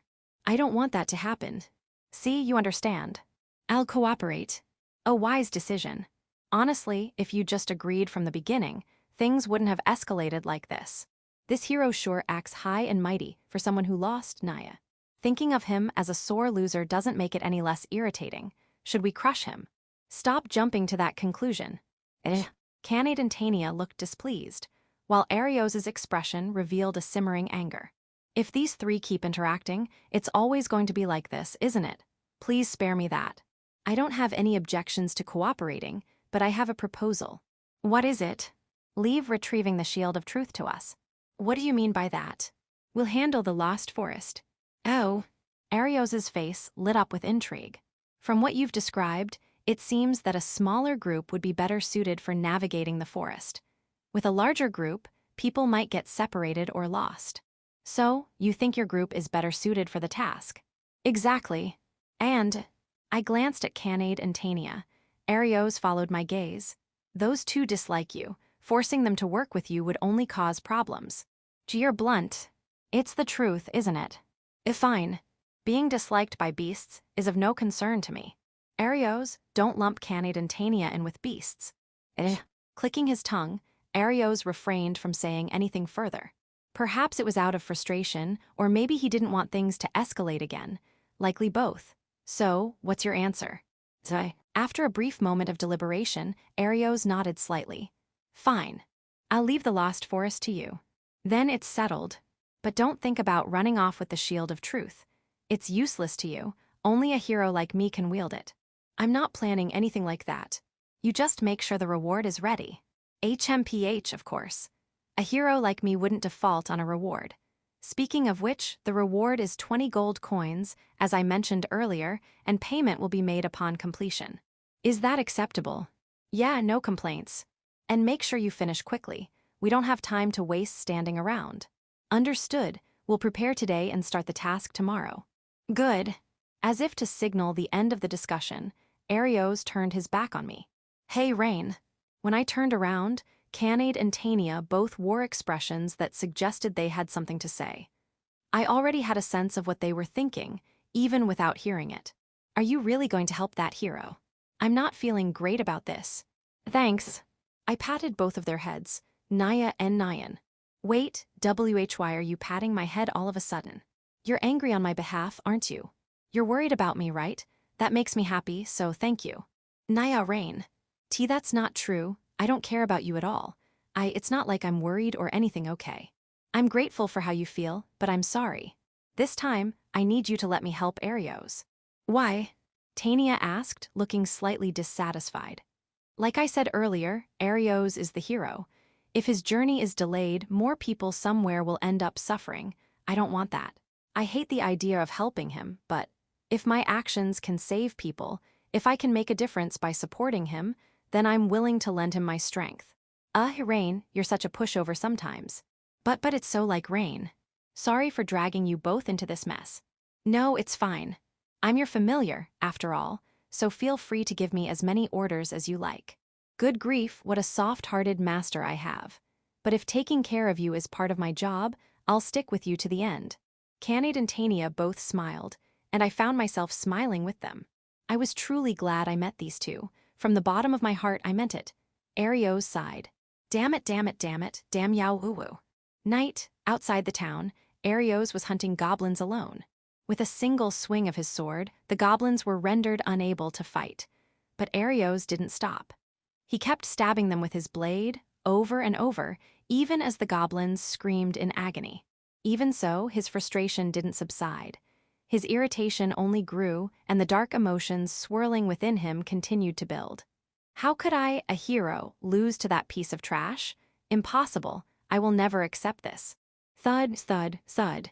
Arios, his face shadowed in darkness, stabbed the goblin's body repeatedly. Eventually, the goblin died, its body dissolving into a magic stone. There's no way I'm backing down like this. I'll make sure of it, heh. Arios chuckled. His eyes glinted with the unmistakable shine of madness. Rain Shroud, you'll pay for this. Section, Audiobook by Masquerade at Masquerade Audiobooks. Chapter 6, The Lost Forest. The next day, once our preparations were complete, we set out to conquer the Lost Forest. We left the city and made our way to the forest. The dense trees filled our view, and the grass grew so thick it concealed the ground beneath. If there was a path, it was little more than a faint animal trail. Certainly, there were no maintained roads. Everywhere we looked, the forest was lush and overgrown. The branches stretched out as if to block the sky, leaving the area dim even in daylight. So, this is the Lost Forest. It's so damp and gloomy. My poor tail feels like it's going to droop. I hate places like this. It seems like such a pain to navigate. Hey, can I just burn the whole forest down? Absolutely not. Yow. I gave Tania a light knock on the head. Who burns down a forest just because it's inconvenient? Me, obviously. That's nothing to be proud of, don't say it like it is. So, what's the plan? According to the hero's intel, there's supposed to be a monster somewhere in here that's holding the shield of truth, right? We've got a map created by Arios and his group. For now, we'll use that as our guide. Yugs their map. Depending on those heroes, for anything really rubs me the wrong way. The Lost Forest is said to be a natural fortress, a notoriously tough place to navigate. Whatever its source, if we have a map, we should use it. Though I can't guarantee its accuracy, it's better than nothing. Before setting out, I'd gathered information at the Adventurers Guild. According to Natalie-san, the Lost Forest had existed since ancient times, covering an area equivalent to 3 horizon-sized cities. Its interior was a complex labyrinth, and no one had ever successfully mapped it. Apparently, the forest grew at an astonishing rate and was continually expanding. This constant growth meant its layout frequently changed, rendering any attempts at mapping futile. A natural labyrinth was far more troublesome than any man-made one. Unlike human designs, it wasn't created with the intent that people could actually solve it. When it came to clues, we'd take as many as we could get. Let's move. Yeah. Ocule. With their contrasting responses, we ventured into the Lost Forest. We'd been exploring for about 30 minutes when Canade, walking beside me, tugged at my sleeve. Hey, Rain. What's up? Didn't we pass through here before? What, seriously? It's just a feeling, so I can't say for sure. Canade's right, look here. Tania pointed at some grass along the path, partially scorched black. We've fought monsters a few times along the way, remember? That's from one of those battles. She remembered well. We'd encountered a swarm of small fry earlier, and in frustration, Tania had fired off a fireball. Luckily, we managed to put the flames out in time, or it might have turned into a disaster. Are we just wandering in circles? Looks that way. This map's useless. I'd heard that Arios' group had tackled the Lost Forest just a few days ago. And yet, their map had already become outdated. This place was proving to be even trickier than I'd thought. We need a new approach. I'll scout the area myself. Like before, I'll synchronize with a bird, so keep watch while I'm out. Roger that. Leave it to me. All right, let's get started. I found a nearby bird and synchronized my consciousness with it. Taking control of its body, I spread its wings and took to the sky. From above, I surveyed the Lost Forest. The dense canopy made spotting paths difficult, but with careful and persistent searching, I eventually located a route leading to the deepest part of the forest where the boss was said to reside. Returning to Canade and Tania, I ended the synchronization. I'm back. Welcome back, so did you find a path? Ah, perfect. Then let's hurry and get going. There are way too many bugs here. I really can't stand it. If it's too much for you, Tania, you could always wait for us back in the city. Huh? And no, that's not. I'm kidding. It's reassuring to have you with us, so I'd prefer if you stayed. Will you stay by my side? Ugh. For some reason, Tania's face turned red. What's wrong? Shut up, idiot. Ow. Rain, you're such a natural flirt, you know, Canade chimed in with her usual carefree tone. Section, that's strange. As we began walking toward the deepest part of the forest, the scenery around us remained unchanged. It felt as if we were wandering in circles. By now, about 30 minutes had passed. Rain, take a look at this. This is. Tania pointed to some scorched grass growing along the path. Did we end up back where we started? No, but. Rain, you said you found the right path, didn't you? Yeah. Did we mess up and take the wrong way? No, that's impossible. When I was part of the hero party, I was made to scout and explore countless times. If I ever took a wrong path, I'd be met with a storm of insults and sometimes even fists. Looking back now, the way they treated me was beyond terrible, but that's beside the point. Because of that treatment, I learned to pay meticulous attention to avoid even the simplest mistakes. Just because I left the hero party didn't mean I'd gotten careless. The lives of my companions now depended on my decisions. Handling information was just that important. So, did I really take the wrong path? Impossible. I could say that with absolute confidence. Nya, but we ended up back here, so maybe you did make a mistake. I don't think Rain made a mistake. Tania interjected unexpectedly. Why do you think that? Even though we've curved a little left or right, we've basically been walking straight the whole time, haven't we? Yet somehow, we've ended up back where we started. That doesn't make sense. And even if we got lost, we wouldn't conveniently end up in the exact same spot. Oh, now that you mention it. She was right. The path to the deepest part of the forest was mostly a straight line.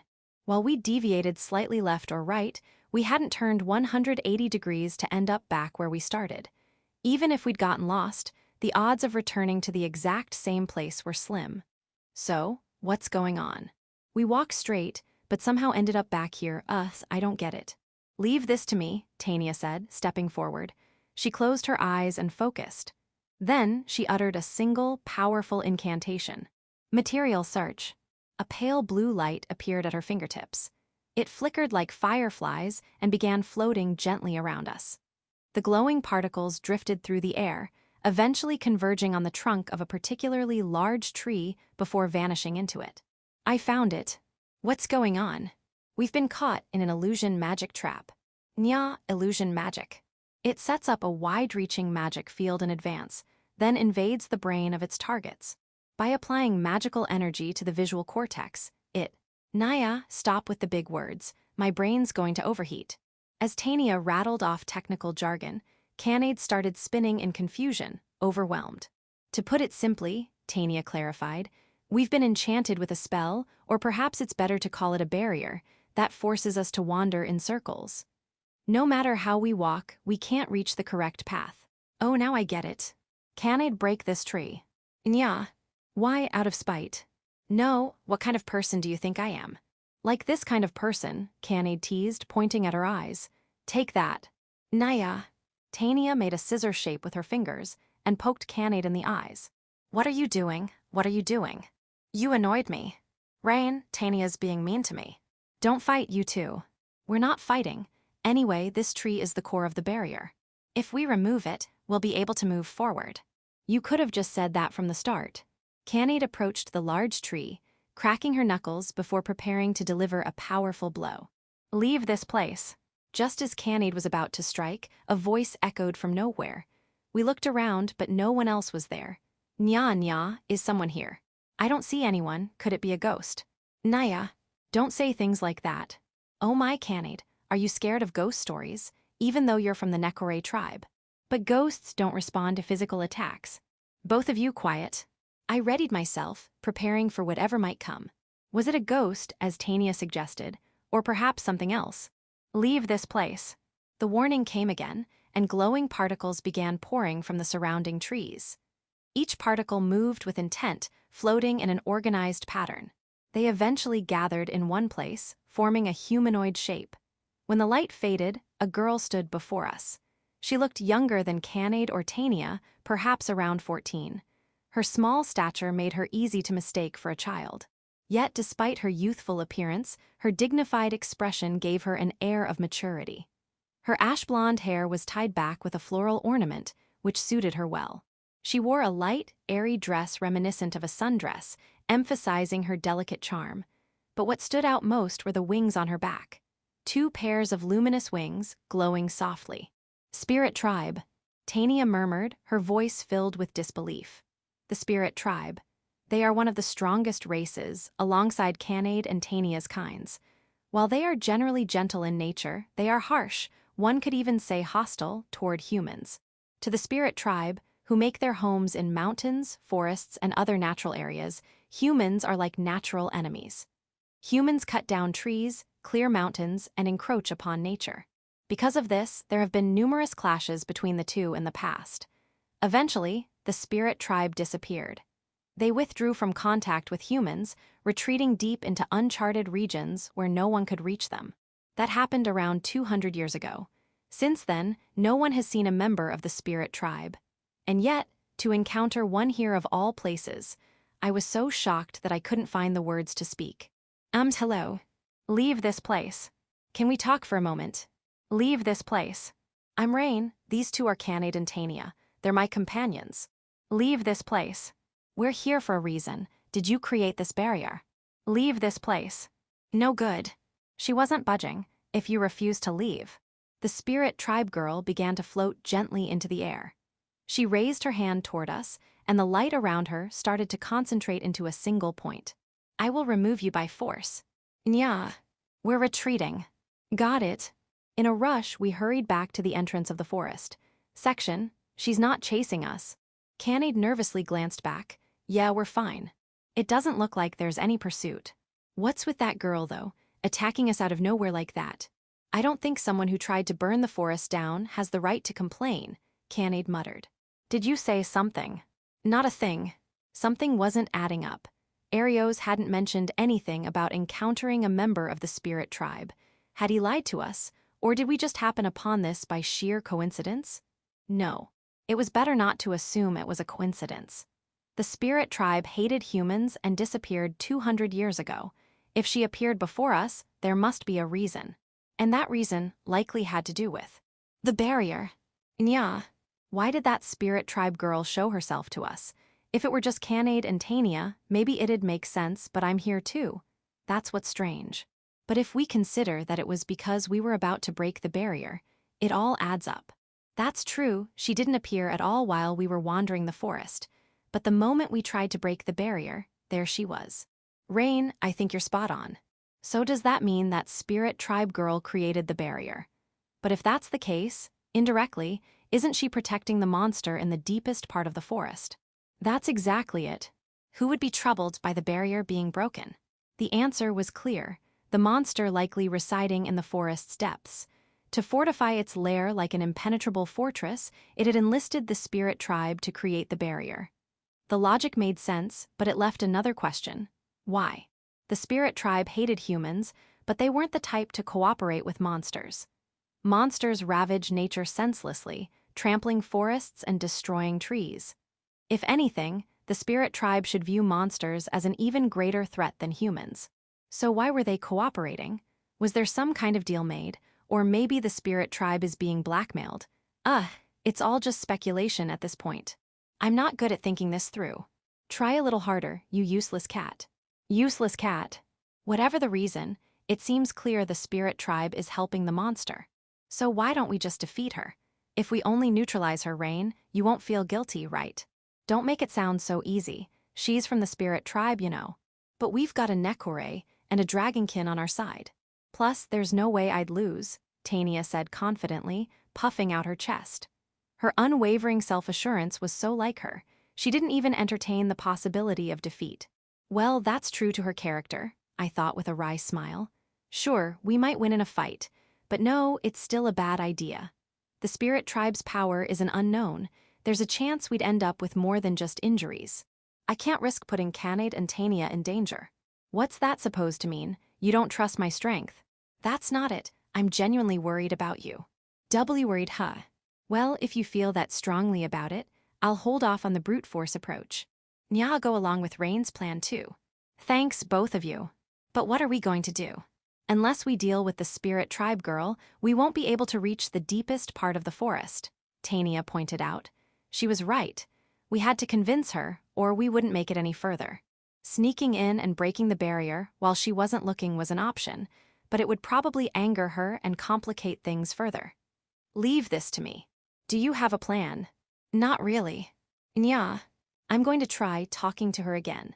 She didn't seem like the talking type earlier. We were startled and on edge last time, so we probably came across as hostile.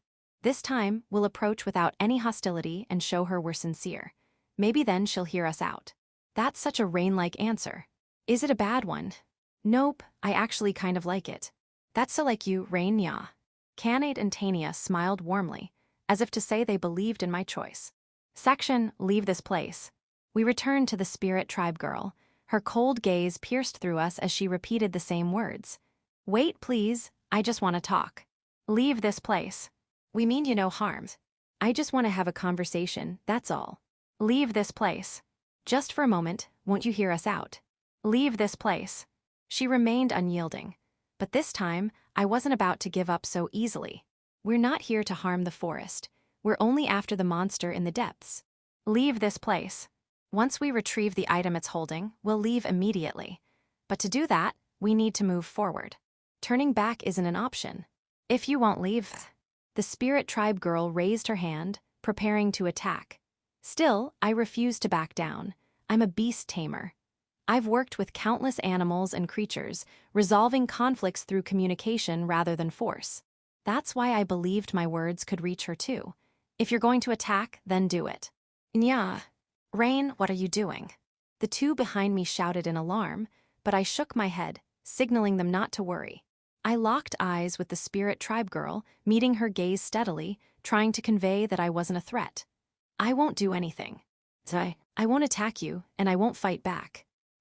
I truly have no intention of hurting you. Nor am I here to destroy the forest. Please believe me. If that's the case, I will eliminate you. Illusion arrow. Her cold voice declared her intent as a magical arrow shot toward me. The arrow grazed my cheek, drawing blood, but nothing more. Despite the close range, it didn't hit me directly. She also didn't fire a second shot. Why? Her voice trembled with uncertainty, the first time I'd seen her display any emotion. You said you wouldn't fight back. Why don't you run? Why don't you retaliate? I told you, I have no intention of hurting you or destroying the forest. We're not here to fight. I just want to talk. And you're willing to get hurt for that. I am. All I ask is that you don't aim your blade at Canade or Tania. They're not involved. If you need to hurt someone, direct it at me. I don't understand. Are you truly a human? One of those who destroy our homes and trample upon nature? I am human. But not all humans are like that. Some are good. I can't say for sure if I'm one of them, but at the very least, I won't do anything to harm you. Can't you believe that? Sora will not be deceived by sweet words. Once again, magical energy began to gather in her hands, this time far stronger than before. Was this the end? Even so, I couldn't retreat. I had to prove the truth of my words, even if it meant putting my life on the line. As I stood my ground, ready to take her attack. Rain. Canade and Tania stepped in front of me to shield me. What are you two doing? You promised to leave this to me. But I can't just stand by and watch. It's too nerve-wracking, nya. This isn't persuasion. This is insanity, Rain. Rain isn't a bad person. Please believe him. Canade's right. As a dragonkin, I'll vouch for Rain's words, so listen to him.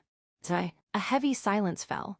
Eventually, the magical energy in the spirit tribe girl's hands dissipated, scattering like mist. You're strange. A strange human, and strange Nekore and dragonkin. Sora has never met anyone like you. The hostility vanished from her eyes as she slowly descended to the ground and approached us. She stopped in front of me, looking up into my face. Your name? Rain Shroud. Sora is Sora. That's your name. For now, I'll listen to what you have to say. Nice to meet you, Rain. Yeah, nice to meet you too. Sora extended her hand, and I gently shook it in return. Section. I see, so Rain and the others came here in place of the heroes to retrieve the Shield of Truth. That's the situation, correct? After we explained our circumstances, Sora seemed to understand. Her eyes softened with understanding, and it appeared she believed us without suspicion. We were stopped by that barrier, though what was that about? I created it. Really, you did, Sora? Then you should be able to dispel it, right? Can you let us through? I cannot. Why not? That barrier is meant to block the path leading to the spirit tribe's village.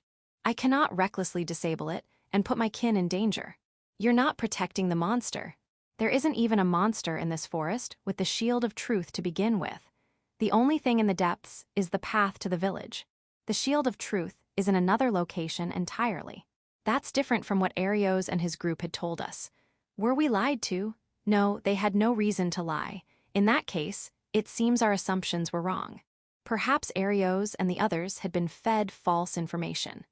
Now that I think about it, I was the one who usually handled information gathering when I was in the party. Whoever took over after I left might have been confused or overwhelmed with the task. I was kicked out of the party before I could pass on my methods, so they probably didn't conduct a proper investigation. As a result, they were misled. What does this mean, Nya? The shield of truth is being kept by the spirit tribe. If the heroes reappear and need it to defeat the demon king, we are prepared to hand it over. Long ago, we made a pact with the heroes. We dislike humans, but we despise monsters even more. Supporting the heroes in that way is not an issue for us. Really? It's fine. That's why we've been safeguarding it, ensuring it doesn't fall into the wrong hands. Please wait a moment. Sora vanished like a mirage, likely moving beyond the barrier. After waiting a short while, the air rippled, and Sora reappeared, now holding a shield in her hands. Here you go. So this is the shield of truth. It was surprisingly easy to obtain. It felt almost anticlimactic. Nya, after all that, she trusted us so easily. I looked into your memories. Excuse me. While we were talking, I used magic to lightly scan Rain's memories. Based on what I saw, I concluded that you weren't lying. When did you even do that? Without incantation and without me noticing, as expected of the spirit tribe, masters of magic, Tania commented. If you could read memories, why didn't you just do that in the first place, instead of attacking us when we tried to break the barrier? I don't bother with unnecessary effort. Besides, humans are our enemies. Listening to what they have to say isn't worth my time.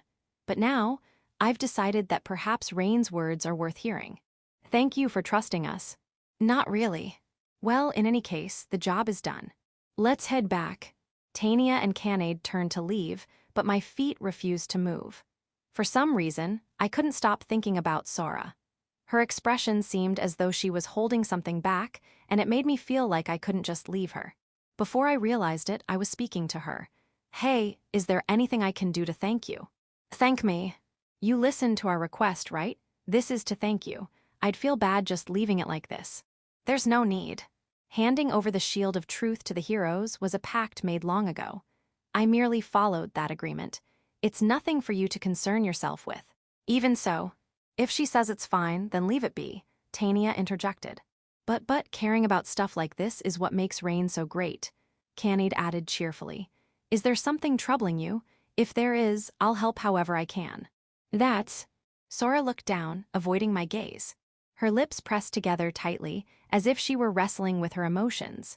It was as though she were a lost child, unsure of what to do when faced with a difficult situation. If something's wrong, talk to me. I might be able to help. Why? I can't just leave someone who's in trouble. Sora stared at me in silence for a moment, then let out a soft laugh. You're such a good-hearted person, Rain. Am I? I don't think I'm that special. You're unaware of it yourself, huh? Still, I don't dislike that about you. Nya, it feels like Rain just set up another flag, Nya. Is our master secretly a flirt? For some reason, Canade and Tania glared at me. I didn't do anything, did I? All right. So that means... I've decided you're a human worthy of trust, Rain, Canade, and Tania as well. I will tell you about the situation Sora is facing. Thank you. But once you hear it, you won't be able to turn back. I can't guarantee what dangers lie ahead. Even so. It's fine. I haven't finished yet. Whatever the danger, it doesn't matter. We are going to help you. Right. Yep. I'll do my best for Sora. Well, I guess I'm already involved, so I'll help too. Thank you. Sora bit her lip, as if holding back overflowing emotions, then bowed deeply. Section. Sora has a younger sister. Sora began to speak slowly. A twin sister. Her personality is completely different from mine, but I think we're very close. She's a very important sister to me. Nya, so you have a sister. Then we should meet her. Isn't she nearby? Sora's expression darkened. Her emotions seemed to overflow all at once, and it looked like she might break into tears at any moment. My sister is currently being held captive by monsters. Monsters. There are several paths across the world that connect to the Spirit Tribe's village, not just the one through the Lost Forest. Sora was managing the path in the Lost Forest together with my sister, Luna. To be honest, it was a dull job, but since Luna was with me, the days were enjoyable. We played in the forest sometimes. It was a happy life. You must have been really close. Yes, she's very important to me. But one day, monsters claiming to serve the Demon King appeared. She seemed to be recalling that moment. Anger and fear both flickered across her face. At the time, Luna and I were outside the barrier for an errand. We rushed to return to the village, but the monsters caught up to us. We had no choice but to fight back. However, we couldn't defeat them, and in the end, they managed to capture Luna. The spirit tribe struggling against monsters. What kind of monster was it? A shadow knight. I see, that explains it. Nya, what does that mean? Canade tilted her head, a question mark practically floating above her head. Shadow knights are C-rank monsters. For top-tier adventurers, they're not particularly tough opponents. But they have a troublesome ability, a rare trait that allows them to nullify all offensive magic completely. The spirit tribe, being specialized in magic, is at a severe disadvantage against them. So a shadow knight is the spirit tribe's natural enemy. The shadow knight said that if we wanted to save Luna, we had to disable the barrier. Its goal was to eradicate the spirit tribe, one of the strongest races opposing monsters. Naturally, we couldn't accept that demand. We tried to rescue Luna on our own, but you couldn't save her. No, I couldn't do anything by myself, and my kin refused to help. The elder said that we couldn't endanger everyone else. As long as we stayed within the barrier, we were safe. He also said that it was partly our fault for leaving the village and that as guardians of the barrier, we should have been prepared for such a situation. So he told me to abandon Luna. Sora clenched her fists, her hands trembled slightly. That's awful, how could they? I've heard the spirit tribe can be overly logical, but that's just cruel. Tania and Canade were visibly outraged at Sora's story. I want to save Luna somehow, but I can't endanger my kin. I understand their reasoning. When asked to choose between the life of one sister and the lives of all the spirit tribe, they would choose to sacrifice my sister. Even so, I couldn't accept it. I was forced to choose, my sister or my people. I want to choose Luna, but doing so would mean betraying my kin. And if I choose to protect my kin, I can't save Luna, I just don't know what to do. I understand the situation now. Gently, I placed a hand on Sora's head. I stroked her hair softly, as if to comfort her, over and over tenderly. You've had it rough.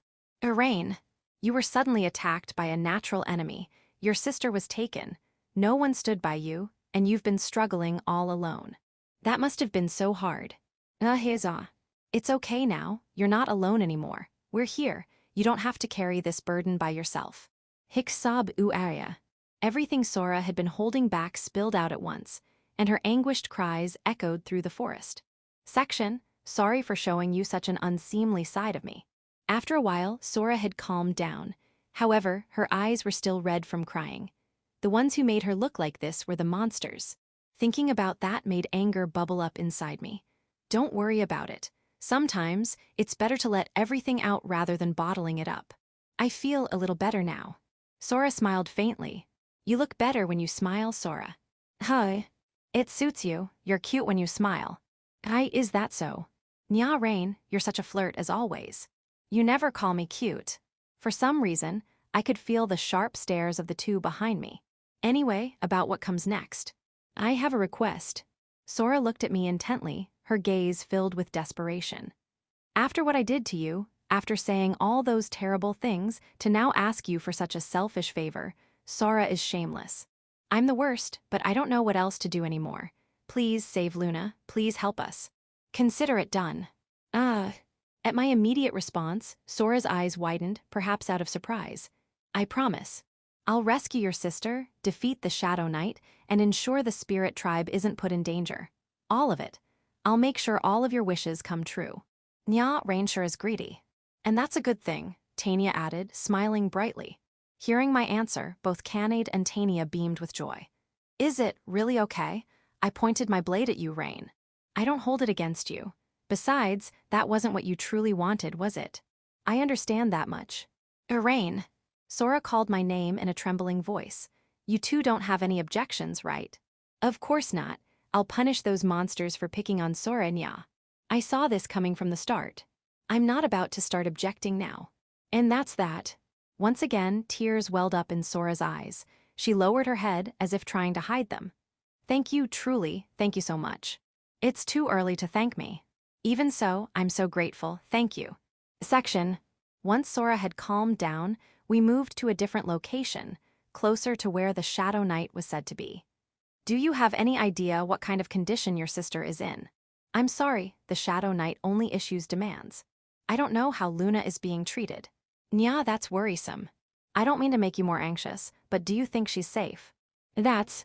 Sora's expression darkened. At first, they let me hear Luna's voice, but recently, they've stopped doing even that. They've been ignoring me entirely. We might need to act quickly. Monsters wouldn't care about treating a hostage properly. Sora's sister could very well be enduring cruel conditions. It was even possible she was becoming weaker by the moment. We had to rescue her as soon as possible and reunite her with Sora. The Shadow Knight's location is straight ahead from here. I think it should take you only a few minutes to reach it. Nya, let's give it our all. We'll crush that monster and make it regret messing around with people's lives. As Canade and Tania spoke with determination, Sora hesitantly chimed in. Would it be all right if I joined you after all? No, that's not a good idea, I replied firmly, turning down her request to accompany us. Your sister is a hostage. If the Shadow Knight realizes you've betrayed them, they might lash out and hurt her. That's... Also, to put it bluntly, they could use your sister as leverage to turn us against each other. It's better to avoid any unnecessary risks.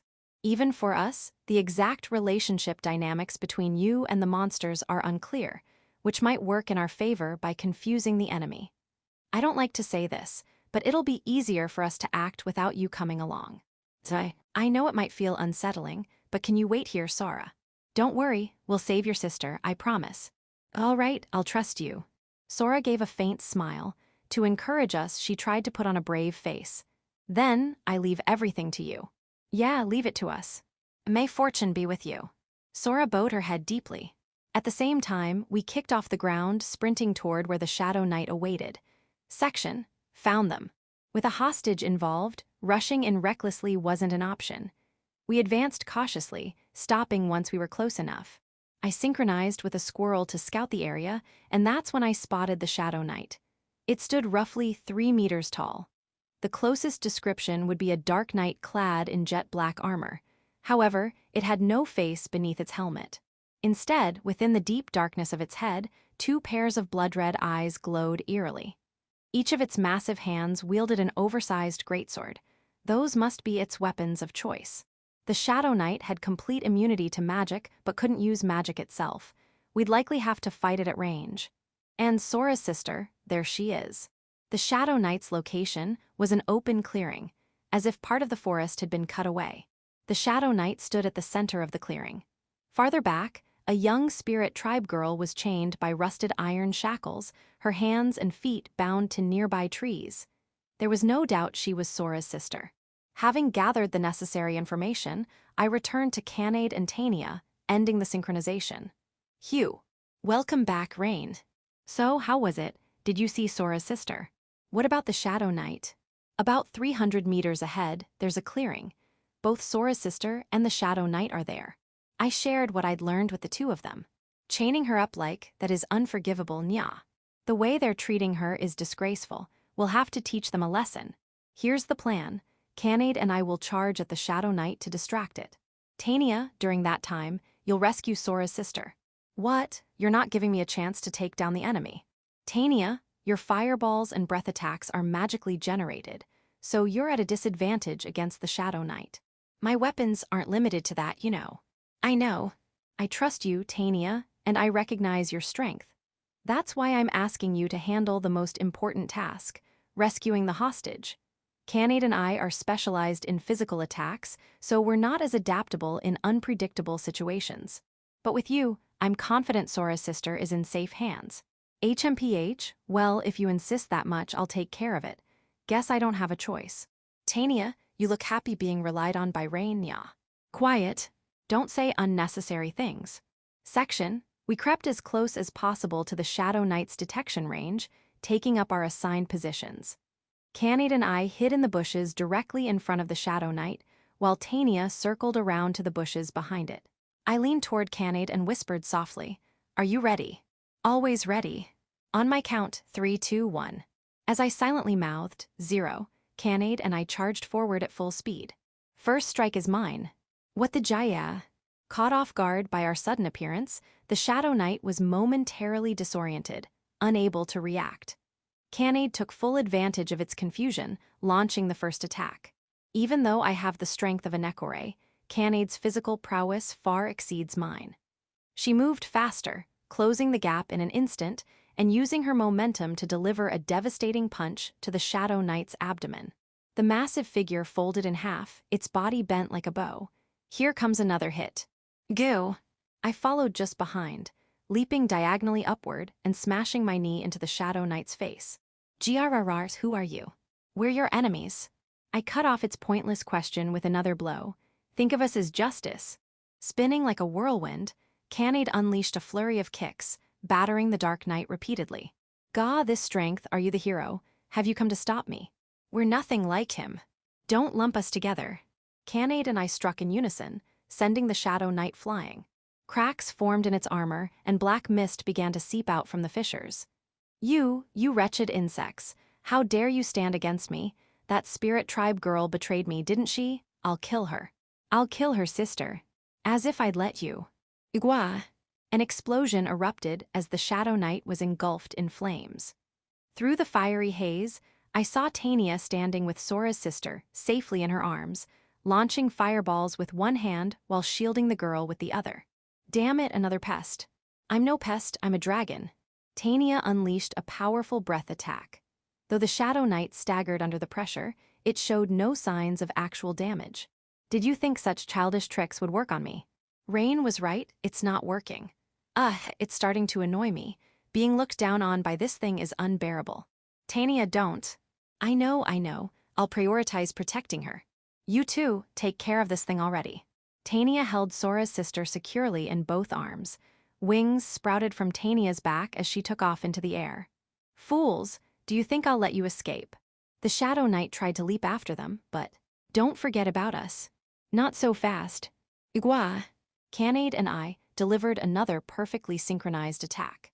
Canade leapt into the air and drove her heel into the Shadow Knight mid-jump, slamming it back to the ground.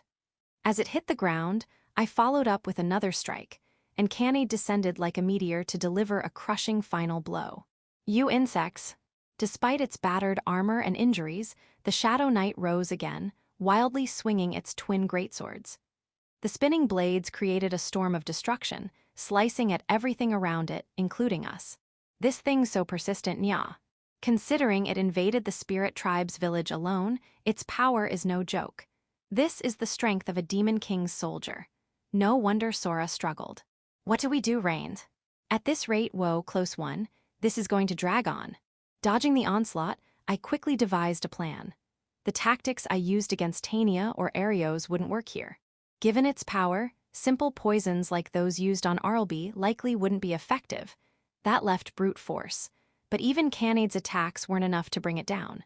We could chip away at it over time, but we risked taking a serious counterattack. We needed to end this in one decisive strike. "Canade, I'll immobilize it, hit it with everything you've got." "But it's so tough, what if it withstands it?" "I've got an idea." "Trust me." "All right." Without hesitation, she agreed. Canade's unwavering trust in me was palpable. I had to live up to that trust. "Go." I formed a temporary pact with a nearby swarm of bees, directing them to swarm around the Shadow Knight's head, obstructing its vision. "What are these pests? Damn it, get away from me." The Shadow Knight swung its swords wildly, trying to fend off the bees, but no matter how many it dispersed, more swarmed in. While it flailed, I moved behind it and struck the back of its knee with all my strength. Goo! As expected, its humanoid anatomy meant its weak points were similar to a human's. The Shadow Knight collapsed to one knee. "Canade now." "Naya." Canade launched herself into the air as I cast a spell. Boost. This spell temporarily enhanced the power of my tamed creatures. I couldn't use it before due to insufficient mana, but with Tania's, mana bolstering mine. "Naya." The spell activated perfectly. Canade, empowered by my magic, delivered a devastating punch that tore through the Shadow Knight's chest. With a resounding boom, a massive hole appeared in the Shadow Knight's torso. I am possible.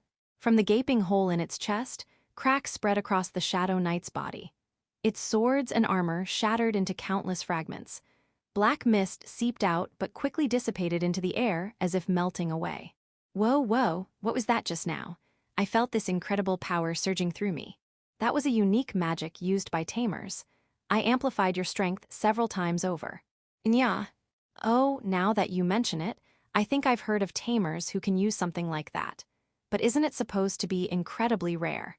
I've heard of it too, Tania chimed in. It's supposed to be a long-lost magic. How can you even use something like that? Well, doing the unexpected is kind of Rain's thing, isn't it? This isn't exactly surprising anymore. Tania, who had descended from the sky, commented with a hint of exasperation. I've decided not to be surprised by anything anymore when it comes to Rain. Nya, maybe I should start getting used to it too. I don't think I like the way you're coming to terms with this. I'm not some kind of human jack-in-the-box. Because Rain is just built differently. That's not true. Admit it. The two of them were perfectly in sync at times like this. Well, whatever. Anyway, good work, Canade. Nyahu, victory V-sign. Canade grinned cheerfully and struck a triumphant V-sign with her fingers. Section, thank you so much. With the defeat of the Shadow Knight, the Spirit Tribe sisters were freed. Sora and her younger twin sister, Luna, bowed deeply in gratitude. Thank you for rescuing Luna. We are truly grateful.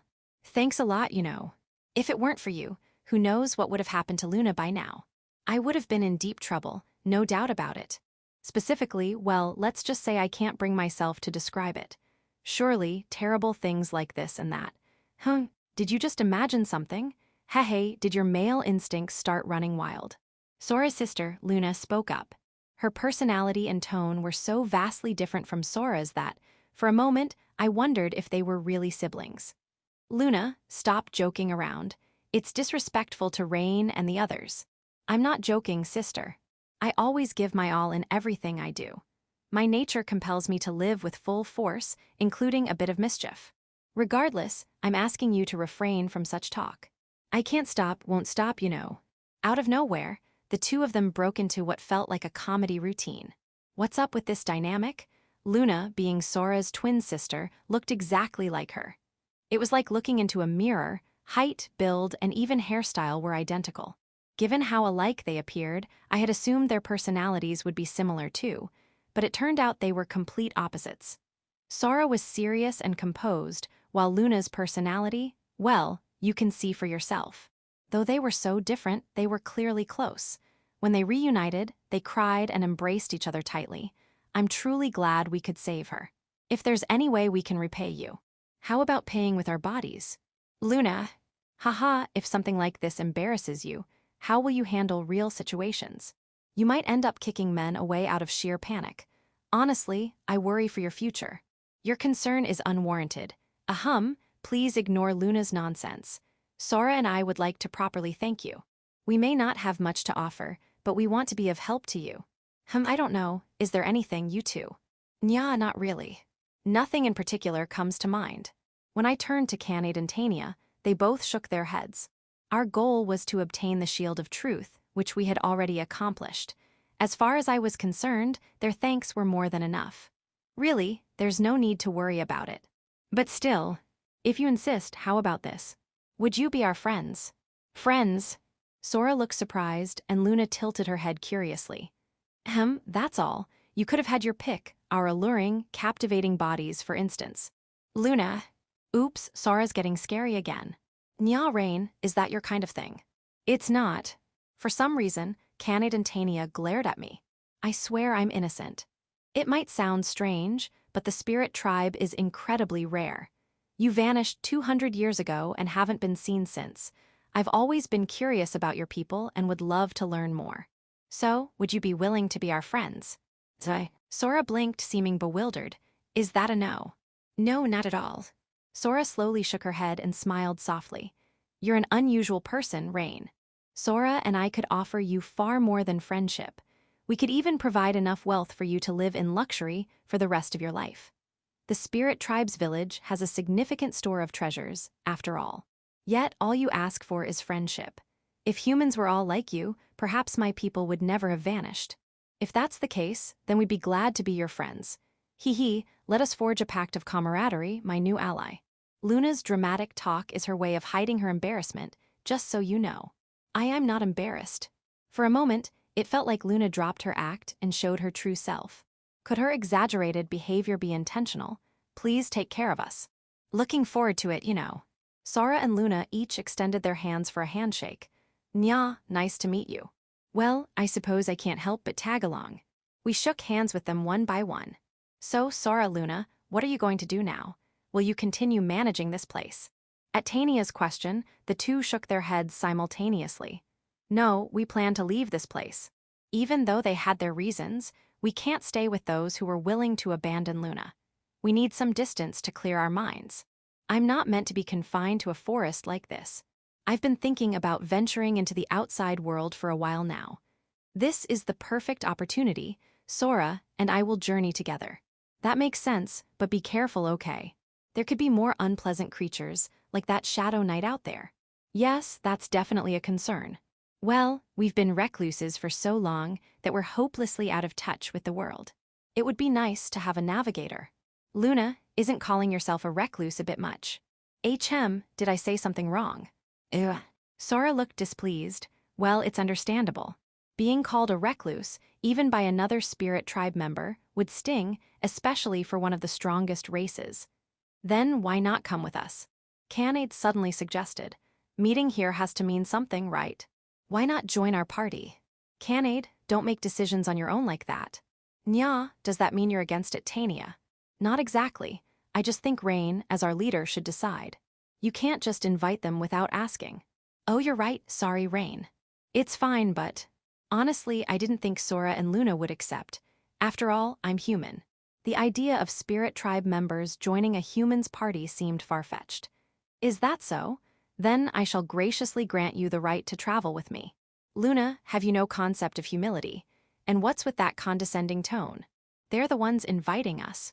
Humility, I know not of it. Besides, I don't think Rain and the others are just being polite. I believe they're genuinely inviting us. Can't you see that, sister? Listen, sister. It's true that humans have taken our homes and forests, but not all humans are the same. Don't you think Rain and his friends are worth trusting? Sora's eyes widened, blinking as if processing the suggestion. I, for one, welcome the idea of joining Rain and his group. Honestly, it makes me happy. Shall I express my gratitude with a kiss? Don't ruin the moment by saying things like that.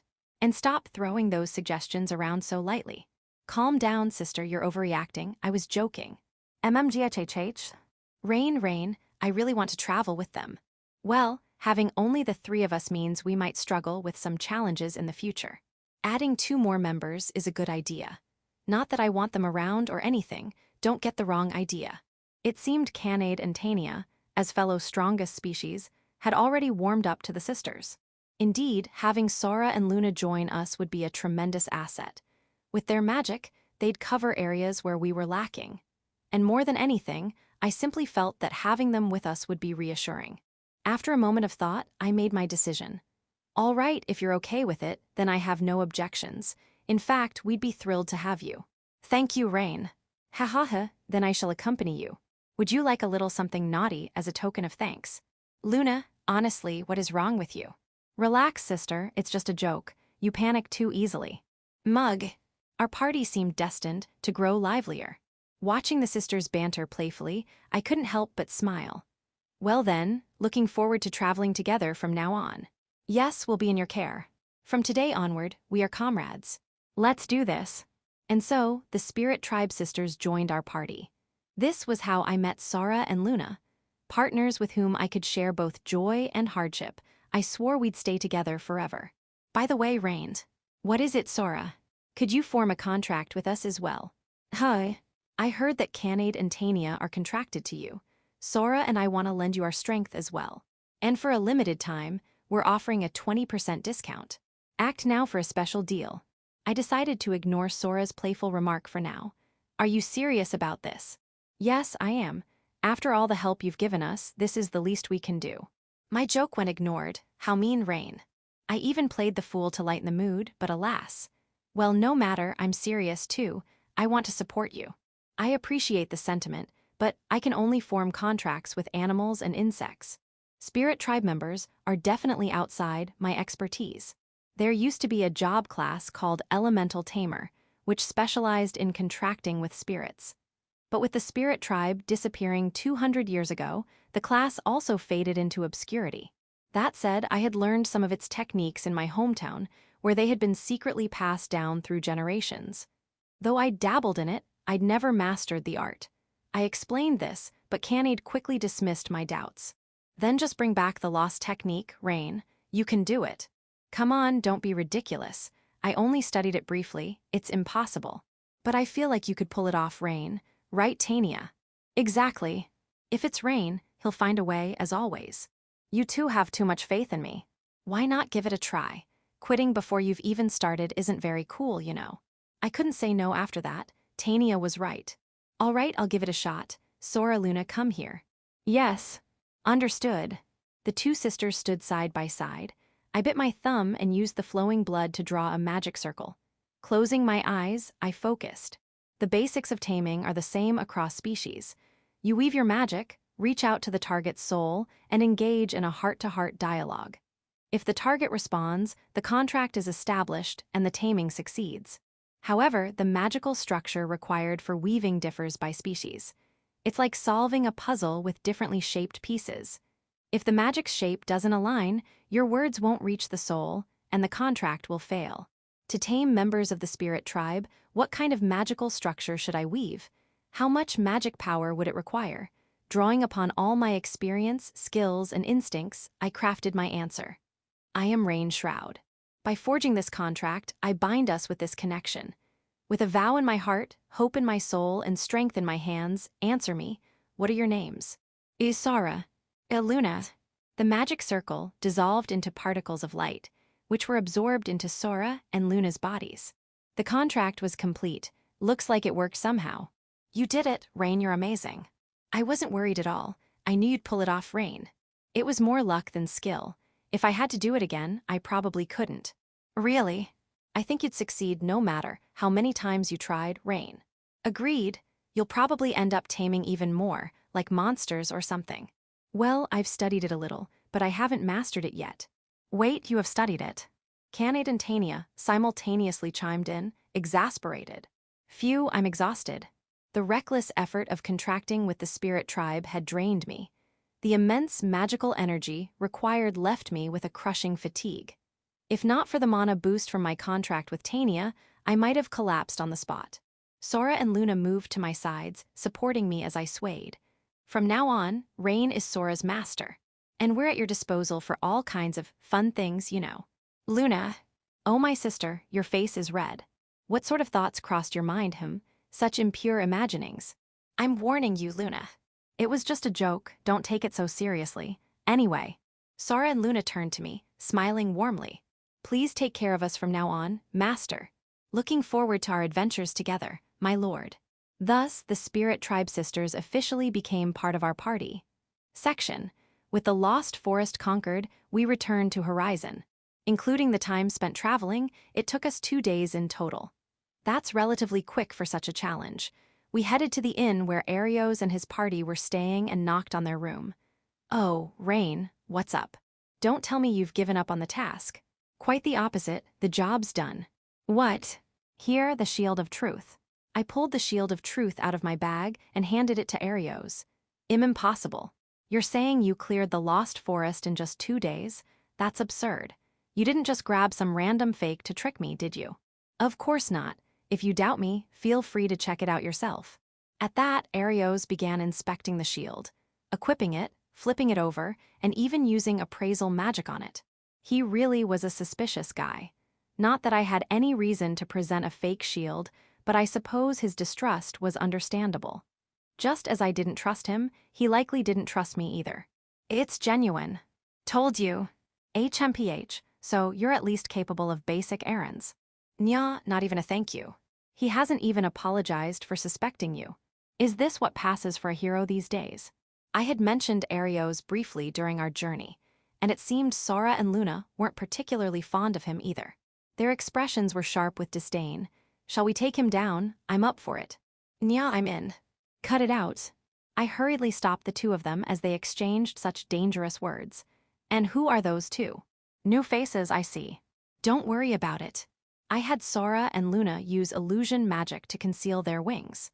If anyone realized they were from the spirit tribe, things could get complicated. While Nekore and dragonfolk are rare, they're not unheard of in human settlements. But the spirit tribe, who had cut ties with humanity 200 years ago, would cause an uproar if discovered. It might even bring harm their way. Though it might feel restrictive, they had agreed to use illusion magic while in towns or other public places. And the reward. Good grief, straight to money, huh? Of course. I wouldn't work for free for you, Arios. You always have to add something unnecessary, don't you hear? He handed me a leather pouch. I'll check it. Suit yourself. Opening the pouch, I confirmed its contents, 20 gold coins. Exactly as agreed. As we discussed, no problem, right? I don't see any counterfeit coins, so yeah, no problem. The deal's done. With the job finished, there was no reason to linger. I turned my back on Arios. Wait, Rain. Agus called out, stopping me. Though I could have ignored him, I decided to hear him out if only to keep things civil. What is it? You're welcome to rejoin the party. His words caught me completely off guard, and I couldn't hide my surprise. It wasn't just me, Arios looked just as stunned. Hey, Agus, what are you saying? I never agreed to let Rain back into the party. This is my decision. I know there may be objections, but please leave this to me. Arios frowned, but he didn't argue further, seemingly trusting Agus or perhaps holding back for another reason. Agus continued. Things will be different this time. I promise to treat you properly as a comrade.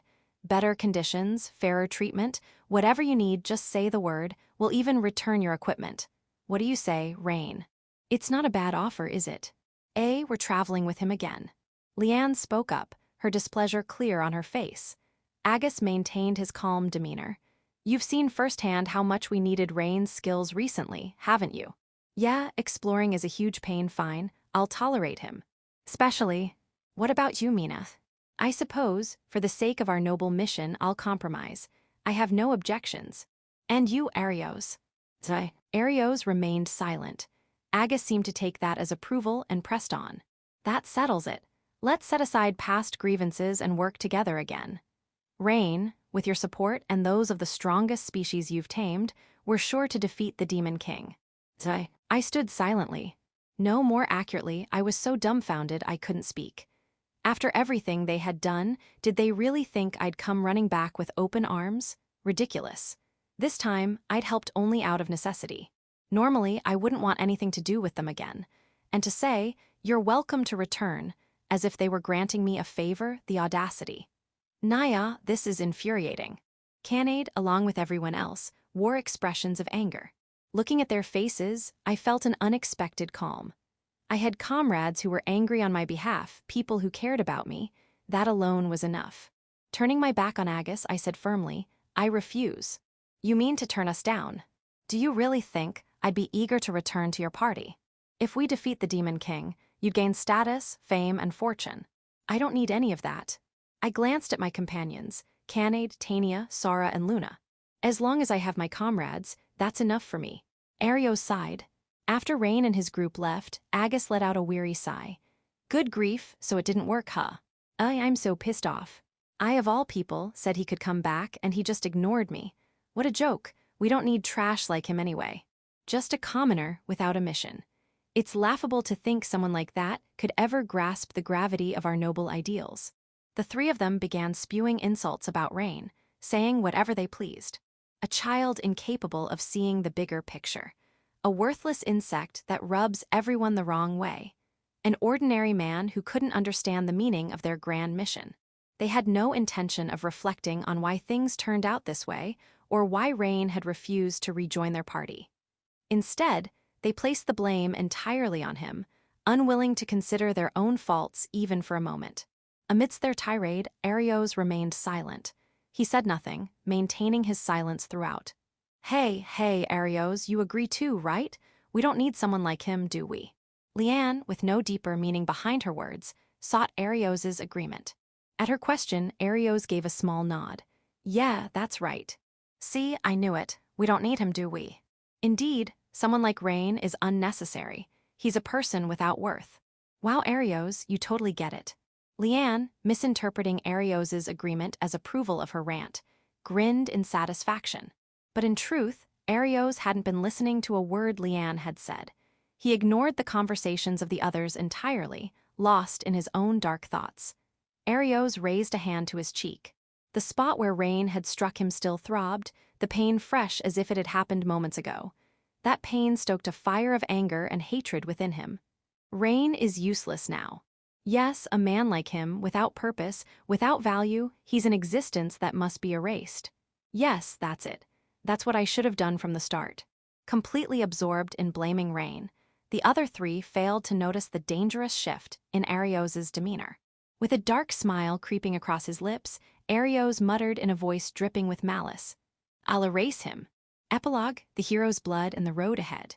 Tania. As we left the inn where Arios and his party were staying, Canade let out a disgruntled groan. What's wrong? That hero really pisses me off. Can I go beat him up? At Canade's dangerous suggestion, Tania immediately chimed in. If that's the case, I'll join you. Let's make sure he can't get back on his feet. Hey. Cut it out with the jokes. Jokes. Their voices synchronized perfectly as they spoke with completely straight faces. They were a terrifying duo. I've told you before, haven't I? Arios, well, he's an unpleasant guy, sure, but he's still a hero. If he were gone, there'd be no one left to defeat the Demon King. Rain, Sora has a question. I felt a tug on my sleeve as Sora pulled at it gently. Why is it that only a hero can defeat the Demon King? I'd like to know that as well, Luna added, following Sora's lead. Canade and Tania tilted their heads in unison. Now that you mention it, why is that? I feel like there's a reason, but nope, I can't remember. Everyone tilted their heads in confusion. It was something anyone should know, but then again, they were among the strongest of their kind. They probably weren't well versed in human affairs. Especially Sora and Luna, who, as spirits, had severed ties with humans, they likely had many unanswered questions. Well, where should I even begin? I sat down on a nearby bench and started explaining, feeling a bit like a teacher. This story, well, it's not entirely confirmed, but it said that the first hero made a pact with the gods. How with the gods?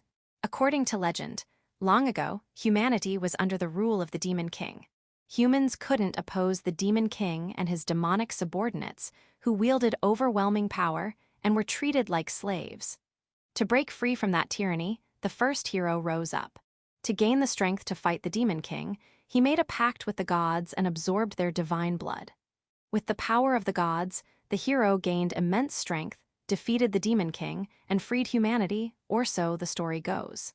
To fight for others, what an admirable person. Way different from the current hero.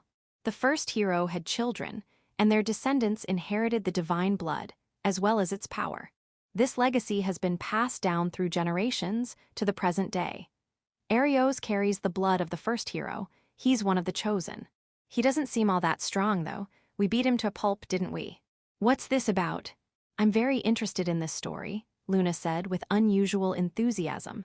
I have to admit, I'm curious too, Sora added, her eyes sparkling with interest despite her silence. What you fought wasn't Arios at his full power. Huh? You mean he was holding back? No, that's not it. I didn't explain it well. Right now, Arios isn't fully developed as a hero. The hero's lineage carries a special ability called Limit Break. No matter how much effort a regular human puts in, they can't reach the strength needed to defeat the Demon King. They'll hit their growth limit before getting there. Even someone exceptionally talented in combat can only manage to defeat one of the 4 heavenly kings at best. Humans have limits, but heroes are different. Having inherited the blood of the gods, their growth has no ceiling. They can keep growing, endlessly accumulating power until they can finally overthrow the Demon King. In short, heroes are unique in their ability to grow to the point of defeating the Demon King. Normal humans reach a point where they can't grow any further, but heroes have no such limit. They can continue growing, infinitely, eventually becoming strong enough to defeat the Demon King. That's why only heroes are said to be capable of the task. I see, so that's how it works, Canade said, nodding. So when we fought him, the hero hadn't fully awakened yet. Arios is currently at a level no different from an ordinary person. Otherwise, we wouldn't have been able to beat him. Got it, Canade said, looking satisfied. Sora raised her hand. What's on your mind? Is something unclear? Listening to this, I couldn't help but wonder, Rain, do you also lack a growth limit? Hi. You've made pacts with Canade and Tania, and then with Sora and Luna as well. Each time, you gain new powers. If you can keep acquiring new abilities, doesn't that essentially mean you have no growth limit? Now that you mention it, Canade said, her eyes widening as if just realizing the implications. Tania appeared deep in thought. Well, in terms of strength and magical power, Rain is pretty much on par with us now, isn't he? Maybe a little weaker, but still. At the very least, he's far beyond the limits of human growth. Yes, I can confidently say so, Luna declared. Is that really the case? I didn't feel like I had surpassed any limits myself. Hey, I just thought of something. Canade suddenly lit up, her face sparkling as if she had a brilliant idea. What if Rain makes contracts with even more of the strongest species? He'd keep getting stronger and stronger, and eventually, he might become strong enough to defeat the Demon King. I mean, he could totally grow that much, right? Wait, what?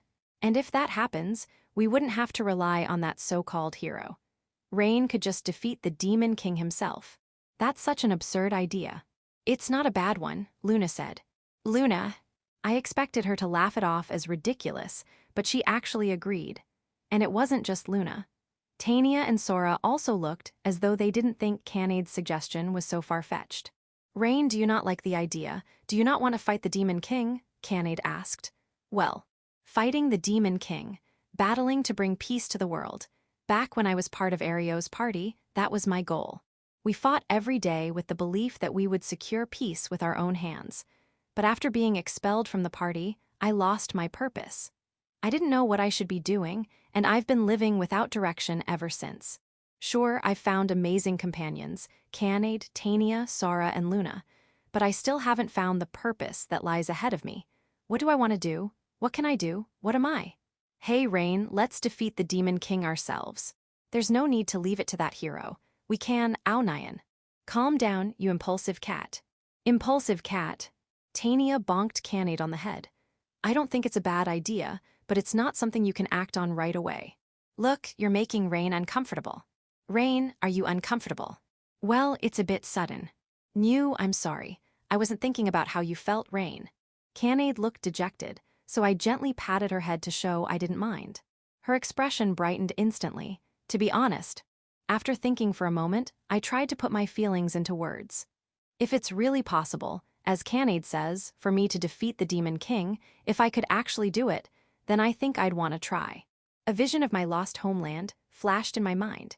The sight of the villagers lying lifeless, homes set ablaze, and everything being reduced to nothing.